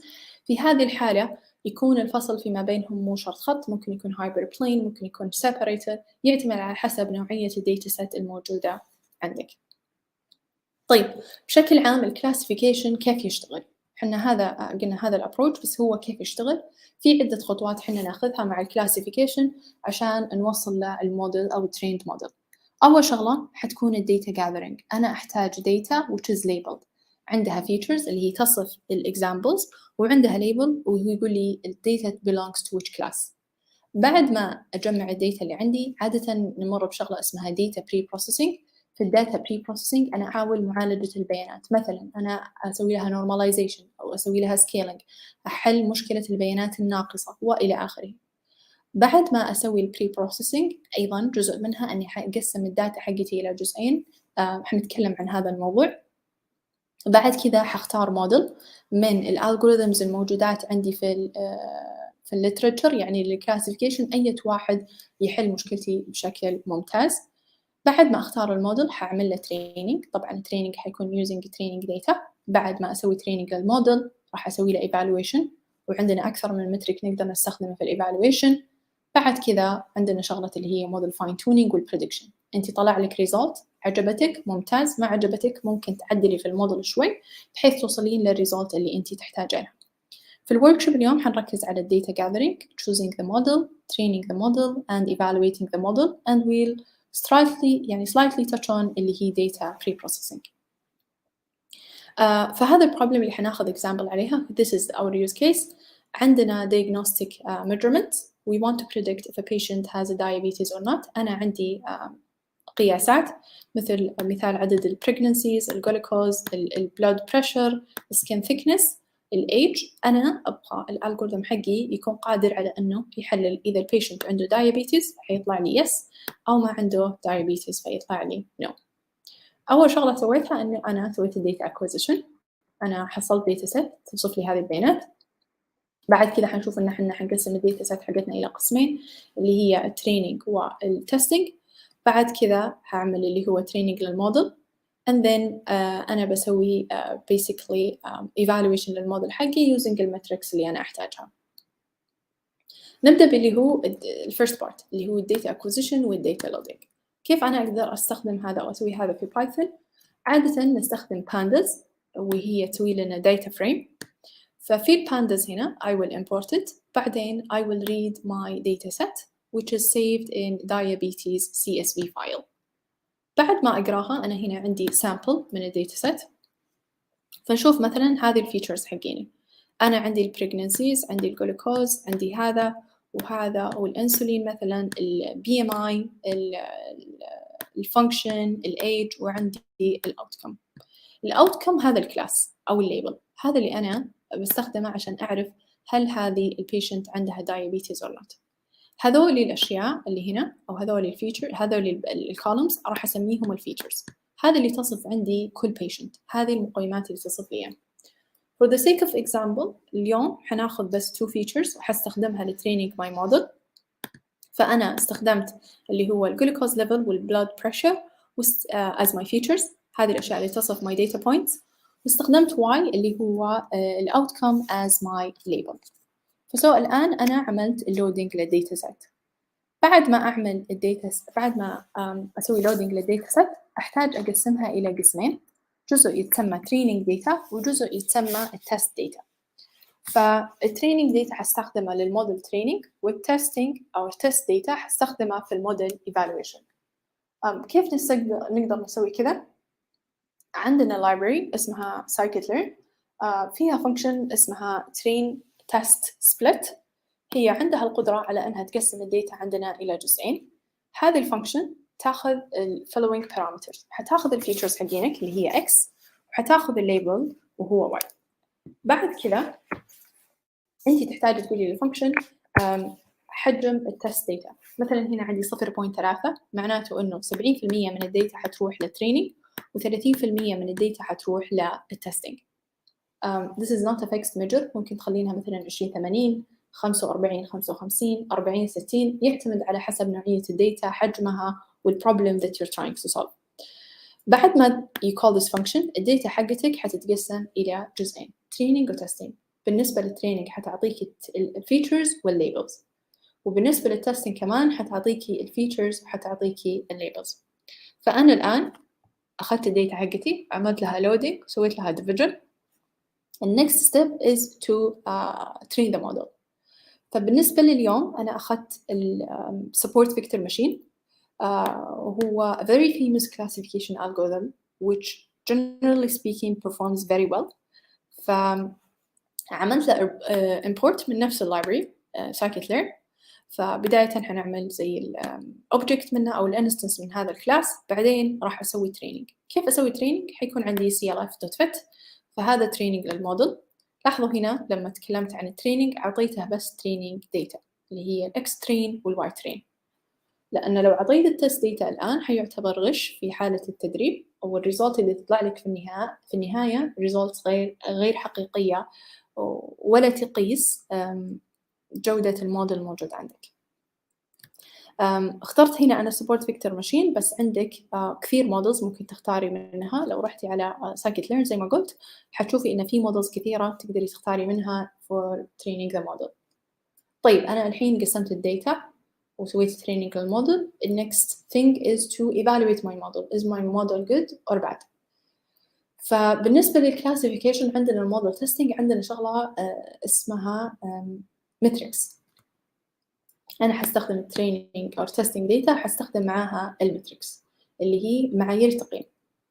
في معايير التقييم غالباً نعتمد على شغلة اسمها actual and predicted data. actual هي البيانات الحقيقية، predicted هي الأوتبوت من الموديل حقك. فهي تنقسم ل4 أقسام. لو مثلاً كان عندك الداتا actually positive، يعني مثلاً patient has diabetes والموديل حقك predicted positive، فهذا أحسبه true positive. لو كانت الداتا عندي نيجاتيف والموديل predicted positive معناته خطأ، فأعتبره false positive. لو كانت الداتا positive والموديل predicted negative كمان حيكون خطأ، فأعتبره false negative. لو كانت الداتا actually negative والموديل predicted negative حأقول إنه true negative، فهذا أيضا صح. بناء على هذه ال4 القيم في عندنا 3 evaluation metrics مشهورة جدا لتعيين أو to evaluate الموديل.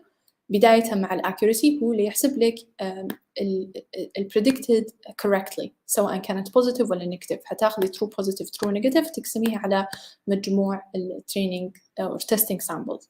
precision حياخذ لك اللي هي true positive وبيقسمها على true positive والfalse positive. recall حياخذ لك اللي هي true positive ويقسمها على true positive والfalse negative. على حسب البروبلم اللي انت جالسة تسوي لها حل حتختاري الايفالويشن ماتريكس. مثلا البروبلمز في الميديكال فيلد والفرود ديتكشن تعتمد على البريسيجن والريكول اكثر احيانا من الاكيورسي. بعض المودلز او بعض البروبلمز تحتاج الاكيورسي اكثر، بعدها تحتاج البريسيجن اكثر، بعضها تحتاج الريكول اكثر، فيعتمد على حسب الموديل that you're trying to solve. طيب coding wise كيف أسوي كذا؟ again we're gonna use scikit-learn. فأنا أبي أعمل اللي هي import للمتريكس. واحدة من المتريكس الموجودات عندي اللي اسمها accuracy score. فهنا أشوف عندي شغلة اسمها y predict which is the value that the model will predict. اللي هنا سميناها هنا predicted، هذه القيمة. فيكون عندك clv.predict الإكس تيست. الآن أنا أستخدم test data، ما عاد أستخدم اللي هي training data. وبعدين عشان أحسب accuracy I will pass them to the accuracy score function. I will pass the y test which is the true labels for the test data, and I will pass the y predicted which is the predicted labels from the model. فهذا كانت الموديل accuracy عندي. although accuracy مو مرة عالية، ممكن نحصل accuracy مرة أعلى، لكن بالنسبة ل موديل ما اعتبر إلا two features وما سوينا pre-processing كثير، تعتبر accuracy بشكل عام جيدة جدا. If you want to report the other evaluation metrics you can do metrics dot وحتطلع لك الخيارات الموجودة precision recall بنفس الطريقة الموجودة عندنا. فهذا basically الكلاسيفيكيشن بشكل عام وكيف ممكن يشتغل على حسب الداتا الموجودة عندك. أمثلة على الكلاسيفيكيشن applications في الريل لايف ممكن نستخدم مثلا عندك صورة وتبغين تعرفين هذه الصورة تنتمي لأي كلاس. مثلا عندنا handwritten مثلا أشياء مكتوبة بخط اليد، تبغي تعرفي هي إيش معناها، مثلا هذا هل هو 0 هل هو 5 هل هو 1. عندنا أيضا الصور، كل صورة تنتمي لأي كلاس، مثلا سيارة طيارة حصان إلى آخره. أيضا اللي هي الميل فلترنج، لما يجي عندك ميل هيقول لك مثلا إن هذا جنك أو سبام أو نوت سبام، غالبا يعتبر classification problem. عندنا مثلا ال personality classification، هل أنت من this type of personality أو this type of personality، أيضا يعتبر classification. لو كان عندك بس two labels for example spam or not spam تتسمى binary classification. لو كان عندك أكثر من قيمة مثل هنا أو هنا حتتسمى multi class classification. بالنسبة the second type of supervised learning يتسمى regression، وأنا هنا أعمل prediction حق a continuous quantity مو discrete label. ففي regression أنا ما عندي class الآن، أنا عندي بيانات زي كذا، مثلا عندي salary وعندي years of experience وعندي data points. فمثلا هذا employee موجود عندي، هذا employee هذا employee هذا employee، أنا you plot their data. أنا أبغى model to capture this trend or to capture this data. موديل يقدر يستوعب الداتا الموجودة عندي ويفهمها، بحيث لو طلعت عندي داتا جديدة يقدر يستخدم أو يتوقع مثلا السالري بناء على ال years of experience. ففي الريجريشن أنا ما أقدر أسوي outputting حق الليبل، وما أقدر أفصل الداتا. مثلا أقول مثلا عندي خط زي كذا، فوق الخط positive وتحت الخط negative. في الريجريشن عادة نحتاج يكون عندنا زي اللاين أو اللينير أو separator that زي ما قلت tries to capture اللي هو الترند أو الانفورميشن أو relationship between the features and the output بحيث أغلب النقاط تكون موجودة على هذا اللاين. طب أنا إيش أستفيد من هذا الشيء أو كيف أقدر أحسب الريجريشن؟ لو جات عندك data point جديدة، فرضاً هذه data points وأنتي تبغي تعرفي مثلاً إيش الأوتبوت حقها. مثلاً أنا عندي هذه year of experience، كم بيصير عندي السالري. لما يكون عندك هذا الشيء راح تسقطي زي اللاين أو تربطينه بال basically relationship مع اللاين الموجود عندك، وأقرب قيمة موجودة عنده في الريجريشن لاين أو separator حقول إنه هذه القيمة المتوقعة لهذا الشخص. لو كان عندك هذا years of experience غالباً حيكون هذا السالري تبعك. طيب إيش ال overall approach حق الريجريشن؟ very similar to classification. نبدأ بالdata gathering، هعمل data pre-processing، I will choose a model، I will train the model، I will evaluate the model and then I will fine tune it. in the essence هم نفس الشيء. The main difference between them is the type of output each learning type give us. Again, we'll start with the gathering, choosing the model, training the model and evaluating it. هنا عندنا data اسمها salary data. في salary data عندي two features اللي هي years of experience سنوات الخبرة والsalary. فبداية I loaded my data so I read the data in here. عندي salary data. بعد كذا I plotted the data بس عشان أبغى أعرف كيف الديستريبيوشن للديتا الموجودة عندي. فنشوف مثلا هنا salary غالبا is increasing when the years of experience increases as well. بعد ما سويت loading للديتا حقسمها training و testing using a train split train test split بنفس الطريقة. You will pass X, you will pass Y, you will specify the test data, and then you will get your training data, and then you will get your test data. بعد ما تسوي كذا you have to train the model. في هذا المثال أنا استخدمت very simple yet very powerful regression model اسمه linear regression. نستخدمه كثير في المشين ليرنينج أو variation منه في المشين ليرنينج. I call basically again we're using scikit-learn. I created an instance of my model and then I fit it on my data اللي هو train والwire. فهذا الموديل basically هذا الأوتبوت حقه. This is the line اللي tries to capture the data. هذا الخط الأسود والgreen points هذا اللي هي training data.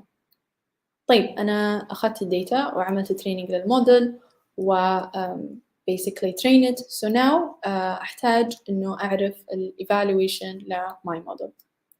How do I do that? Or before that, are there other models? Yes, many actually. And again, if you check the link الموجود هنا حتشوفوا إنه في كثير examples على regression models موجودة في scikit-learn. لما تعملي الموديل تيستينج في الريجريشن المشكلة أنك ما تقدري تقارني القيمة الأساسية اللي هي ال actual value مع ال predicted value لأنها it's a continuous value. فعادة كيف أقيم جودة الريجريشن موديل؟ أقيس الفرق فيما بينهم، أقيس الفرق ما بين ال actual وال predicted وعلى أساسه أبعرف الموديل حقي كويس أو لا. فكيف أسوي هذه الطريقة؟ راح أبدأ بأعمل موديل prediction هنا واللي هي حتعطيني ال prediction حق كل كلاس قيمة continuous value. بعدين عندي عدة metrics ممكن أختارها على حسب الموديل or the problem that I'm trying to solve. عندنا very famous metric which is called mean square error. هنا حيروح على كل data point في التست data وحيطرح الأكتوال ليبل. مثلا لو كان الليبل عندك 29 ويطرح منه البريدكتد ليبل، مثلا أنا الموديل حقي توقع 28 وراح ياخذه سكويرد، فأنا نسبة الخطأ عندي هنا to squared، نسبة الخطأ عندي 1 squared، فمعناته إنه عندي 1، أنا أخطأت ب 1 point. طبعا square هنا to get rid of any like negative values or something. راح أسوي هذا حق كل data point موجودة عندي في التست data، وبعد كذا راح آخذ الأفريج تبعهم hence the name mean، وهذا ما أسميه اللي هو mean square error. لو أنا مثلا هذه القيمة غالبا تكون كبيرة شوي، to avoid that ممكن بعد ما أحسب اللي هو mean square error أخذ له square root أو الجذر التربيعي. بعد ما أسوي كذا حيطلع لي اللي هو root mean square error الموجود زي كذا، وبيسكلي تأخذي القيمة الموجودة عندك تأخذي لها square root. these are a couple of very famous evaluating methods of regression models.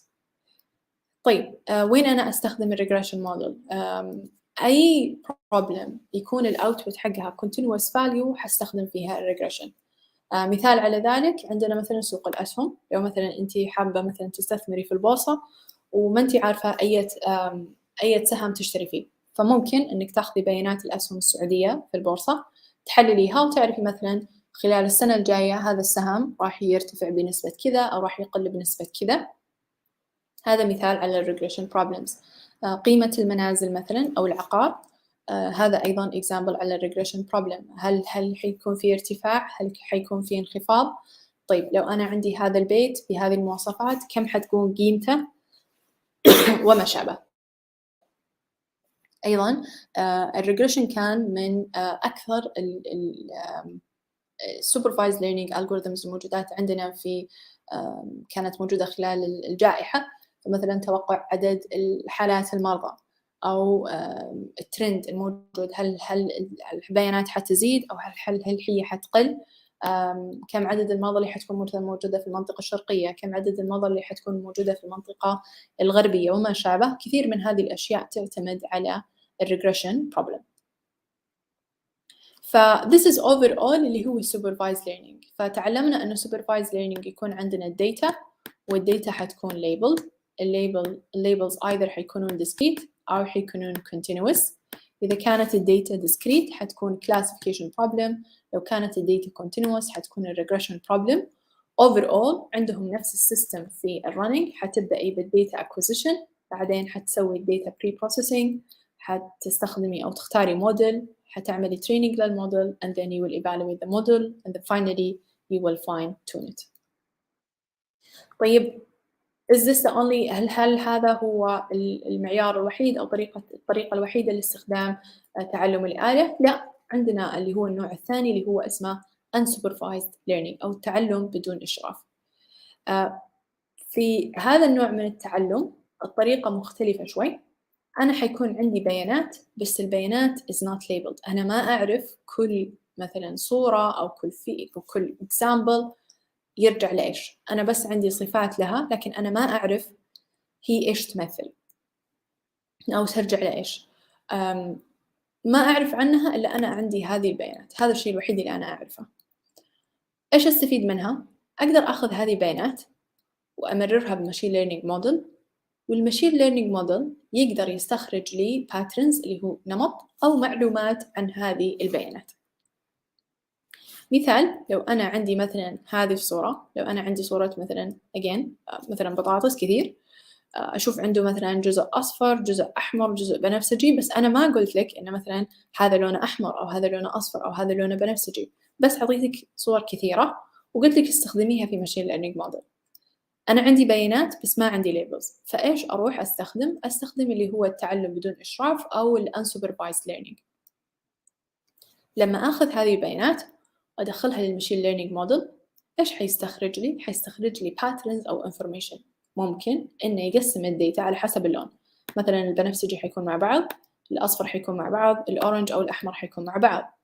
مثال ثاني ممكن يقسمهم على حسب الحجم، يجمع الأشياء مثلا اللي حجمها كبير مع بعض، والحجمها متوسط مع بعض، والحجمها صغير مع بعض. أنا جالس أستخرج نمط موجود عندي في البيانات، وعلى أساسه أنا راح أقدر أعمل analysis بعده ممكن تفيدني في decision making أو اتخاذ القرارات.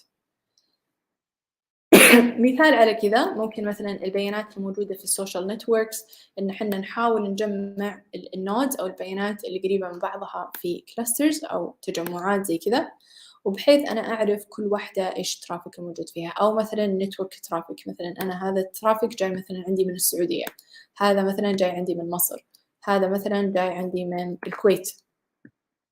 فكل واحد فيها أقدر أجمع الداتا بوينتس وأشوف إيش الترند الموجود فيهم. هل مثلا هم يستخدموا نفس البيانات، هل هم يدخلوا على نفس المواقع إلى آخره. أيضا عندنا مثلا تحليل رد الفعل. لو مثلا قلنا إن عندنا قرار جديد أو شركة جديدة ناتجة أو حدث جديد موجود عندنا في المجتمع، ممكن أنا أستخدم unsupervised learning عشان أجمع البيانات الناس. مثلا هنا هذا مثال على sustainable project أو evaluation أو business اللي هي البزنس المستدام. فشوف مثلا عندي مثلا perception United States indoor air workplace، هذه البيانات تتجمع مع بعض. هنا أيضا عندي هذه البيانات مثلا supply chain product design، هذه أيضا نشوفها أنها تجمعت مع بعض. هنا عندي مثلا recycling human social responsibility إلى آخره تجمعت مع بعض إلى آخره. فأنا حاليا جالسة أجمع البيانات على حسب التشابه فيما بينها. بعد كذا أنا أقدر أسوي analysis عليها عشان أستخرج معلومات أو أستنتج أو basically make a decision. واحد من أهم الالجوريثمز اللي نستخدمها في unsupervised learning اسمه clustering. فالكلاسترينج عبارة عن إيش؟ عبارة عن unsupervised learning algorithm. معناته إنه الداتا عندي حتكون unlabeled. أنا حيكون عندي كمية بيانات كبيرة، بس الفيتشر أو الكلاس اللي في الأخير هذا ما عندي. أنا ما أعرف هم ينتموا إلى كلاس أو إيش الأوتكم من كذا. أنا إيش أبغى أسوي؟ أبغى أقسم الداتا إلى groups. 1 group 2 groups 3 groups 5 groups، بحيث إن الداتا بوينتس الموجودة في الجروب الواحد مرة متشابهة ومختلفة مرة عن الداتا بوينتس الموجودات في another group or another cluster. فالداتا بوينتس اللي هنا متشابهين لكنهم مختلفين عن هنا، الداتا بوينتس اللي هنا متشابهين لكنهم مختلفين عن الداتا بوينتس اللي هنا. كل تجمع هنا مثلا هذا الجروب الأول راح أسميه كلاستر، هذا الجروب الثاني راح أسميه كلاستر، هذا الجروب الثالث راح أسميه كلاستر إلى آخره. السنتر الموجود في الكلاستر راح أسميه سنترويد، وراح نستخدمه في بناء الكلاسترينج للداتا الموجودة عندي. One of the clustering algorithms اسمه K-mean clustering. ففي الكي-mean clustering راح نعتمد على الافريج أو المين حتى أحدد البيانات اللي عندي. فهذا من الالجوريثمز اللي أنت قبل ما نبدأ تحليل الداتا أو قبل ما نبدأ بناء الالجوريثم راح أحتاج منك تحددين لي كم عدد الكلاسترز اللي تبغينها. هل تبغين 1 كلاستر، 2 كلاسترز، 3 كلاسترز؟ وبعد كذا أنا راح أبدأ اللي هو running الالجوريثم اللي عندي. طيب إيش أسوي فيه؟ راح يكون عندي زي الفيتشر سبيس زي كذا. نقول مثلا أنت اخترتي 3 كلاسترز، في 3 كلاسترز راح أسوي عندي 3 سنترويد، واحد هنا واحد هنا واحد هنا. لما نبدأ حيكون randomly initialized في أماكن random يعني عشوائية. وبعدين أبروح للتريننج داتا حقتي. for every data point x راح أقارنها مع السنترويد الموجود عندي عن طريق شغلة اسمها similarity metric. So هنا كان عندي data centroid راح يكون عندي data point، كل data point موجودة عندي راح أقارنها بالسنترويد الموجودات عندي، بقارنها بهذا بقارنها بهذا بقارنها بهذا عن طريق similarity metric. طبعا similarity metric ممكن يكون Euclidean distance، ممكن يكون Manhattan distance على حسب اختيارك. وراح آخذ البوينت اللي يكون الإكزامبل حقي مرة شبيه لها. فلو مثلا فرضنا أن الإكس آي شبيهة راح أضيفها إلى الكلاستر الموجودة هنا. راح تجيني نقطة ثانية training point ثانية قارنتها ما بين 3 كلاسترز، شفت أنها تنتمي لهذه، هي أقرب واحدة لها. تجيني بوينت ثالثة قارنتها فيما بينهم، أشوف أنها مثلا تنتمي إلى هنا بأقرب شكل. وبكمل بهذه الطريقة لحد ما أمر على كل الكلاسترز على كل الداتا بوينتس الموجودات عندي، بحيث إنه يكون عندي هنا data points، هنا حيكون عندي data points، هنا حيكون عندي data points. كمان في الكلاستر الأولى حيكون نفس الشيء هنا، وكمان في الكلاستر الثالثة حيكون نفس الشيء. بعد ما أخلص الرننج للألجوريثم راح أحتاج أسوي update للسنترويد. أنا ما خلصت، هي أول مرة. فإيش أسوي؟ راح أخذ السنترويد وأغير مكانه. كيف؟ راح أشوف الداتا بوينتس الموجودات عنده. مثلا هذا السنترويد فيه 3 بوينتس، 1 2 3. راح آخذ الأفريج حقهم، والأفريج حيكون مكان السنترويد الجديد. فمثلا هنا بعد ما أخذ الأفريج حق كل الداتا، السنترويد حقي حيكون بهذا المكان. نفس الحكي بيصير للسنترويد الثاني، حيكون مثلا في هذا المكان. نفس الحكي بيصير للسنترويد الثالث، راح يكون في هذا المكان. وبرجع أسوي نفس الكلام، راح أمر على كل الداتا بوينتس الموجودات عندي، بمر على الأولى على الثانية على الثالثة لحد ما الألجوريثم basically نقول إنه converges. يعني إيش؟ يعني يكون الألجوريثم stabilized، يا إنه مثلا كل البوينتس خلاص ما عاد تغير مكانها، أو مثلا التغيير يكون طفيف جدا، يعني ما يكون عندك كمية تغيير كبيرة. لما نخلص من هذا الكلام كله نقول إن الكلاسترينج عندي operation is done، وأنا أقدر أسوي analysis للداتا. coding wise إيش حيصير؟ من الأشياء السهلة جدا. نفرض مثلا أنا عندي هذا الداتا سيت، بداية حأبدأ أعمل loading لها، اللي هي basically عندي mall customers، عملاء لمول تجاري. I read the data، وبعدين I basically أخذت sample من الداتا. فهذه الداتا فيها الكاستمر ID، فيها الجندر، فيها الage، الانوال انكم اللي هو الدخل السنوي، والسبندنج سكور قد ايش الكاستمر هذا دفع. فأنا أحتاج أو أبغى أسوي كلاسترينج للبوينتس عندي بحيث المتشابهين منهم يكونوا مع بعض. من هذولي again for simplicity purposes بس عشان يكون الديمونستريشن عندنا سهل، أخذت فقط 2 features اللي هما الage وspending score. فهذول الفاريبلز اللي عندي. لاحظوا هنا الفاريبلز مجموعات في الداتا الآن ما فيها ليبل، كل الداتا عندي مجموعة في شيء واحد، ما عندي X و Y، خلاص ما عاد في هذا الشيء لأن احنا نتكلم عن unsupervised learning، فأنا أستخدم فقط X. طيب صارت عندي الإكس، إيش أحتاج؟ أول شغلة سويتها أنا سويت بلوتينج للداتا، أبغى أشوف الداتا distribution عندي بهذه الطريقة. فأشوف إن الداتا عندي هذا شكلها، هذا spending score وهذا الإيج، هم متوزعين بهذه الطريقة. هل أنا أقدر أسوي clustering للداتا؟ قلت أوكي، أبى أجرب اللي هو scikit learn again. So I'm sticking with one library or package to make things easy for everyone. فهنا أخذت اللي هو sklearn.cluster و I imported ال k-means. زي ما قلنا أول شغلة راح أبدأ بعدد الكلاسترز، فأنا اخترت 5 is my design choice. هذا من الأشياء أو الصعوبات في هذا الألغوريثم، إن اختيار عدد الكلاستر يعني عفوا you have to do it yourself. يعني لو اخترتي 2 أو اخترتي 3 أو اخترتي 5 this is your choice and this is how the algorithm will work. طيب أخذت الألغوريثم، الحين أنا أحتاج أدربه. فإيش أسوي؟ عندي حددتهم اللي هم 5، بعدين رحت أخذت شغلة اسمها k-means، هذا اللي هو my model .fit predict، معناتها train it on this data عفوا، بعدين predict the label of the data. طب اسمح احنا قلنا هذه ما فيها labels، معناته ايش الليبلز الموجودات عندي؟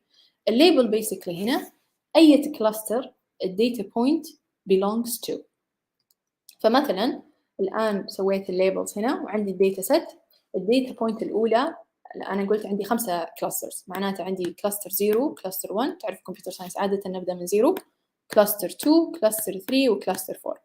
فشوف مثلا الداتا point الأولى تنتمي إلى cluster 1، هذه تنتمي إلى cluster 2، هذه تنتمي إلى cluster 3، ونكمل بهالطريقة لكل الداتا الموجودة عندي. طيب أنا إيش أقدر أستفيد منها؟ راح أسوي لها visualization.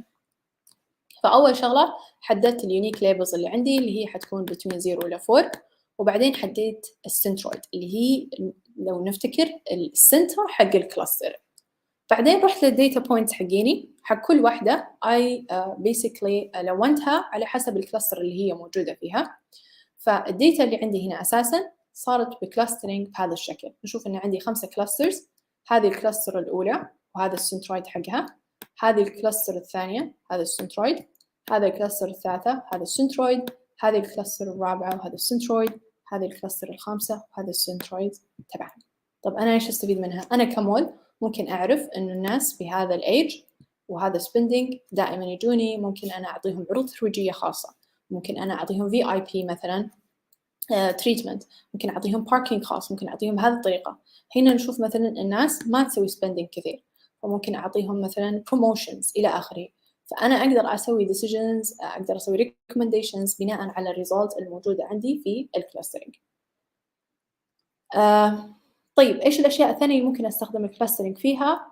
زي ما قلنا هنا الماركت سيجمنتيشن. أنا عندي ماركت أحتاج أعرف مثلا هذولي إيش ممكن غالبا البيهيفير حقهم، حيدفعون إيش، حيشترون إيش، متى حيجون وما شابه. أيضا نقدر نستخدمها في الميديكال إيميجينج. لو أحد درس الميديكال إيميجينج أو الإيميج بروسيسنج حتعرفوا أن كثير أشياء أنا أستخدم فيها مثلا كلاسترينج. مثلا هذه عندي صورة للدماغ، أحتاج أقسمها إلى عدة أجزاء، أنا ما أعرف قبل ما أبدأ هذا إيش وهذا إيش وهذا إيش. ممكن أستخدم الكلاسترينج فنقول مثلا أن هذا الجزء متشابه، فإذا هو ينتمي إلى نفس الكلاستر. هذا الجزء متشابه فينتمي لهذا الكلاستر، هذا الجزء متشابه ينتمي لهذا الكلاستر. ممكن نستخدمه في العلاج، ممكن أستخدمه في التحليل، ممكن أستخدمه في أشياء كثيرة مرة. يعني هذا بشكل عام إيش الكلاسترينج وكيف يشتغل. آخر نوع من أنواع تعلم الآلة اللي هو عندنا reinforcement learning أو التعلم المعزز. هذا من الأنواع الماشين ليرنينج اللي هو مختلف أيضا عن ما يسبق. في التعليم المعزز إيش حيصير؟ عندك agent أو program أو software وعندك environment. أولاً في التعليم المعزز الداتا is not labeled، فأنت ما تعرفين مثلاً هذا الشيء كويس أو هذا الشيء سيء أو هذا الشيء جيد أو هذا الشيء سيء. طيب إيش أسوي في التعليم المعزز؟ حيكون عندك agent وحيشتغل في مكان اسمه الenvironment هذه ممكن تكون لعبة، ممكن تكون simulation، ممكن تكون شارع. فأنت كagent، أنت كبروجرام حتاخذي actions، تصدري قرار. بعد ما تصدري قرار حيكون عندنا سنسورز اللي هي حساسات تشوف الانفايرمنت هل هي تحسنت. فإذا صار مثلا قراري صحيح أبعطيه ريورد، أبعطيه جائزة وبسوي له أبديت. لو كان مثلا اللي أنا سويته خاطئ بقول له لا أنت I will detect from your reward عشان أنت تصلح الأكشنز حقينك. وبيبدأ الأيجنت بداية ما يعرف هو يسوي ولا شيء، بعدين حيبدأ ياخذ قرار أنا سويت هذا الأكشن هل هو جيد أم سيء. لو جيد أنا بضيفه للجود بوينتس، لو سيء لا خلاص ما راح أسويه مرة ثانية. نرجع مرة ثانية راح أسوي قرار هل هو جيد أو سيء، جيد أو سيء، ونكمل بهذه الطريقة. ممكن كثير تشوفون التعليم المعزز if you are gamers في الجيمز. كثير من الايجنتس لو أنت تلعبي مع الكمبيوتر هم متدربين عن طريق reinforcement learning. فتشوفي مثلا يبدأ الكمبيوتر يلعب يشوف مثلا أنا لو أخذت هذا، مثلا لو كانت سيارة لو كانت يمشي بهذه الطريقة وصدم في السيارة اللي قدامه نقول إنه مثلا it slowed me down، تأخرت فما راح أخذ هذا الشيء مرة ثانية. لو كانت مثلا سونيك مثلا نشوف إنه لو أخذ هذا القرار يكون جيد أو أخذ هذا القرار يكون سيء. more of a real life لو كنتي مثلا أنتي تستخدمي مثلا نقول أيضا أمازون أو نمشي، أول مرة بيسألونك كم سؤال يعطونك recommendation، بيقولون لك مثلا هل أعجبك هذا الشيء، أنت تحطي yes yes مثلا no yes yes no yes. فبناء على قرارك أنا راح أحسن الخيارات عندك مرة ثانية. أنا شفت مثلا هنا عجبتك الساعة فمرة ثانية أعطيتك الساعة، مثلا هنا عجبك قارورة الموية فأعطيتك مثلا المنقي. ما عجبتك اللعبة فمفروض أني أنا ما أعطيك اللعبة مرة ثانية. وبنكمل بهذه الطريقة لحد ما أوصل إلى سيستم يكون مفيد لليوزر. هذا بشكل عام الليرنينج في الماشين ليرنينج اللي هي بدأنا بالسوبرفايز ليرنينج، بعد كذا انتقلنا إلى الانسوبرفايز ليرنينج، وبعدها تعلمنا عن التعليم المعزز أو الرينفورسمنت ليرنينج. فإن شاء الله إنه يكون بسيط واستفدتوا منه في as a crash course for machine learning. طيب بعد هذا الكلاس إيش أو بعد هذا الكراش كورس أنت مثلا مهتمة أنك تتعلمي أكثر في الماشين ليرنينج، إيش الأشياء اللي ممكن تفيدك فيها؟ هذه مثال على بعض الأونلاين كورسز أو الأونلاين ريسورسز ممكن تفيدك في التعلم عن الماشين ليرنينج. عندك اللي هو learning from data, introduction to machine learning by Udacity أو introduction to machine learning by Kaggle. Thank you all. I hope you've learned something new, and if you have any question, then please let me know.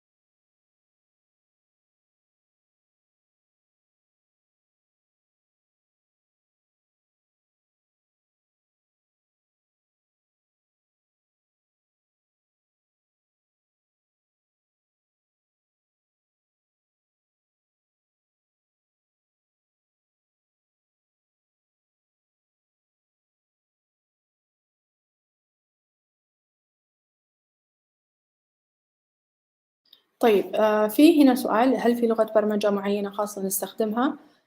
بشكل عام لا، لكن كثير من الالغوريثمز والسوفت والميثود implemented في بايثون.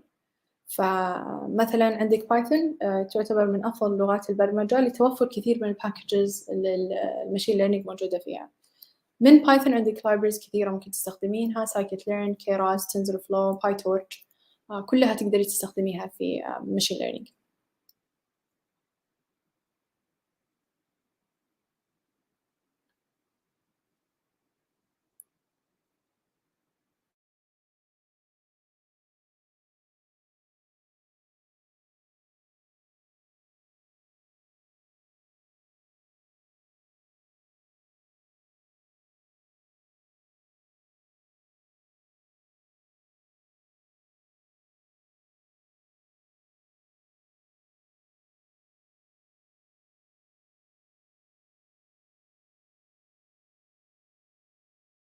طيب زي ما قلت عندكم هذه الدورات الثلاث ممكن تفيدكم جدا. I would suggest to start with Udacity. طيب زي ما قلت عندكم هذه الدورات الثلاث. فيوداسيتي ماشين ليرنينج كورس مفيد جدا. ممكن جدا. الماشين ليرنينج من الأشياء اللي قابلة زي كل ساينس، تقدري تتعلميها شخصيا، تقدري تتعلميها ككورسز. شور. الديتا أناليسيس جزء كبير من الماشين ليرنينج، لأن زي ما شفتوا أغلب الالجوريثمز أو الليرنينج هنا تعتمد على الديتا بري بروسيسنج. فجزء من الديتا أناليسيس تكنيكس نقدر نستخدمها في الماشين ليرنينج. عدد كويس من الماشين ليرنينج algorithms performance يعتمد على البري بروسيسنج اللي أنت تسويه مع الداتا. فكل ما كان البري بروسيسنج حقك أفضل يكون الماشين ليرنينج أفضل عندك. عندنا algorithms اللي هي تعتبر state of the art الآن، اسمها deep models أو deep neural networks، تحل كثير من المشاكل الموجودة في الداتا أناليسيس، لكن still يعتبر مهم. vice versa، هل أنا أحتاج أتعلم machine learning عشان أشتغل data analysis؟ yes and no. depends على الابليكيشن اللي أنت تشتغل عليه في النهاية.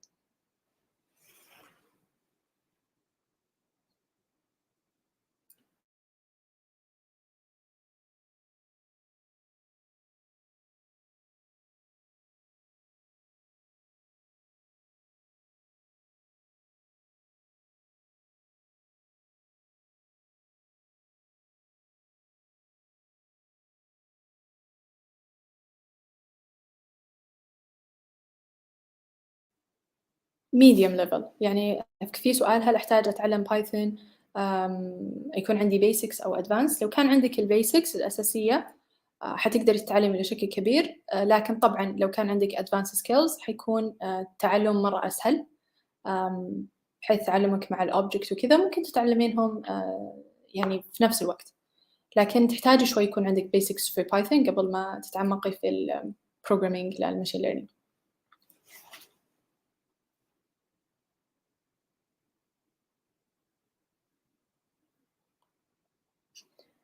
طيب هو في سؤال، هل توجد مصادر عربية لتعلم الماشين ليرنينج؟ في بعض المبادرات موجودة عندنا في السعودية لتعلم الذكاء الاصطناعي والماشين ليرنينج، غالبا لو بحثوا عنها حتلقوها. شخصيا أنا ما تعلمت منها، لكن موجودة مصادر ممكن تفيدكم جدا في تعلم الماشين ليرنينج بالعربي.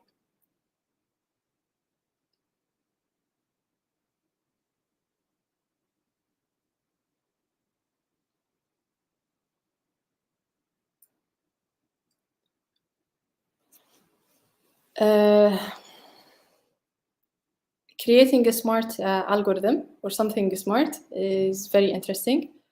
فالماشين learning algorithms are technically smart. هم أذكياء يقدروا يتعلموا من نفسهم. أنا أقدر أعطيه data هو يقدر يتعلم.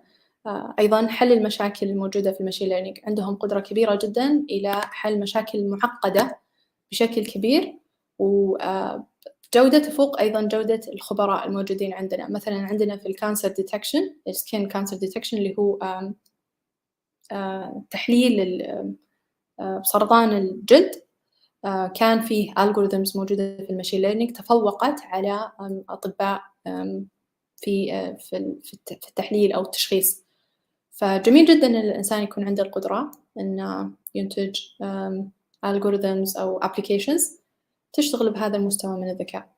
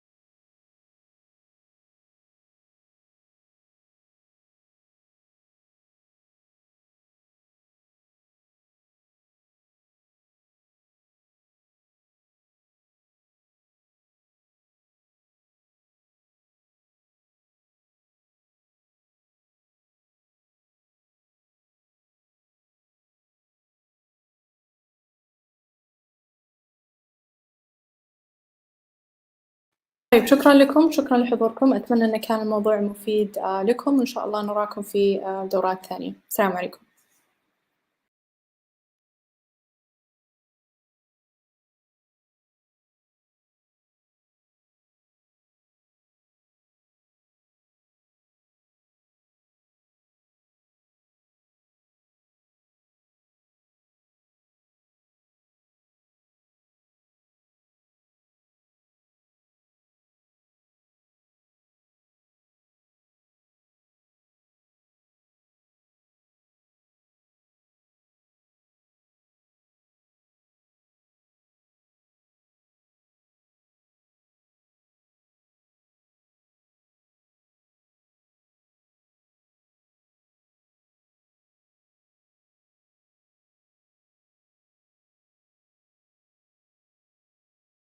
لا اوكي. اي اوكي اسوي شير.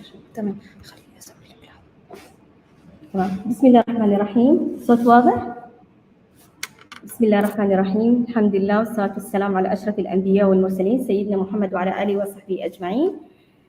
First of all, I would like to thank على هذا الحدث العظيم منظمين السقين مقدمين ومزيدا من التألق إن شاء الله. جزيل الشكر والعرفان للسيرات التي أبرزن كفاءة عالية في تكريس هذا العلم في خدمة مجالات متعددة. نسأل الله للجميع العلم النافع.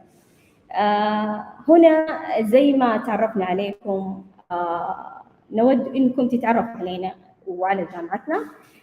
معكم دكتورة إلهام كريري، أنا رئيسة قسم نظم المعلومات وكلية كلية هندسة وعلوم الحاسب الآلي في جامعة الأمير سطام، وزميلتي دكتورة فاطمة المسموري هي أستاذ مساعد وعضو في قسم نظم المعلومات كلية هندسة وعلوم الحاسب الآلي أزول. في البداية أود إنكم تتعرفوا على جامعتنا واللي نطمح إنها تكون جنباً إلى جنب الجامعات العريقة المشاركة في هذا الحدث العالمي اللي حالياً أنا راح أترككم مع العرض المرئي للتعريف بالجامعة ثم الكلية وأحد البرامج العلمية الأكاديمية اللي تقدمها الكلية اللي هو الداتا ساينس.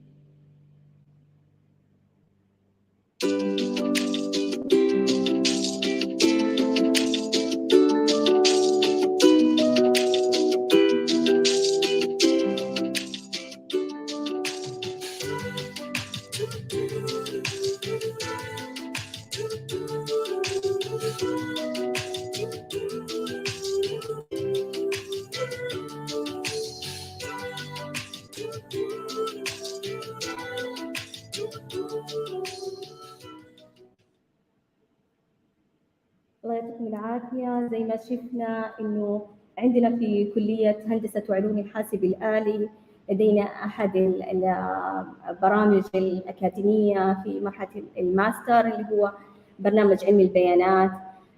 البرنامج هذا بدأ من 2018 أو 19 وتم تخريج الدفعة الأولى السنة الماضية 2021. البرنامج تضمن العديد من التجارب والتحديات اللي واجهوها طلابنا وطالباتنا في الشطرين. كانت يعني معظمها تجارب ناجحة. مكننا البرنامج الأكاديمي من البحث العلمي وعرفانا طبعا بالجميل. أود أن أستهل يعني قبل العرض بكلمة سعادة وكيل التطوير والجودة اللي هو دكتور لؤي سدني عن البرنامج. تميز برنامج علم البيانات في قسم نظم المعلومات بوجود أعضاء هيئة التدريس نشيطين جدا في البحث العلمي في هذا المجال، سواء كان Artificial Intelligence, Machine Learning ولا IoT. ومع وجود طلاب بنفس الحماس وبنفس الشغف للإثراء في هذا العلم، قام فرق العمل بنشر عدة منشورات في مجلات ومؤتمرات عالمية ومحلية. فمثل هذه البيئة التي تصنع هذا الشغف وهذا التعاون، يكون الطالب ليس مجرد طالب في برنامج ماجستير يريد أن يحصل على الشهادة، أصبح هناك بيئة تعمل جنبا إلى جنب بين عضو هيئة التدريس وبين الطالب كزملاء في مشروع بحثي واحد، وينشروا في عدة أبحاث وفازوا بعدة جوائز على مستوى الطلاب والطالبات. مثل هذه البيئة تخلق شغف للإبداع، شغف للخروج عن المألوف، وعدم فقط التقليد والتطبيق، ولكن أن نصبح قدوة في هذا المجال، بحيث أن نكون نصنع صناع التقنية وليس منتظرين إنتاجات تأتي من الخارج. فميزة هذا البرنامج عن البرامج الأخرى هي البيئة التي نخلقها بين الطالب وبين عضو هيئة التدريس، التي نتسق في أهدافها مع بعض كي تصل لمرحلة من الإنتاج العملي والعلمي المفيد وذات تأثير عالي للشخص وللأعضاء وللمجتمع الذي سينتمي إليه. يعطيك العافية دكتور لؤي. أكيد إن معانا نبدأ في موضوعنا. إحنا حابين نعرض كيف إنه مكننا برنامجنا الأكاديمي العلمي في مجال الأبحاث والبحث والبحث زي ما ذكر الدكتور إنه إحنا شاركنا في عدد من المؤتمرات والجورنال واللي كان لها تأثير وصدى مهم باستخدام الداتا ساينس. إحنا تقريبا هذه one of the paper اللي إحنا نشرناهم في أحد الجورنال كانت تهتم بالداتا ساينس. كان ممكن الإيشو فوكس على الإي-mentoring activities in online programming community. هي عبارة عن empirical study in one of online community which is Stack Overflow. حاولنا في هذه البيبر إنه نشوف إيش هي الأكتيفيتي الإي-mentoring activity اللي happening on this communities. اخترنا Stack Overflow which is one of online programming community which is public platform, open, we can access the data. هي عبارة عن question and answer community. البروجرامر والديفلوبر even the learner can ask a question, they can get the answer from the expert or the mentor or from their peer in 1 second or soon. هذه عبارة عن واجهة المنصة نفسها. هي عبارة عن نمبر، يعني نشوف زي ما احنا قاعدين شايفين انه عدد النمبر اوف الكويستشن هي more than 22 million question. يعني عندنا huge data موجودة على المنصة متاحة. البيبر يعني actually احنا نشرناها في 2018 لما كانت عدد الكويستشن already اللي posted على الكوميونتي around 16 million، لكنها تقريبا يعني محدثة right now. عموما إحنا حاولنا ناخذ بناء على عينة، في عندنا معادلة وحسبنا عينة بناء على عينة بحيث إنه يكون الايرور ريزلت تكون at least less than 5%. واخذنا عينه من الكويستشن بناء على معايير معينه، انا ما هادخل في ديتيلها، ولكن هذا يعني اتوقع انه الكرايتيريا فور كولكشن داتا واناليسيس الداتا. هنا لما نضغط على one question راح نشوف انه تقريبا كل question عنده عدد من الكومنت under the question، عنده عدد من النمبر اوف ذا انسر، وفيه the best of the answer طبعا دائما تكون in the top، يعني اللي عليها المور فويتد. هذا تقريبا هذا الكويستشن عنده 28 answer. فكان الفوكس انه احنا consider who are asking the question as a mentee and who are answering and has the top voted answer as a mentor. ودخلنا على الديتيل البروفايل فور الممبر اللي ask a question والممبر اللي answer the top voted answer. وبعدين حللنا الداتا وكلاسيفاي الداتا اللي موجودة عندنا، سواء who's the mentor who's the mentees. حللنا كمان الكويستشن والانسر، وحللنا ايش هي الكايند اوف ذا اكتيفيتي going on those thread اللي بوستد على الكوميونتي. طيب نشوف احنا هنا طلعنا بعد ما يعني هو استاذه نوره الله يعطيها العافيه في السيشن الماضي هي ذكرت اليات مختلفه للكلاسيفاي وكيف انه كاتيجورايز الداتا نفسها. فبناء انا ما هادخل في الديتيل، ولكن هذه تقريبا اوفر اوف يو ذا ريزلت. عندنا احنا وجدنا من الداتا اللي جمعناها لقينا انه عندي mentees, some of the mentees student, some expert developer, بعضهم كان المودريتور، بعضهم full stack developer, educator ولا academic research. As well in the other side and لقينا انه المنتور في عندنا academic researcher، في faculty member as well كان لهم work on those community. بعد ما حللنا البروفايل للبوث who is asking the question who is posting the two-point answer، احنا رجعنا للمين purpose of the paper اللي which the kind of the activities monitoring activities happening on this paper. أو هذه one of the top answer.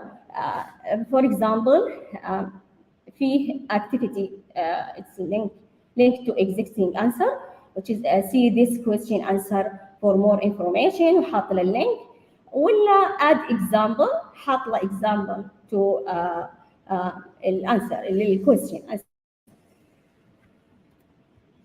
بعد كذا احنا لقينا ممكن يعني الصوره معلش ما هي يعني واضحه، احنا عموما لقينا عدد huge يمكن 31 of the activities.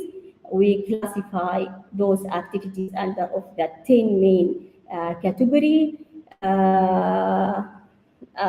بعد ما شفنا which is the أقرب زي ما ذكرت أستاذة نورة category للactivities اللي happening، إحنا قسمناهم وجمعناهم وطلعنا ب 10 main activity in هذه البلاتفورم. بعد كذا احنا جمعنا بنحاول نوجد ايش هو الاريا الاي-منتورنج اكتيفيتي اريا اللي يقوم بها المنتور واللي يقوم بها المنتيز. فزي ما هو معروض عندكم عندنا اللي فوق تقدر رايتنج، عندنا ال 3 main area of the activity. عندنا knowledge creation, knowledge creation and mentor-mentees communication, organization encouragement. وال10 activities وزعناهم تحت كل area related area. والمنتور والمنتيز، ولقينا طلعنا يعني ممكن نشوف إنه أغلب الأكتيفيتي المنتور في الكوميونتي هذه يحاولوا يكونوا النولج، ويحاولوا أيضاً يصححوا النولج اللي قاعدة تنضاف على البلاتفورم، fixing, editing, whatever. ولكن المنتيز اللي هم يعني ممكن طلاب مبتدئين، beginner developer ولا programmer، قاعدين يحاولوا كمان يصححوا البعض اللي يحاولوا knowledge في الاريا knowledge creation and يحاولوا يسووا communication organization encouraging each other. تقريبا هذه one of the paper. Dr. I will hand you to Dr. Fatima, which is present the other research paper in this area. شكرا دكتورة إلهام. السلام عليكم ورحمة الله. معكم دكتورة فاطمة المصمودي، أستاذ مساعد بقسم نظم المعلومات بكلية هندسة وعلوم الحاسب بجامعة الأمير سلطان بن عبد العزيز. يعني قبل أن أستهل الحديث هكا بصفة مختصرة على تجربتي المتواضعة في علم البيانات، في الواقع هو في مثل قديم يعني روماني يقول لك كل الطرق تؤدي إلى روما، يعني بحيث أن الدولة الرومانية يعني كانت في كل مرة تحب أنها تضم مقاطعة جديدة لمساحتها الجغرافية، كانوا يسلكوا طريق صعبة جدا للوصول إلى المدينة المنشورة اللي هم يحبوا يضموها اليوم. فقامت الدولة بإنشاء طرق سهلة، ويعني لمجرد أن الإنسان يسلكها يصل يعني مباشرة إلى الديستنيشن. فممكن احنا من المثل هذا يصير له تعديل، بحيث أن نقول كل الطرق تتفرع من علم البيانات. علم البيانات يؤدي إلى سهولة الوصول إلى اتخاذ القرار المناسب في جميع مجالات الحياة. ونحن نشوفه على مدار 3 أيام الزميلات ما شاء الله معناها العلم هذا اقتحم جميع مجالات الحياة، من التعليم للصحة للأمن لكل شيء، يعني ما شاء الله. تجربتي في علم البيانات كانت لما قمنا كان لي الشرف أني كنت من بين الطاقم التدريسي لماجستير علم البيانات بالكلية، وفيه يعني كانت لي الفرصة أن نكتشف مع بعض كل ما هو متعلق بالبايثون والتنقيب المتقدم على البيانات. فبعد ذلك كانت لي تجربة ناجحة والحمد لله مع الطالبتين أمل الغفيس ونوف الدوسري اللي هم الآن محاضرتين بجامعة الإمام سعود بالرياض. المشروع كان بصفة عامة يخرج من رؤية 2030، وهي أنه من بين أهداف هذه الرؤية أنه توفير أو تحسين جودة الحياة في المملكة العربية السعودية سواء للمواطنين أو المقيمين. فلما نقول أنا جودة حياة، ماذا تعني جودة الحياة بدون أمن وأمان؟ فهنا الفوكس كان على تمثيل أو يعني معرفة وضعية كل ما هو الجريمة في المملكة العربية السعودية، وتحديد بما يعرف بالهوت سبوتس، يعني الأماكن التي تكثر فيها الجريمة. ذلك أنه هذه يعني طريقة التعرف على هذا النوع من المشاكل قد تساعد ولا قد تكون يعني مفيدة جدا لاتخاذ القرار أين أستطيع أن أعزز نقاط الأمن أو نقاط التفتيش أو المراقبة، نعزز المراقبة في المناطق المعنية بالأمن. فهنا على هذا الأساس إحنا ما درسنا علم البيانات فقط، بل إحنا استطعنا أن نوظف هذا العلم لحل مشكل في المجتمع، يعني بصفة عامة. هذا هو الهدف. إحنا we will learn and obtain a degree and goodbye. No. إحنا نحب نستثمر هذا العلم عشان نحل مشاكل متعددة في الحياة بصفة عامة. وأسئلة البحث بالنسبة لهذا المشروع كانت كالتالي.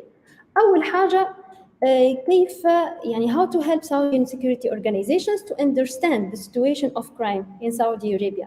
يعني أنا نحب نشوف خريطة أمامي وتقول لي density of crime occurrence in Saudi Arabia so that I can understand where or what are the regions اللي أنا لازم نكثف فيهم المراقبة أكثر ما يمكن على حسب بطبيعة الحال نوع الجريمة اللي تحدث. Second, how getting a deeper understanding of what kinds of criminal weapons are people frequently talking about based on crime-related tweets analysis. هنا بما أن إحنا في نفس السياق يعني الحديث عن الجريمة استندنا على أكثر منصة يعتمدها سكان المملكة العربية السعودية في التواصل الاجتماعي ومشاركة their thoughts.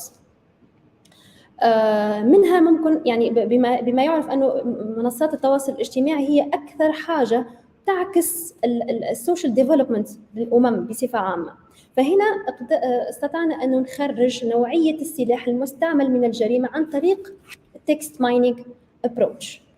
ثالثاً وفي نطاق المخالفات القانونية كان هناك سؤال how to help Saudi security organizations understand the situation of COVID-19 precaution violations. يعني في السنوات الأخيرة كانت المملكة العربية السعودية على موعد مع مجموعة من القرارات لكي تحد من انتشار الوباء، وهذا أيضا يعني نقطة إيجابية تحسب، لأنه بالاعتماد على هذا العلم اللي هو علم البيانات استطاعت المملكة العربية السعودية أن تحتوي أكبر جائحة طبية في تاريخ البشرية في ظرف سنتين، ومن بعدها تعود الحياة كما كانت والحمد لله.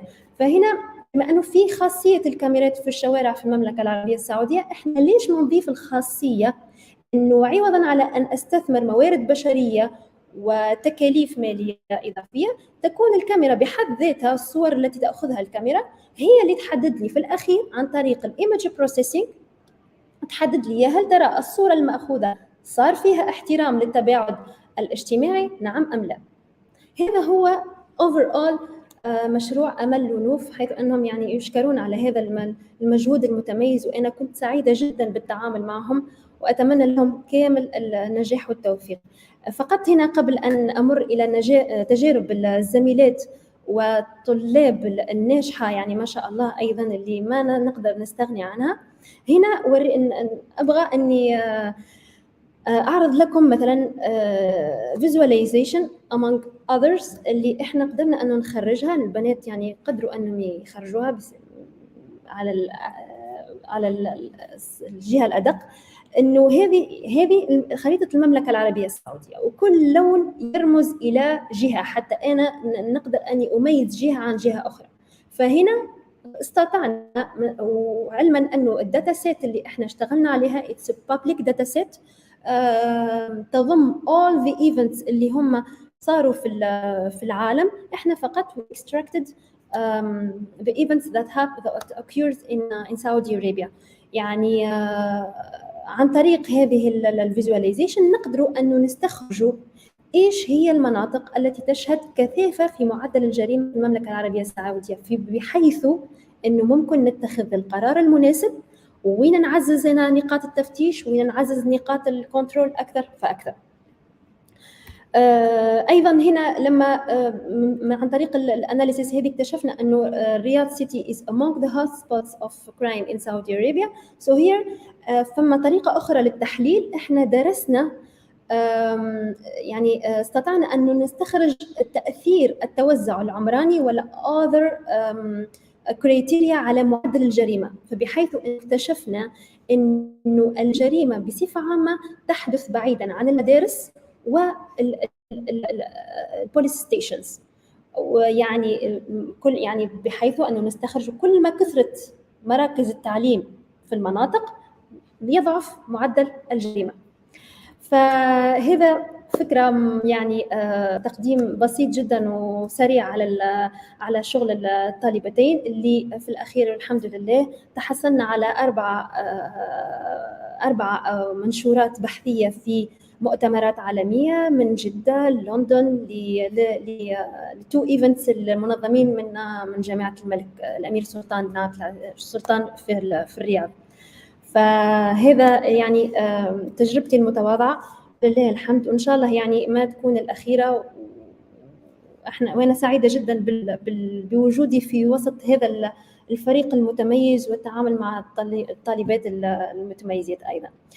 الحين سنمر إلى مجموعة من إنجازات الزميلات في مجال علم البيانات أيضا، وسنبدأ بتجربة الدكتورة راوية المكني. السلام عليكم ورحمة الله وبركاته. معكم دكتورة راوية المكني، أستاذ مساعد بكلية هندسة وعلوم الحاسب. رح أحكي معكم على تجربتي بمجال علم البيانات الذي كان من ضمن مسارات برامج الماجستير بكليتنا.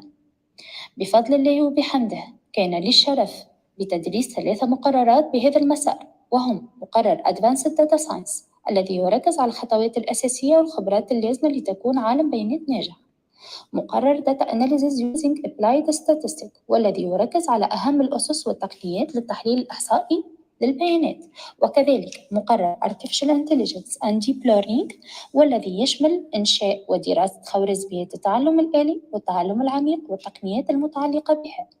في نفس السياق كانت لي تجارب ناجحة في تأطير مشروع بحثي، حيث حظت الطالبات بتطبيق المعرفة المكتسبة من خلال هذا البرنامج لمعالجة مشكلة حقيقية في واقعنا بالمجال الصحي، بمشروع علم بيانات متكامل بعنوان COVID-19 Vaccine Rejection Causes Based on Twitter Pupil Opinion Analysis Using Deep Learning.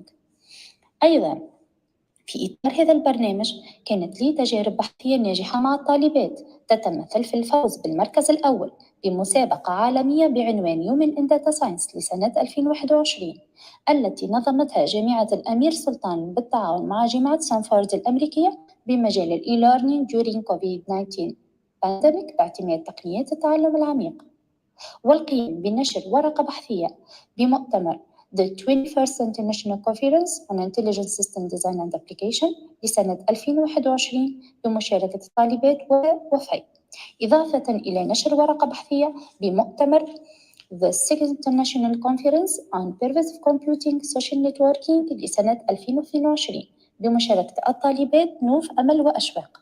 بعد التخرج حظت جميع الطالبات بوظائف جدا قديرة في مجال علم البيانات، من بينها تشتغل الطالبات وفاء بوظيفة محلل بيانات بقسم البحوث والنمذجة، وأستاذة أشواق تشتغل بوظيفة إخصائية برامج والتدريب بمعهد البحوث والخدمات الاستشارية التابعة لجامعة الأمير سلطان بن عبد العزيز.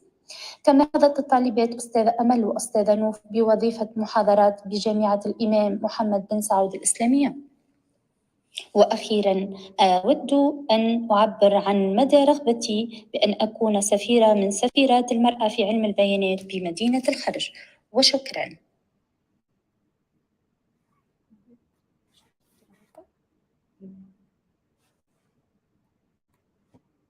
ورحمة الله وبركاته. معكم دكتورة ملتقى، أستاذ مساعد في كلية هندسة وعلوم الحاسب في جامعة الأمير سلطان بن عبد العزيز. أكلمكم اليوم عن مجال علم البيانات. هذا المجال يعتبر هو نفط القرن 21 لأنه مجال مهم جدا في وقتنا الحالي، ويعلمنا كيفية التعامل مع الكميات الرهيبة للبيانات المحاطة بنا من السوشيال ميديا، من الويب، ومن أجهزة الاستشعار وغيرها من المصادر. تجربتي مع هذا المجال كانت أكاديمية وبحثية، حيث كان لي الشرف في تدريس مقرر Business Intelligence and Analytics لطالبات ماجستير في علم البيانات، حيث علمتهم مراحل هذا المجال من جمع البيانات وتحليلها باستخدام set of algorithms and tools، وأيضا على كيفية بناء نموذج تنبؤي prediction باستخدام تقنيات الماشين ليرنينج. كما أني عرفتهم عن الفيزواليزيشن اوف داتا، التمثيل الصوري، وعرض الكي بيرفورمانس انديكيتورز لمتخذي القرار من اجل اتخاذ القرارات المستقبليه المناسبه. كما انني كنت سعيده جدا بمشاركتي مع فريق من الطالبات في تحليل بيانات لقطاع بنكي من اجل تجنب تهديدات الافلاس واستغلال فرص الاستثمار. هذا المشروع تحصلنا به على المركز الأول في الملتقى العلمي لطلاب كلية هندسة وعلوم الحاسب، ولله الحمد. كما أني شاركت مع طالب الدكتوراه في مجال التنبؤ بحالات الكوفيد-19 لأشخاص مشتبه بإصابتهم، حيث استخدمنا تقنيات الماشين والديب ليرنينج، ولله الحمد تم نشر عملنا في مجلة علمية ذات تأثير علمي Q2. كما أني شاركت في منصة جوجل التي تقدم منافسات ومسابقات عالمية. ومن خلال هذا الفيديو أدعو الجميع للمشاركة في هذه المنصة لاحتوائها على فيديوهات تعليمية ومسابقات عالمية ممتازة. أخيراً حابة من خلال هذا الفيديو أعبر عن رغبتي الشديدة في أني أكون سفيرة في جمعية Women in Data Science. السلام عليكم. الآن سنمر إلى بعض إنجازات خريجي وخريجات كلية هندسة وعلوم الحاسب في مجال علم البيانات. السلام عليكم ورحمة الله وبركاته. أنا عبد العزيز بن يحيى العاتي، تخرجت من كلية هندسة وعلوم الحاسب بتخصص نظم المعلومات، وحكايتي بدأت مع علم البيانات. كان بتوجيه أحد أعضاء هيئة التدريس وهو الدكتور لؤي السدمي عن مدى أهمية المجال في سوق العمل وفرصه ومستقبله. وبعد ذلك التوجيه ساعدني الفضول أن أبحث عن هذا المجال، ولحسن حظي كانت الكلية تقدم مواد علمية في مجال علم البيانات. وبدايتي كانت مع مادة تنقيب البيانات، والحمد لله مكنتني المادة أن أبني أساساً متيناً نظرياً وعملياً عن خوارزميات تعلم الآلة.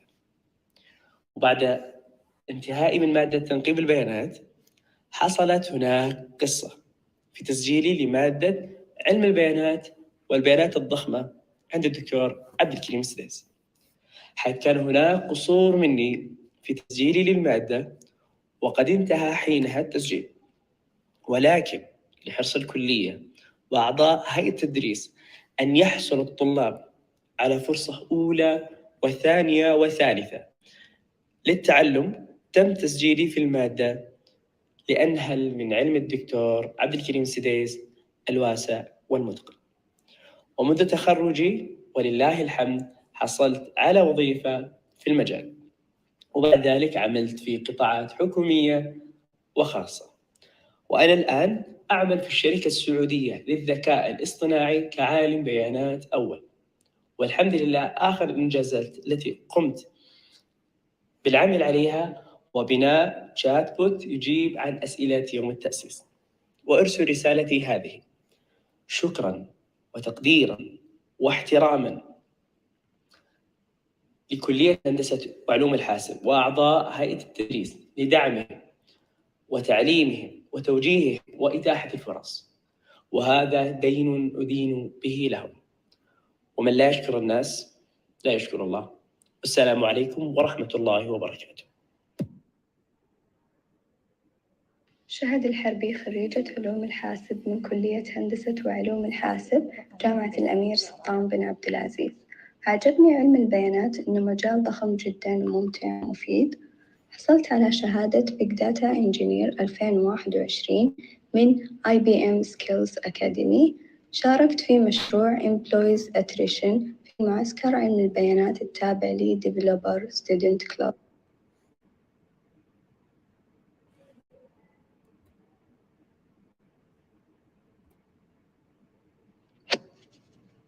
السلام عليكم. أنا عبد العزيز الخنين، طالب نظم معلومات في المستوى الثامن من جامعة الأمير سلطان بن عبد العزيز. بدايتي في علم البيانات كانت في المستوى الرابع والخامس بعد إرشاد وتوجيه من الدكتور عبد العزيز التاج.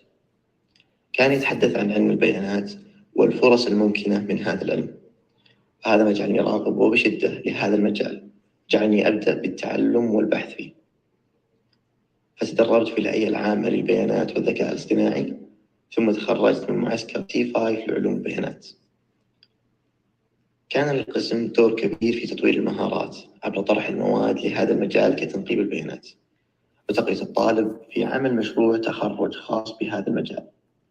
فكان مشروعي بإشراف الدكتور علي اللواتي عن علم البيانات وتقديم الدعم له. آخر أعمالي كان الفوز بمسابقة توقع اسم الشاعر من بيت شعره مقدمة من مطورين جوجل. حالياً أعمل كعالم بيانات في أحد الشركات الناشئة. السلام عليكم ورحمة الله. أنا شهد الدوسري، استشاري أول في شركة PwC الاستشارية في قسم البيانات والذكاء الاصطناعي، خريجة علوم حاسب من جامعة سلطان بن عبد العزيز سنة 2019. اكتشفت شغفي في مجال علم البيانات أثناء دراستي للمقررات المتعلقة بالمجال كمقرر تعلم الآلة، الذكاء الاصطناعي، ترقيب البيانات وغيرها من المقررات. عملت على مشروع التخرج في نطاق الذكاء الاصطناعي ونماذج التصنيف، ومع وجود دعم الجامعة شاركنا في مشروع التخرج، وحاز المشروع على المراكز الأولى في عدة مسابقات كمسرعة تقنيات التعليم التابعة للمنشآت والملتقى العلمي لجامعة سلطان، بالإضافة إلى انضمامي إلى عدة ملتقيات نظمتها الجامعة للذكاء الاصطناعي أتاحت لي التوسع والتطور أكثر في هذا المجال. بعد التخرج التحقت بمعسكر علم البيانات التابع لوزارة الاتصالات منتهي بالتوظيف. حصلت في خلال هذه التجربة على أهم الشهادات في مجال علم البيانات، كحصولي على شهادة احترافية لساس بيج داتا وتدريبي as Cloudera Data Scientist. كخريجة علوم حاسب مهتمة في علم البيانات أتيحت لي فرص أكبر بحكم أن التخصص مطلوب في سوق العمل، فسعيدة جدا كوني خريجة من كلية هندسة وعلوم الحاسب الداعمة، وأشكر جميع أعضاء هيئة التدريس على مساعدتهم للطالب في أنه يجد شغفه الحقيقي من خلال المشاريع والبحوث والمقررات المناسبة بحيث يكون جاهز للانطلاق في سوق العمل. شكرا لكم. السلام عليكم ورحمة الله وبركاته. أنا نواف بن عبد الله آل حسين، خريج نظم المعلومات بجامعة الأمير سلطان بن عبد العزيز. بدأ شغفي في التعامل مع الأرقام والمعادلات الرياضية في مرحلة ما قبل الجامعة، وبعد التحاقي في قسم نظم المعلومات تم توجيهي من قبل أعضاء هيئة التدريس لمجال علم البيانات والتركيز على بعض المواد المتعلقة بعلم البيانات كالإحصاء وقواعد البيانات، والاطلاع على بعض المصادر الخارجية، واكتشفت بحراً من بحار العلم وتعلقت به، ومن ثم بدأت مسيرتي في تطوير ذاتي من خلال الاشتراك في عدة دورات خارج إطار الجامعة. وأخيراً، من لا يشكر الناس لا يشكر الله، فشكراً لأعضاء هيئة التدريس بكلية الهندسة وعلوم الحاسب على ما بذلوه من جهد ووقت.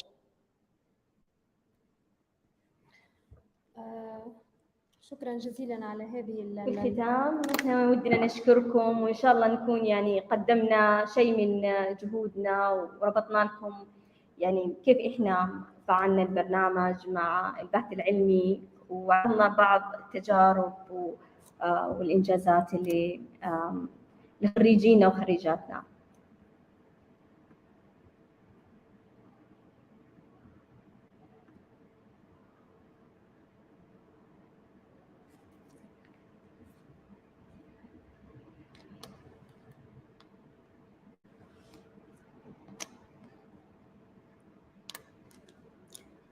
إيه، إذا في مجموعة من الأسئلة طبعا هاي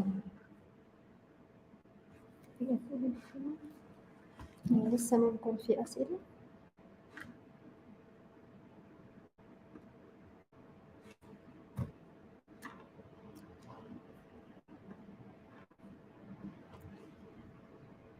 إيه عادي، تفضلوا. بالنسبة للأسئلة تفضلوا، إحنا موجودين إذا حابين تسألوا أسئلة.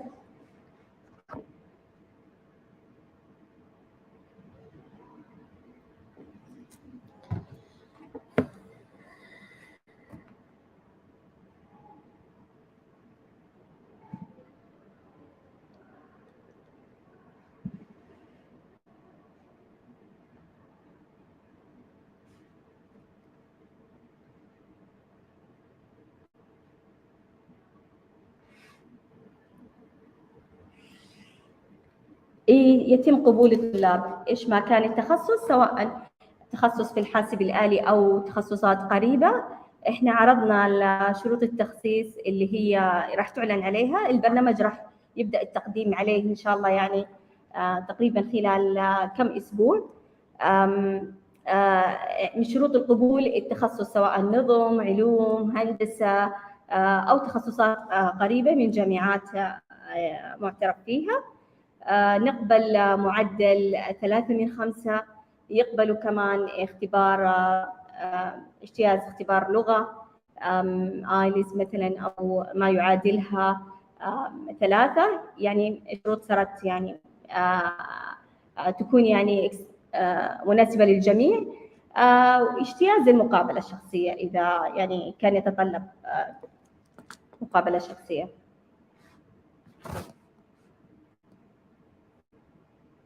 يعني وإن شاء الله راح يتم الإعلان عن البرنامج قريبا على التسجيل. عندنا كمان برنامج ثاني ماستر هو الأمن السيبراني، برضو راح يتم الإعلان عنه قريب بإذن الله.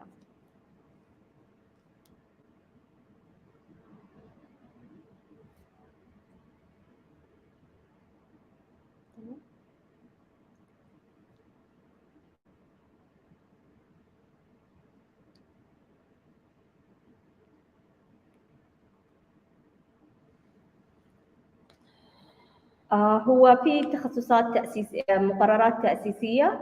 أنا تخصصي نظم معلومات إدارية. هل أحتاج أخذ بعض المواد قبل؟ أتوقع فيه دكتورة صحيح إنه في بعض المواد المساندة ممكن يعني تاخذيها يعني خلال الدرجة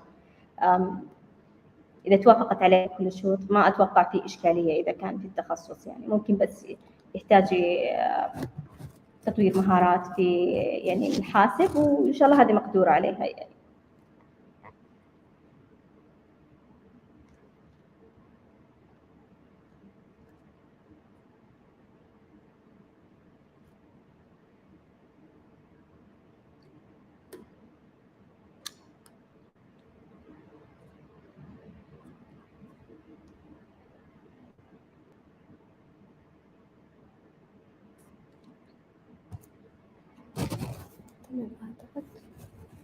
تقريبا في أسئلة، ولكن أي معلومات عن البرنامج، عن المقررات، عن شروط التخصيص، تقدروا تتواصلوا معنا على وسائل التواصل اللي ممكن دكتورة ترجع تعرضيها مرة ثانية. وسائل التواصل وإن شاء الله راح يتم الإعلان أصلا يعني عن التطبيقات. تابعوا موقع الجامعة والكلية في حل أي معلومات جديدة.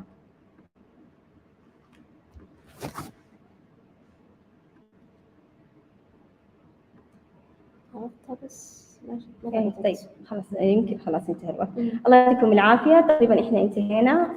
شكرا جزيلا مرة أخرى للمنظمين والمنسقين والقائمين على هذه الفعالية، ويعطيكم العافية.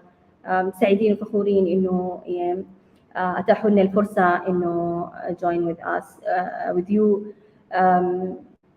وإن شاء الله نكون يعني قدمنا شيء من بعض الإنجازات والتحديات طلابنا وطالباتنا في البرنامج. يعطيكم العافية.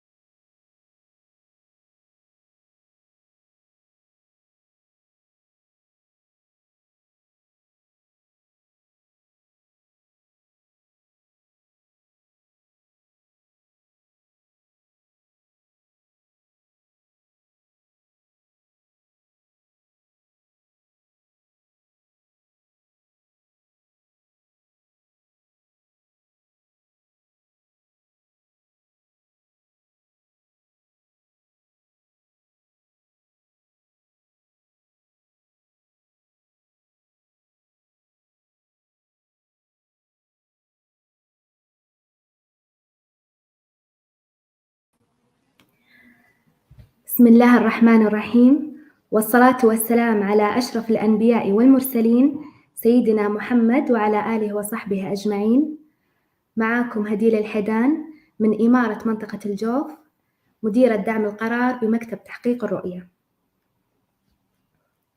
حظت المرأة السعودية باهتمام ورعاية من القيادة الحكيمة، ومنحتها سبل التمكين الذي عزز دورها في مختلف الميادين، فأصبحت شريكاً فاعلاً في رفعة الوطن ونمائه، وحققت نجاحات نوعية تباينت مجالاتها علمياً واقتصادياً وسياسياً واجتماعياً.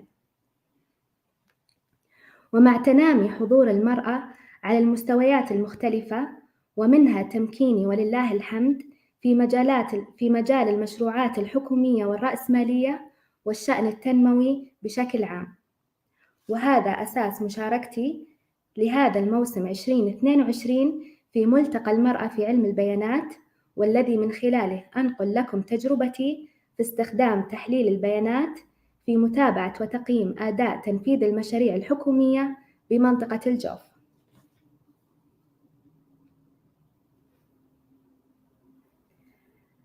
في البداية أود أن أوضح بشكل مختصر عن المشاريع الحكومية. تعتبر المشاريع التنموية الرأسمالية من أهم أدوات السياسة المالية لتحفيز الاقتصاد في المملكة العربية السعودية، حيث تؤدي إلى ضخ الأموال في الدورة الاقتصادية، وينعكس إيجابياً على الناتج المحلي الإجمالي. ويشكل التقدم في إنجاز هذه المشاريع مرجعية لقياس الأداء الحكومي نحو تحقيق النمو الاقتصادي الشامل المستدام، والذي ينعكس أثره على المواطنين. وتستحوذ هذه المشروعات النسبة الأكبر من ميزانية الدولة، ولضمان نجاحها يلزم توافر العديد من العوامل، ومن أهمها توافر موارد بشرية مؤهلة لإدارة المشاريع، ومنهجية علمية لمتابعتها، وقياس مؤشراتها، وإصدار تقارير دورية عنها لمتخذي القرار والإدارات العليا.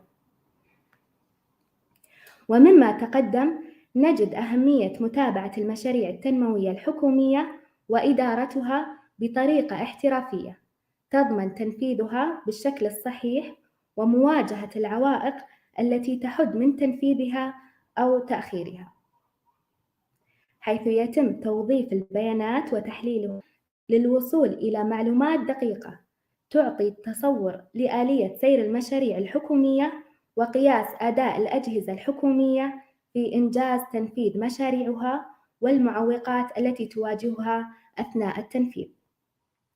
فيسعدني مشاركتكم تجربتي في متابعة المشروعات الحكومية في منطقة الجوف.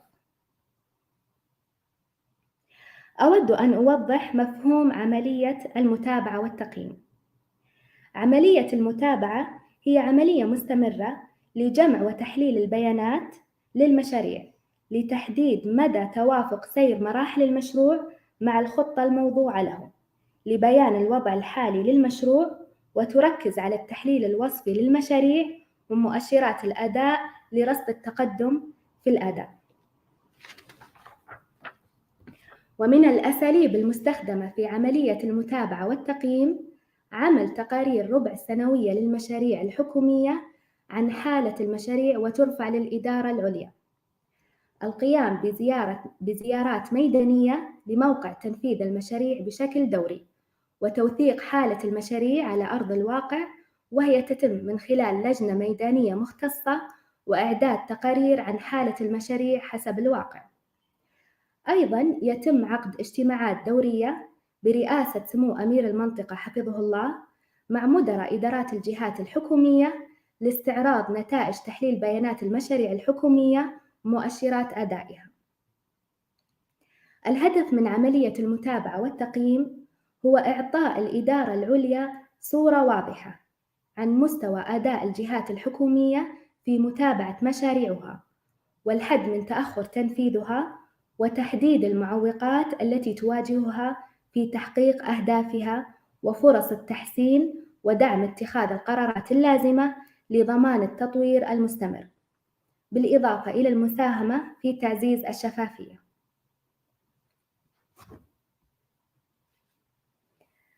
طريقة تحليل بيانات المشاريع الحكومية. الطريقة المعتمدة في التحليل هو التحليل الوصفي واستخدام عدة أدوات مثل الإكسل ومنصة تابلو لتصوير البيانات وعمل داشبورد تفاعلي لمتابعة المشاريع.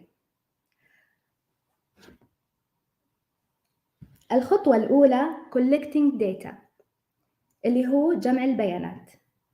لكن قبل البدء بتحليل البيانات يجب معرفة ما هي البيانات المطلوبة لعملية المتابعة والتقييم، وذلك بغرض تصنيفها في مؤشرات ليسهل التعامل معها وتفسير نتائجها. هذه هي نقطة البداية، ولضمان دقة وجودة البيانات التي يتم جمعها يتم تصميم نموذج موحد إكسل لتعبئة تفاصيل بيانات المشاريع للإدارات الحكومية.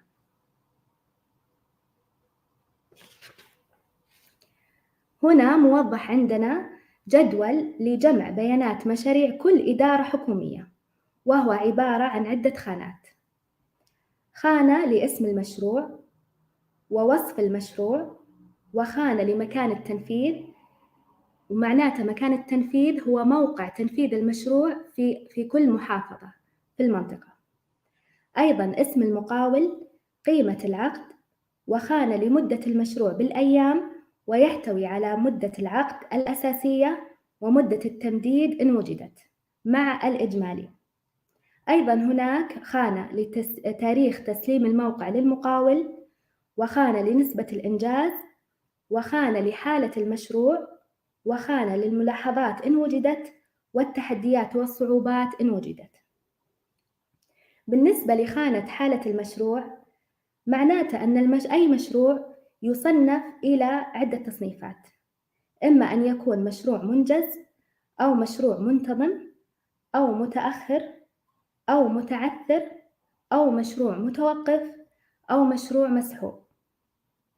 معنى المشروع أن يكون مشروع منجز يعني المشروع منتهي، وهو منتهي وفي مرحلة التسليم الابتدائية. أما المشروع المنتظم هو المشروع المنتظم حسب جدوله الزمني. بالنسبة للمشروع المتأخر هو المشروع المتأخر عن جدوله الزمني ولكن مستمر بالتنفيذ. أما المشروع المتعثر هو المشروع الذي تعثر عن التنفيذ لوجود عوائق تحد عن تنفيذها. والمشروع المتوقف هو المشروع الذي توقف عن العمل لوجود عوائق. أما المسحوب هو المشروع الذي سحب من المقاول وعادة يتم إعادة طرحه لمقاول آخر لاستكماله. وأبرز أسباب تعثر المشروع المتوقف أو المتعثر أو المسحوب إما أن تكون مشاكل مع المقاول مثلاً أو تأخر في صرف المستخلصات. بالنسبة لخانة نسبة الإنجاز هي توضح لنا كم نسبة إنجاز المشروع وتحسب عن طريق صرف المستخلصات للمقاول. هذا النموذج يتم تعميمه من إمارة المنطقة لجميع الإدارات الحكومية، ويطلب منهم تعبئته مع تحري الدقة في البيانات. الخطوة الثانية هي storing and processing, cleaning and quality. بعد جمع البيانات يتم تدقيقها وتنظيفها والتأكد من جودتها وصحتها. هذه الخطوة ضرورية ليس فقط لضمان المعالجة السليمة للبيانات، ولكن أيضاً في توفير أساس متين للمراحل اللاحقة من بيانات المشاريع. ويتم إنشاء قاعدة بيانات للاحتفاظ ببيانات المشاريع الحكومية تكون فيها البيانات منظمة وصحيحة وعالية الجودة للاحتفاظ فيها والرجوع إليها عند الاحتياج. وحسب دراسة علمية تم إعدادها عن آلية متابعة المشاريع الحكومية، وجد أن 94% من أفراد الدراسة يعتقدون أن عدم وجود قاعدة بيانات محدثة تشمل المشاريع وتفاصيلها وحالتها في كل إمارة منطقة سبب من أسباب تأخير المشاريع وتعثرها. لذلك هذه الخطوة من أهم الخطوات. الخطوة الثالثة اللي هي Statistical Analysis، تكون فيها عملية التحليل وإعداد تصور عام للمشاريع الحكومية. مثلا هنا في الرسمة البيانية التي أمامكم يوجد لدينا في الرسم تصور عام لعدد مشاريع أحد الإدارات الحكومية لآخر 2 سنين حسب حالة المشروع. ونلاحظ أن في عام 1441 هجري أعلى نسبة هي نسبة المشاريع المتأخرة، ثم قلت بشكل حاد خلال الفترة الأخيرة. أما نسبة المشاريع المنتظمة من عام 1441 هجري ارتفعت بشكل تدريجي، ثم هذه المشاريع المنتظمة أصبحت منتهية ومنجزة الآن ولله الحمد. أيضا هنا توضح لنا الباي تشارت نسب المشاريع لأحد الإدارات الحكومية في أحد التقارير الربعية، ونجد أن نسبة المشاريع المنتهية هي أعلى نسبة. أيضا يتم إعداد داشبورد تفاعلي يحتوي على تفاصيل المشروعات ومؤشراتها، وتكون فيها جميع بيانات المشاريع ملخصة، ويوجد مؤشر أداء لكل جهة حكومية على حدة. مثلا نجد هذا المؤشر يوضح نسبة التقدم للمشاريع في أحد الإدارات الحكومية، ويتحرك المؤشر معي بمجرد تغير نسب الإنجاز.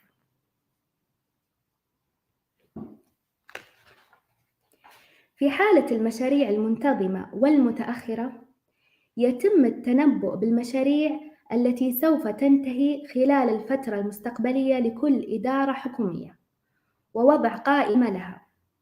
هذه المشاريع تكون حالتها منتظمة أو متأخرة، وهذه الخطوة تتم باستخدام منهجية اسمها Work Breakdown Structure، وهو مخطط تحليل الأنشطة والمهام.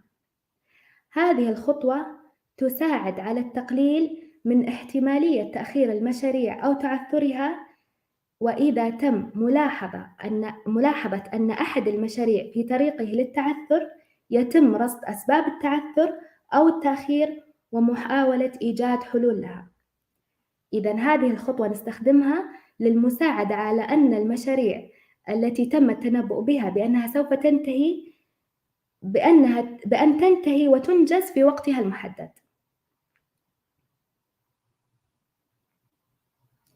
أما في حالة المشاريع المتعثرة أو المتوقفة أو المسحوبة يتم تصنيف كل حالة ل3 تصنيفات، ويتم اتخاذ إجراء معين لكل تصنيف. مثلا في المشاريع المتعثرة نصنفها ل3 تصنيفات.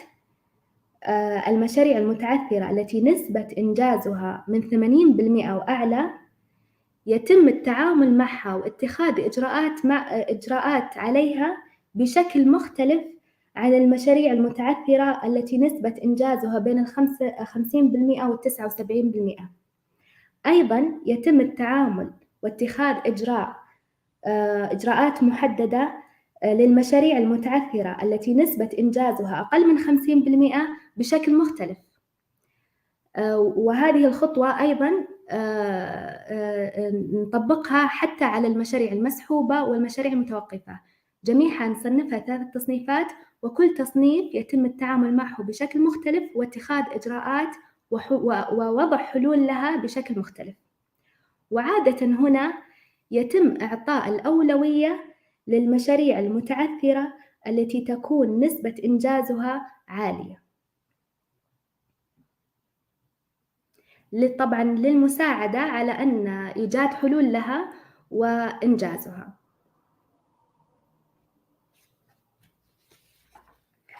الخطوة الرابعة هو إصدار تقرير ربعي للمشاريع الحكومية، وعادة يحتوي على ملخص عام وما تم إنجازه من توصيات في الاجتماعات السابقة، أيضا قائمة بالمشاريع المنتهية، قائمة بالمشاريع التي سوف تنتهي في الفترة المقبلة، وأيضا تحليل وصفي ومؤشر أداء للمشاريع لكل إدارة حكومية، حيث يتم إصدار 4 تقارير ربعية في السنة تحتوي على ملخص شامل لجميع تفاصيل المشاريع التابعة لكل إدارة، وتكون محدثة لحالة المشاريع مع توفير المعلومات التحليلية التي تساعد في دفع عملية صنع القرار وتحسين الشفافية والكفاءة. ويتم استعراض التقرير ومناقشته من خلال اجتماع برئاسة سمو أمير المنطقة حفظه الله مع مدراء إدارات الجهات الحكومية للاطلاع على سير العمل في مختلف المشاريع بالمنطقة ومحافظاتها. وبناء على النتائج يتم الخروج بعدة توصيات وتوجيهات من سموه الكريم. بالإضافة إلى أنه يتم مشاركة التقرير مع هيئة كفاءة الإنفاق والمشروعات الحكومية إكسبرو، وهذه الهيئة هو انضمام البرنامج الوطني لدعم إدارة المشروعات والتشغيل والصيانة في الجهات العامة اللي هو مشروعات مع مركز تحقيق كفاءة الإنفاق، وتحويل هذا المركز إلى هيئة كفاءة الإنفاق والمشروعات الحكومية بموجب قرار مجلس الوزراء. إذن التقرير الذي يتم إعداده يتم مشاركته مع إكسبرو لمواءمتها مع قاعدة بيانات محافظ المشاريع الخاصة بمنطقة الجوف، وهذا تكون آلية فعالة ومتوائمة مع جميع الأطراف ذات العلاقة، ويكون متخذي القرار والإدارات العليا على اطلاع مباشر ومستمر عن حالة المشاريع الحكومية بالمنطقة. وشكراً على حسن استماعكم.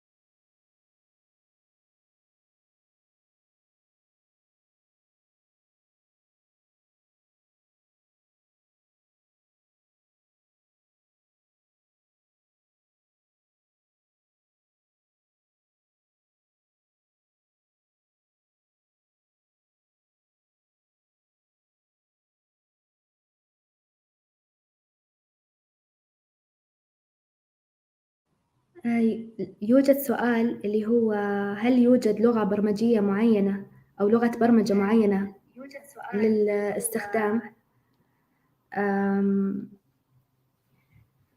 لا يوجد لغة برمجة يعني معينة للاستخدام. بالإمكان استخدام أي أداة لتحليل البيانات، منها الإكسل.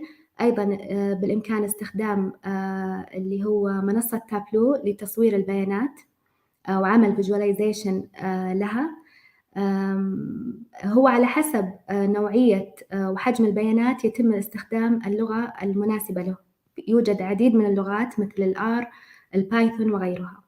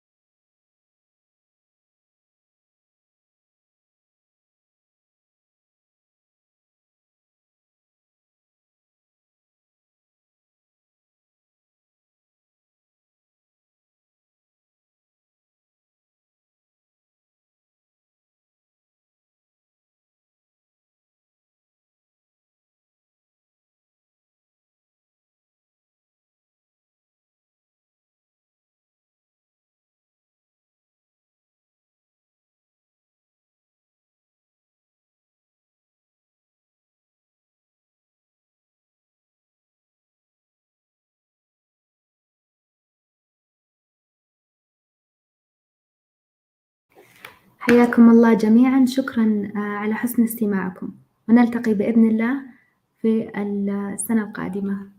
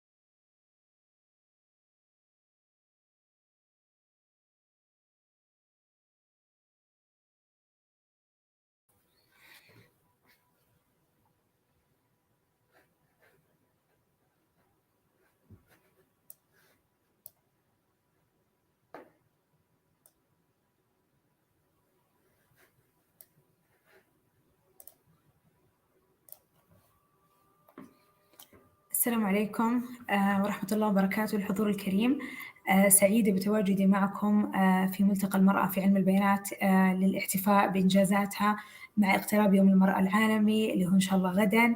بداية دعوني أسلط الضوء على جهود قطاع الاتصالات وتقنية المعلومات في دعم تمكين المرأة. أولى القطاع اهتمام كبير بتمكين المرأة ورفع نسبة المشاركة لتصل الحمد لله إلى 28%، وهي نسبة تنافس على دول متقدمة عالميا.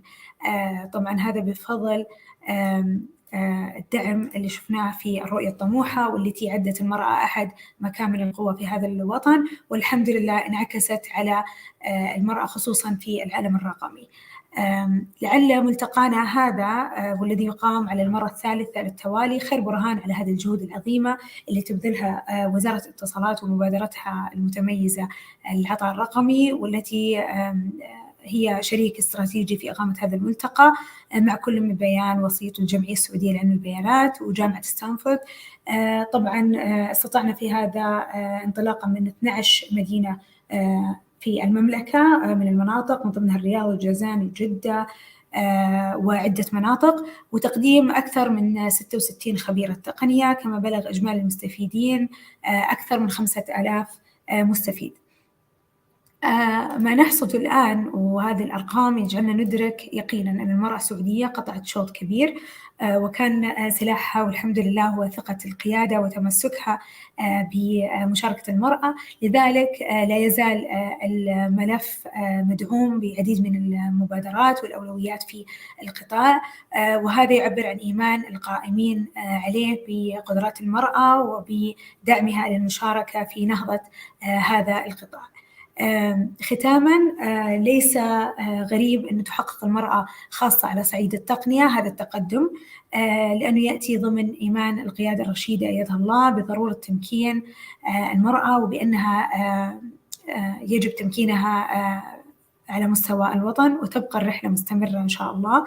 المرأة السعودية أثبتت للعالم بأنها تمد يدها لترفع الأخريات، ونعمل لدعم السيدات الأخريات في القطاع الرقمي. لذلك تمكين امرأة واحدة هو تمكين للمجتمع بأسره. هذا ما أكدته التجربة، خصوصا تجربتنا في قطاع اتصالات وتقنية المعلومات. إن شاء الله نلتقي في النسخة القادمة من الملتقى، وبارككم الله لتنمية الوطن وصناعة مستقبل مزدهر بإذن الله. شكرا لكم.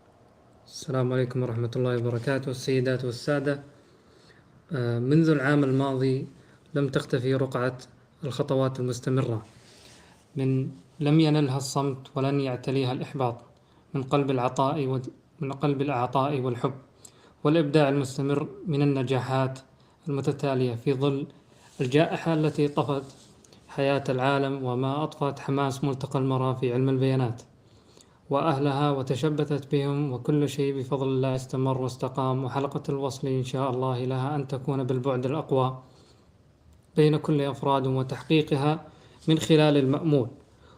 وكما أعطينا الثقة في مبادرة لقاء العلاقات العامة من خلال ملتقى المرأة في علم البيانات أن نكون شريكا استراتيجيا في النجاح والعطاء والإبداع، وسد الثغر وعززت الجيد ودعمت العظيم، وكان لنا أن نملأ سجلات المهنية، وكما زرع فينا حب التطوع لتقديم كل ما هو متميز لتطوير وقدرات ونخب مستفيدين من القدرات المحترفين، وتعزيز قيمهم من الشباب والشابات السعوديات في هذا الوطن المعطاء. كما كانت المناسبات المحلية والعالمية شغفنا الذي نطمح من أجله لمواءمة التطورات توفيقا وسدادا لهذا البلد العظيم المملكة العربية السعودية.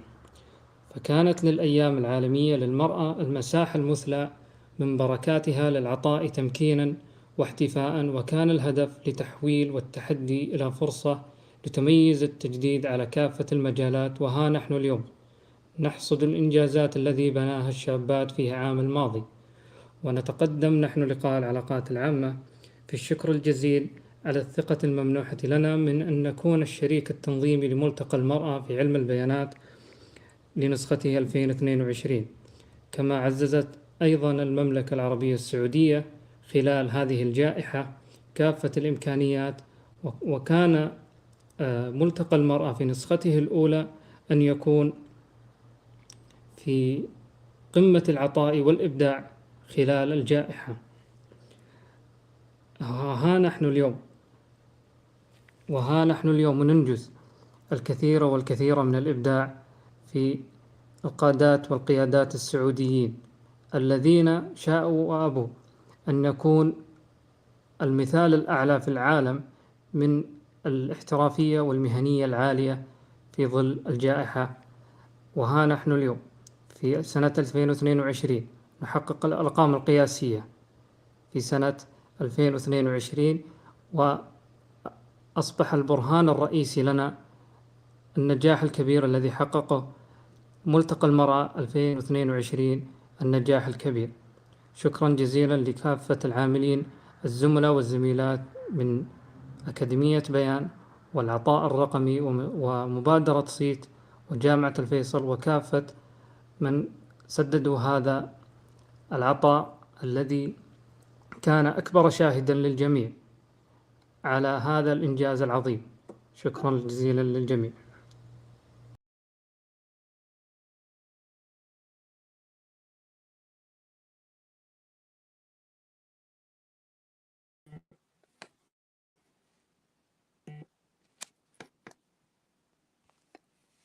السلام عليكم ورحمة الله وبركاته. أسعد الله أوقاتكم بكل خير. محدثتكم أمل عبد الله العلي، ممثلة منظمي ويتس لعام 2022، مؤسسة بيان لعلم البيانات والذكاء الاصطناعي، ومبادرة صيت.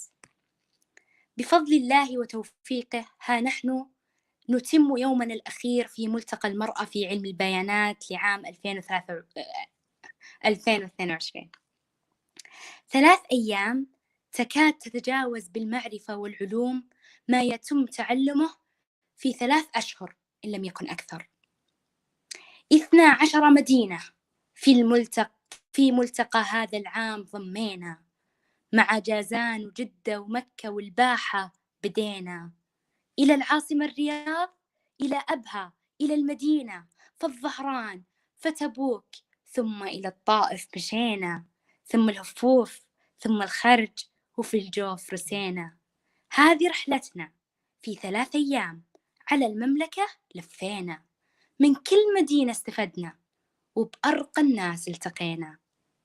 نشكر حضورنا الرائع، شكرا لكل من استثمر وقته في اكتساب المعرفة ومشاركتها. ولا تكاد تسعفني الكلمات لشكر سفيراتنا. شكرا تقديرا وحبا وفخرا لكل السفيرات، فنحن نؤمن بأن سفيراتنا هن أساس هذا النجاح، هن الأصل لهذا الإنجاز. سفيراتنا العزيزات أنتن جوهر هذا الملتقى وجذور نجاحه. وأخص بالشكر فريق التسويق على إبداعهم ودورهم العظيم في التغطية الإعلامية للملتقى. لم يقتصر التميز على جودة المعرفة، وإنما عكس التميز مقدميها وخبرتهن. متحدثاتنا، شكرا جزيلا لكم، فما كان يليق بكن إلا الجمال، وقد أظهرتن من الجلسات أجملها، ومن الورش أبهاها. كنتن خير مثال لجملة تعلم الأفضل من الأفضل. دمتم ملهمات. فأما بعد، كل الشكر والامتنان إلى شركاء النجاح، بداية مع الشريك الاستراتيجي مبادرة العطاء الرقمي. نشكر كذلك الشريك التنظيمي لقاء العلاقات العامة، ونشكر كذلك المؤسسة العامة للتدريب التقني والمهني، جامعة الفيصل، الجمعية السعودية لعلم البيانات، جامعة جازان، وجامعة الباحة، جامعة الملك خالد، وجامعة عفت، وجامعة تبوك، وجامعة الطائف. الشكر موصول للجميع، على أمل اللقاء في العام القادم بكل صحة. في أمان الله.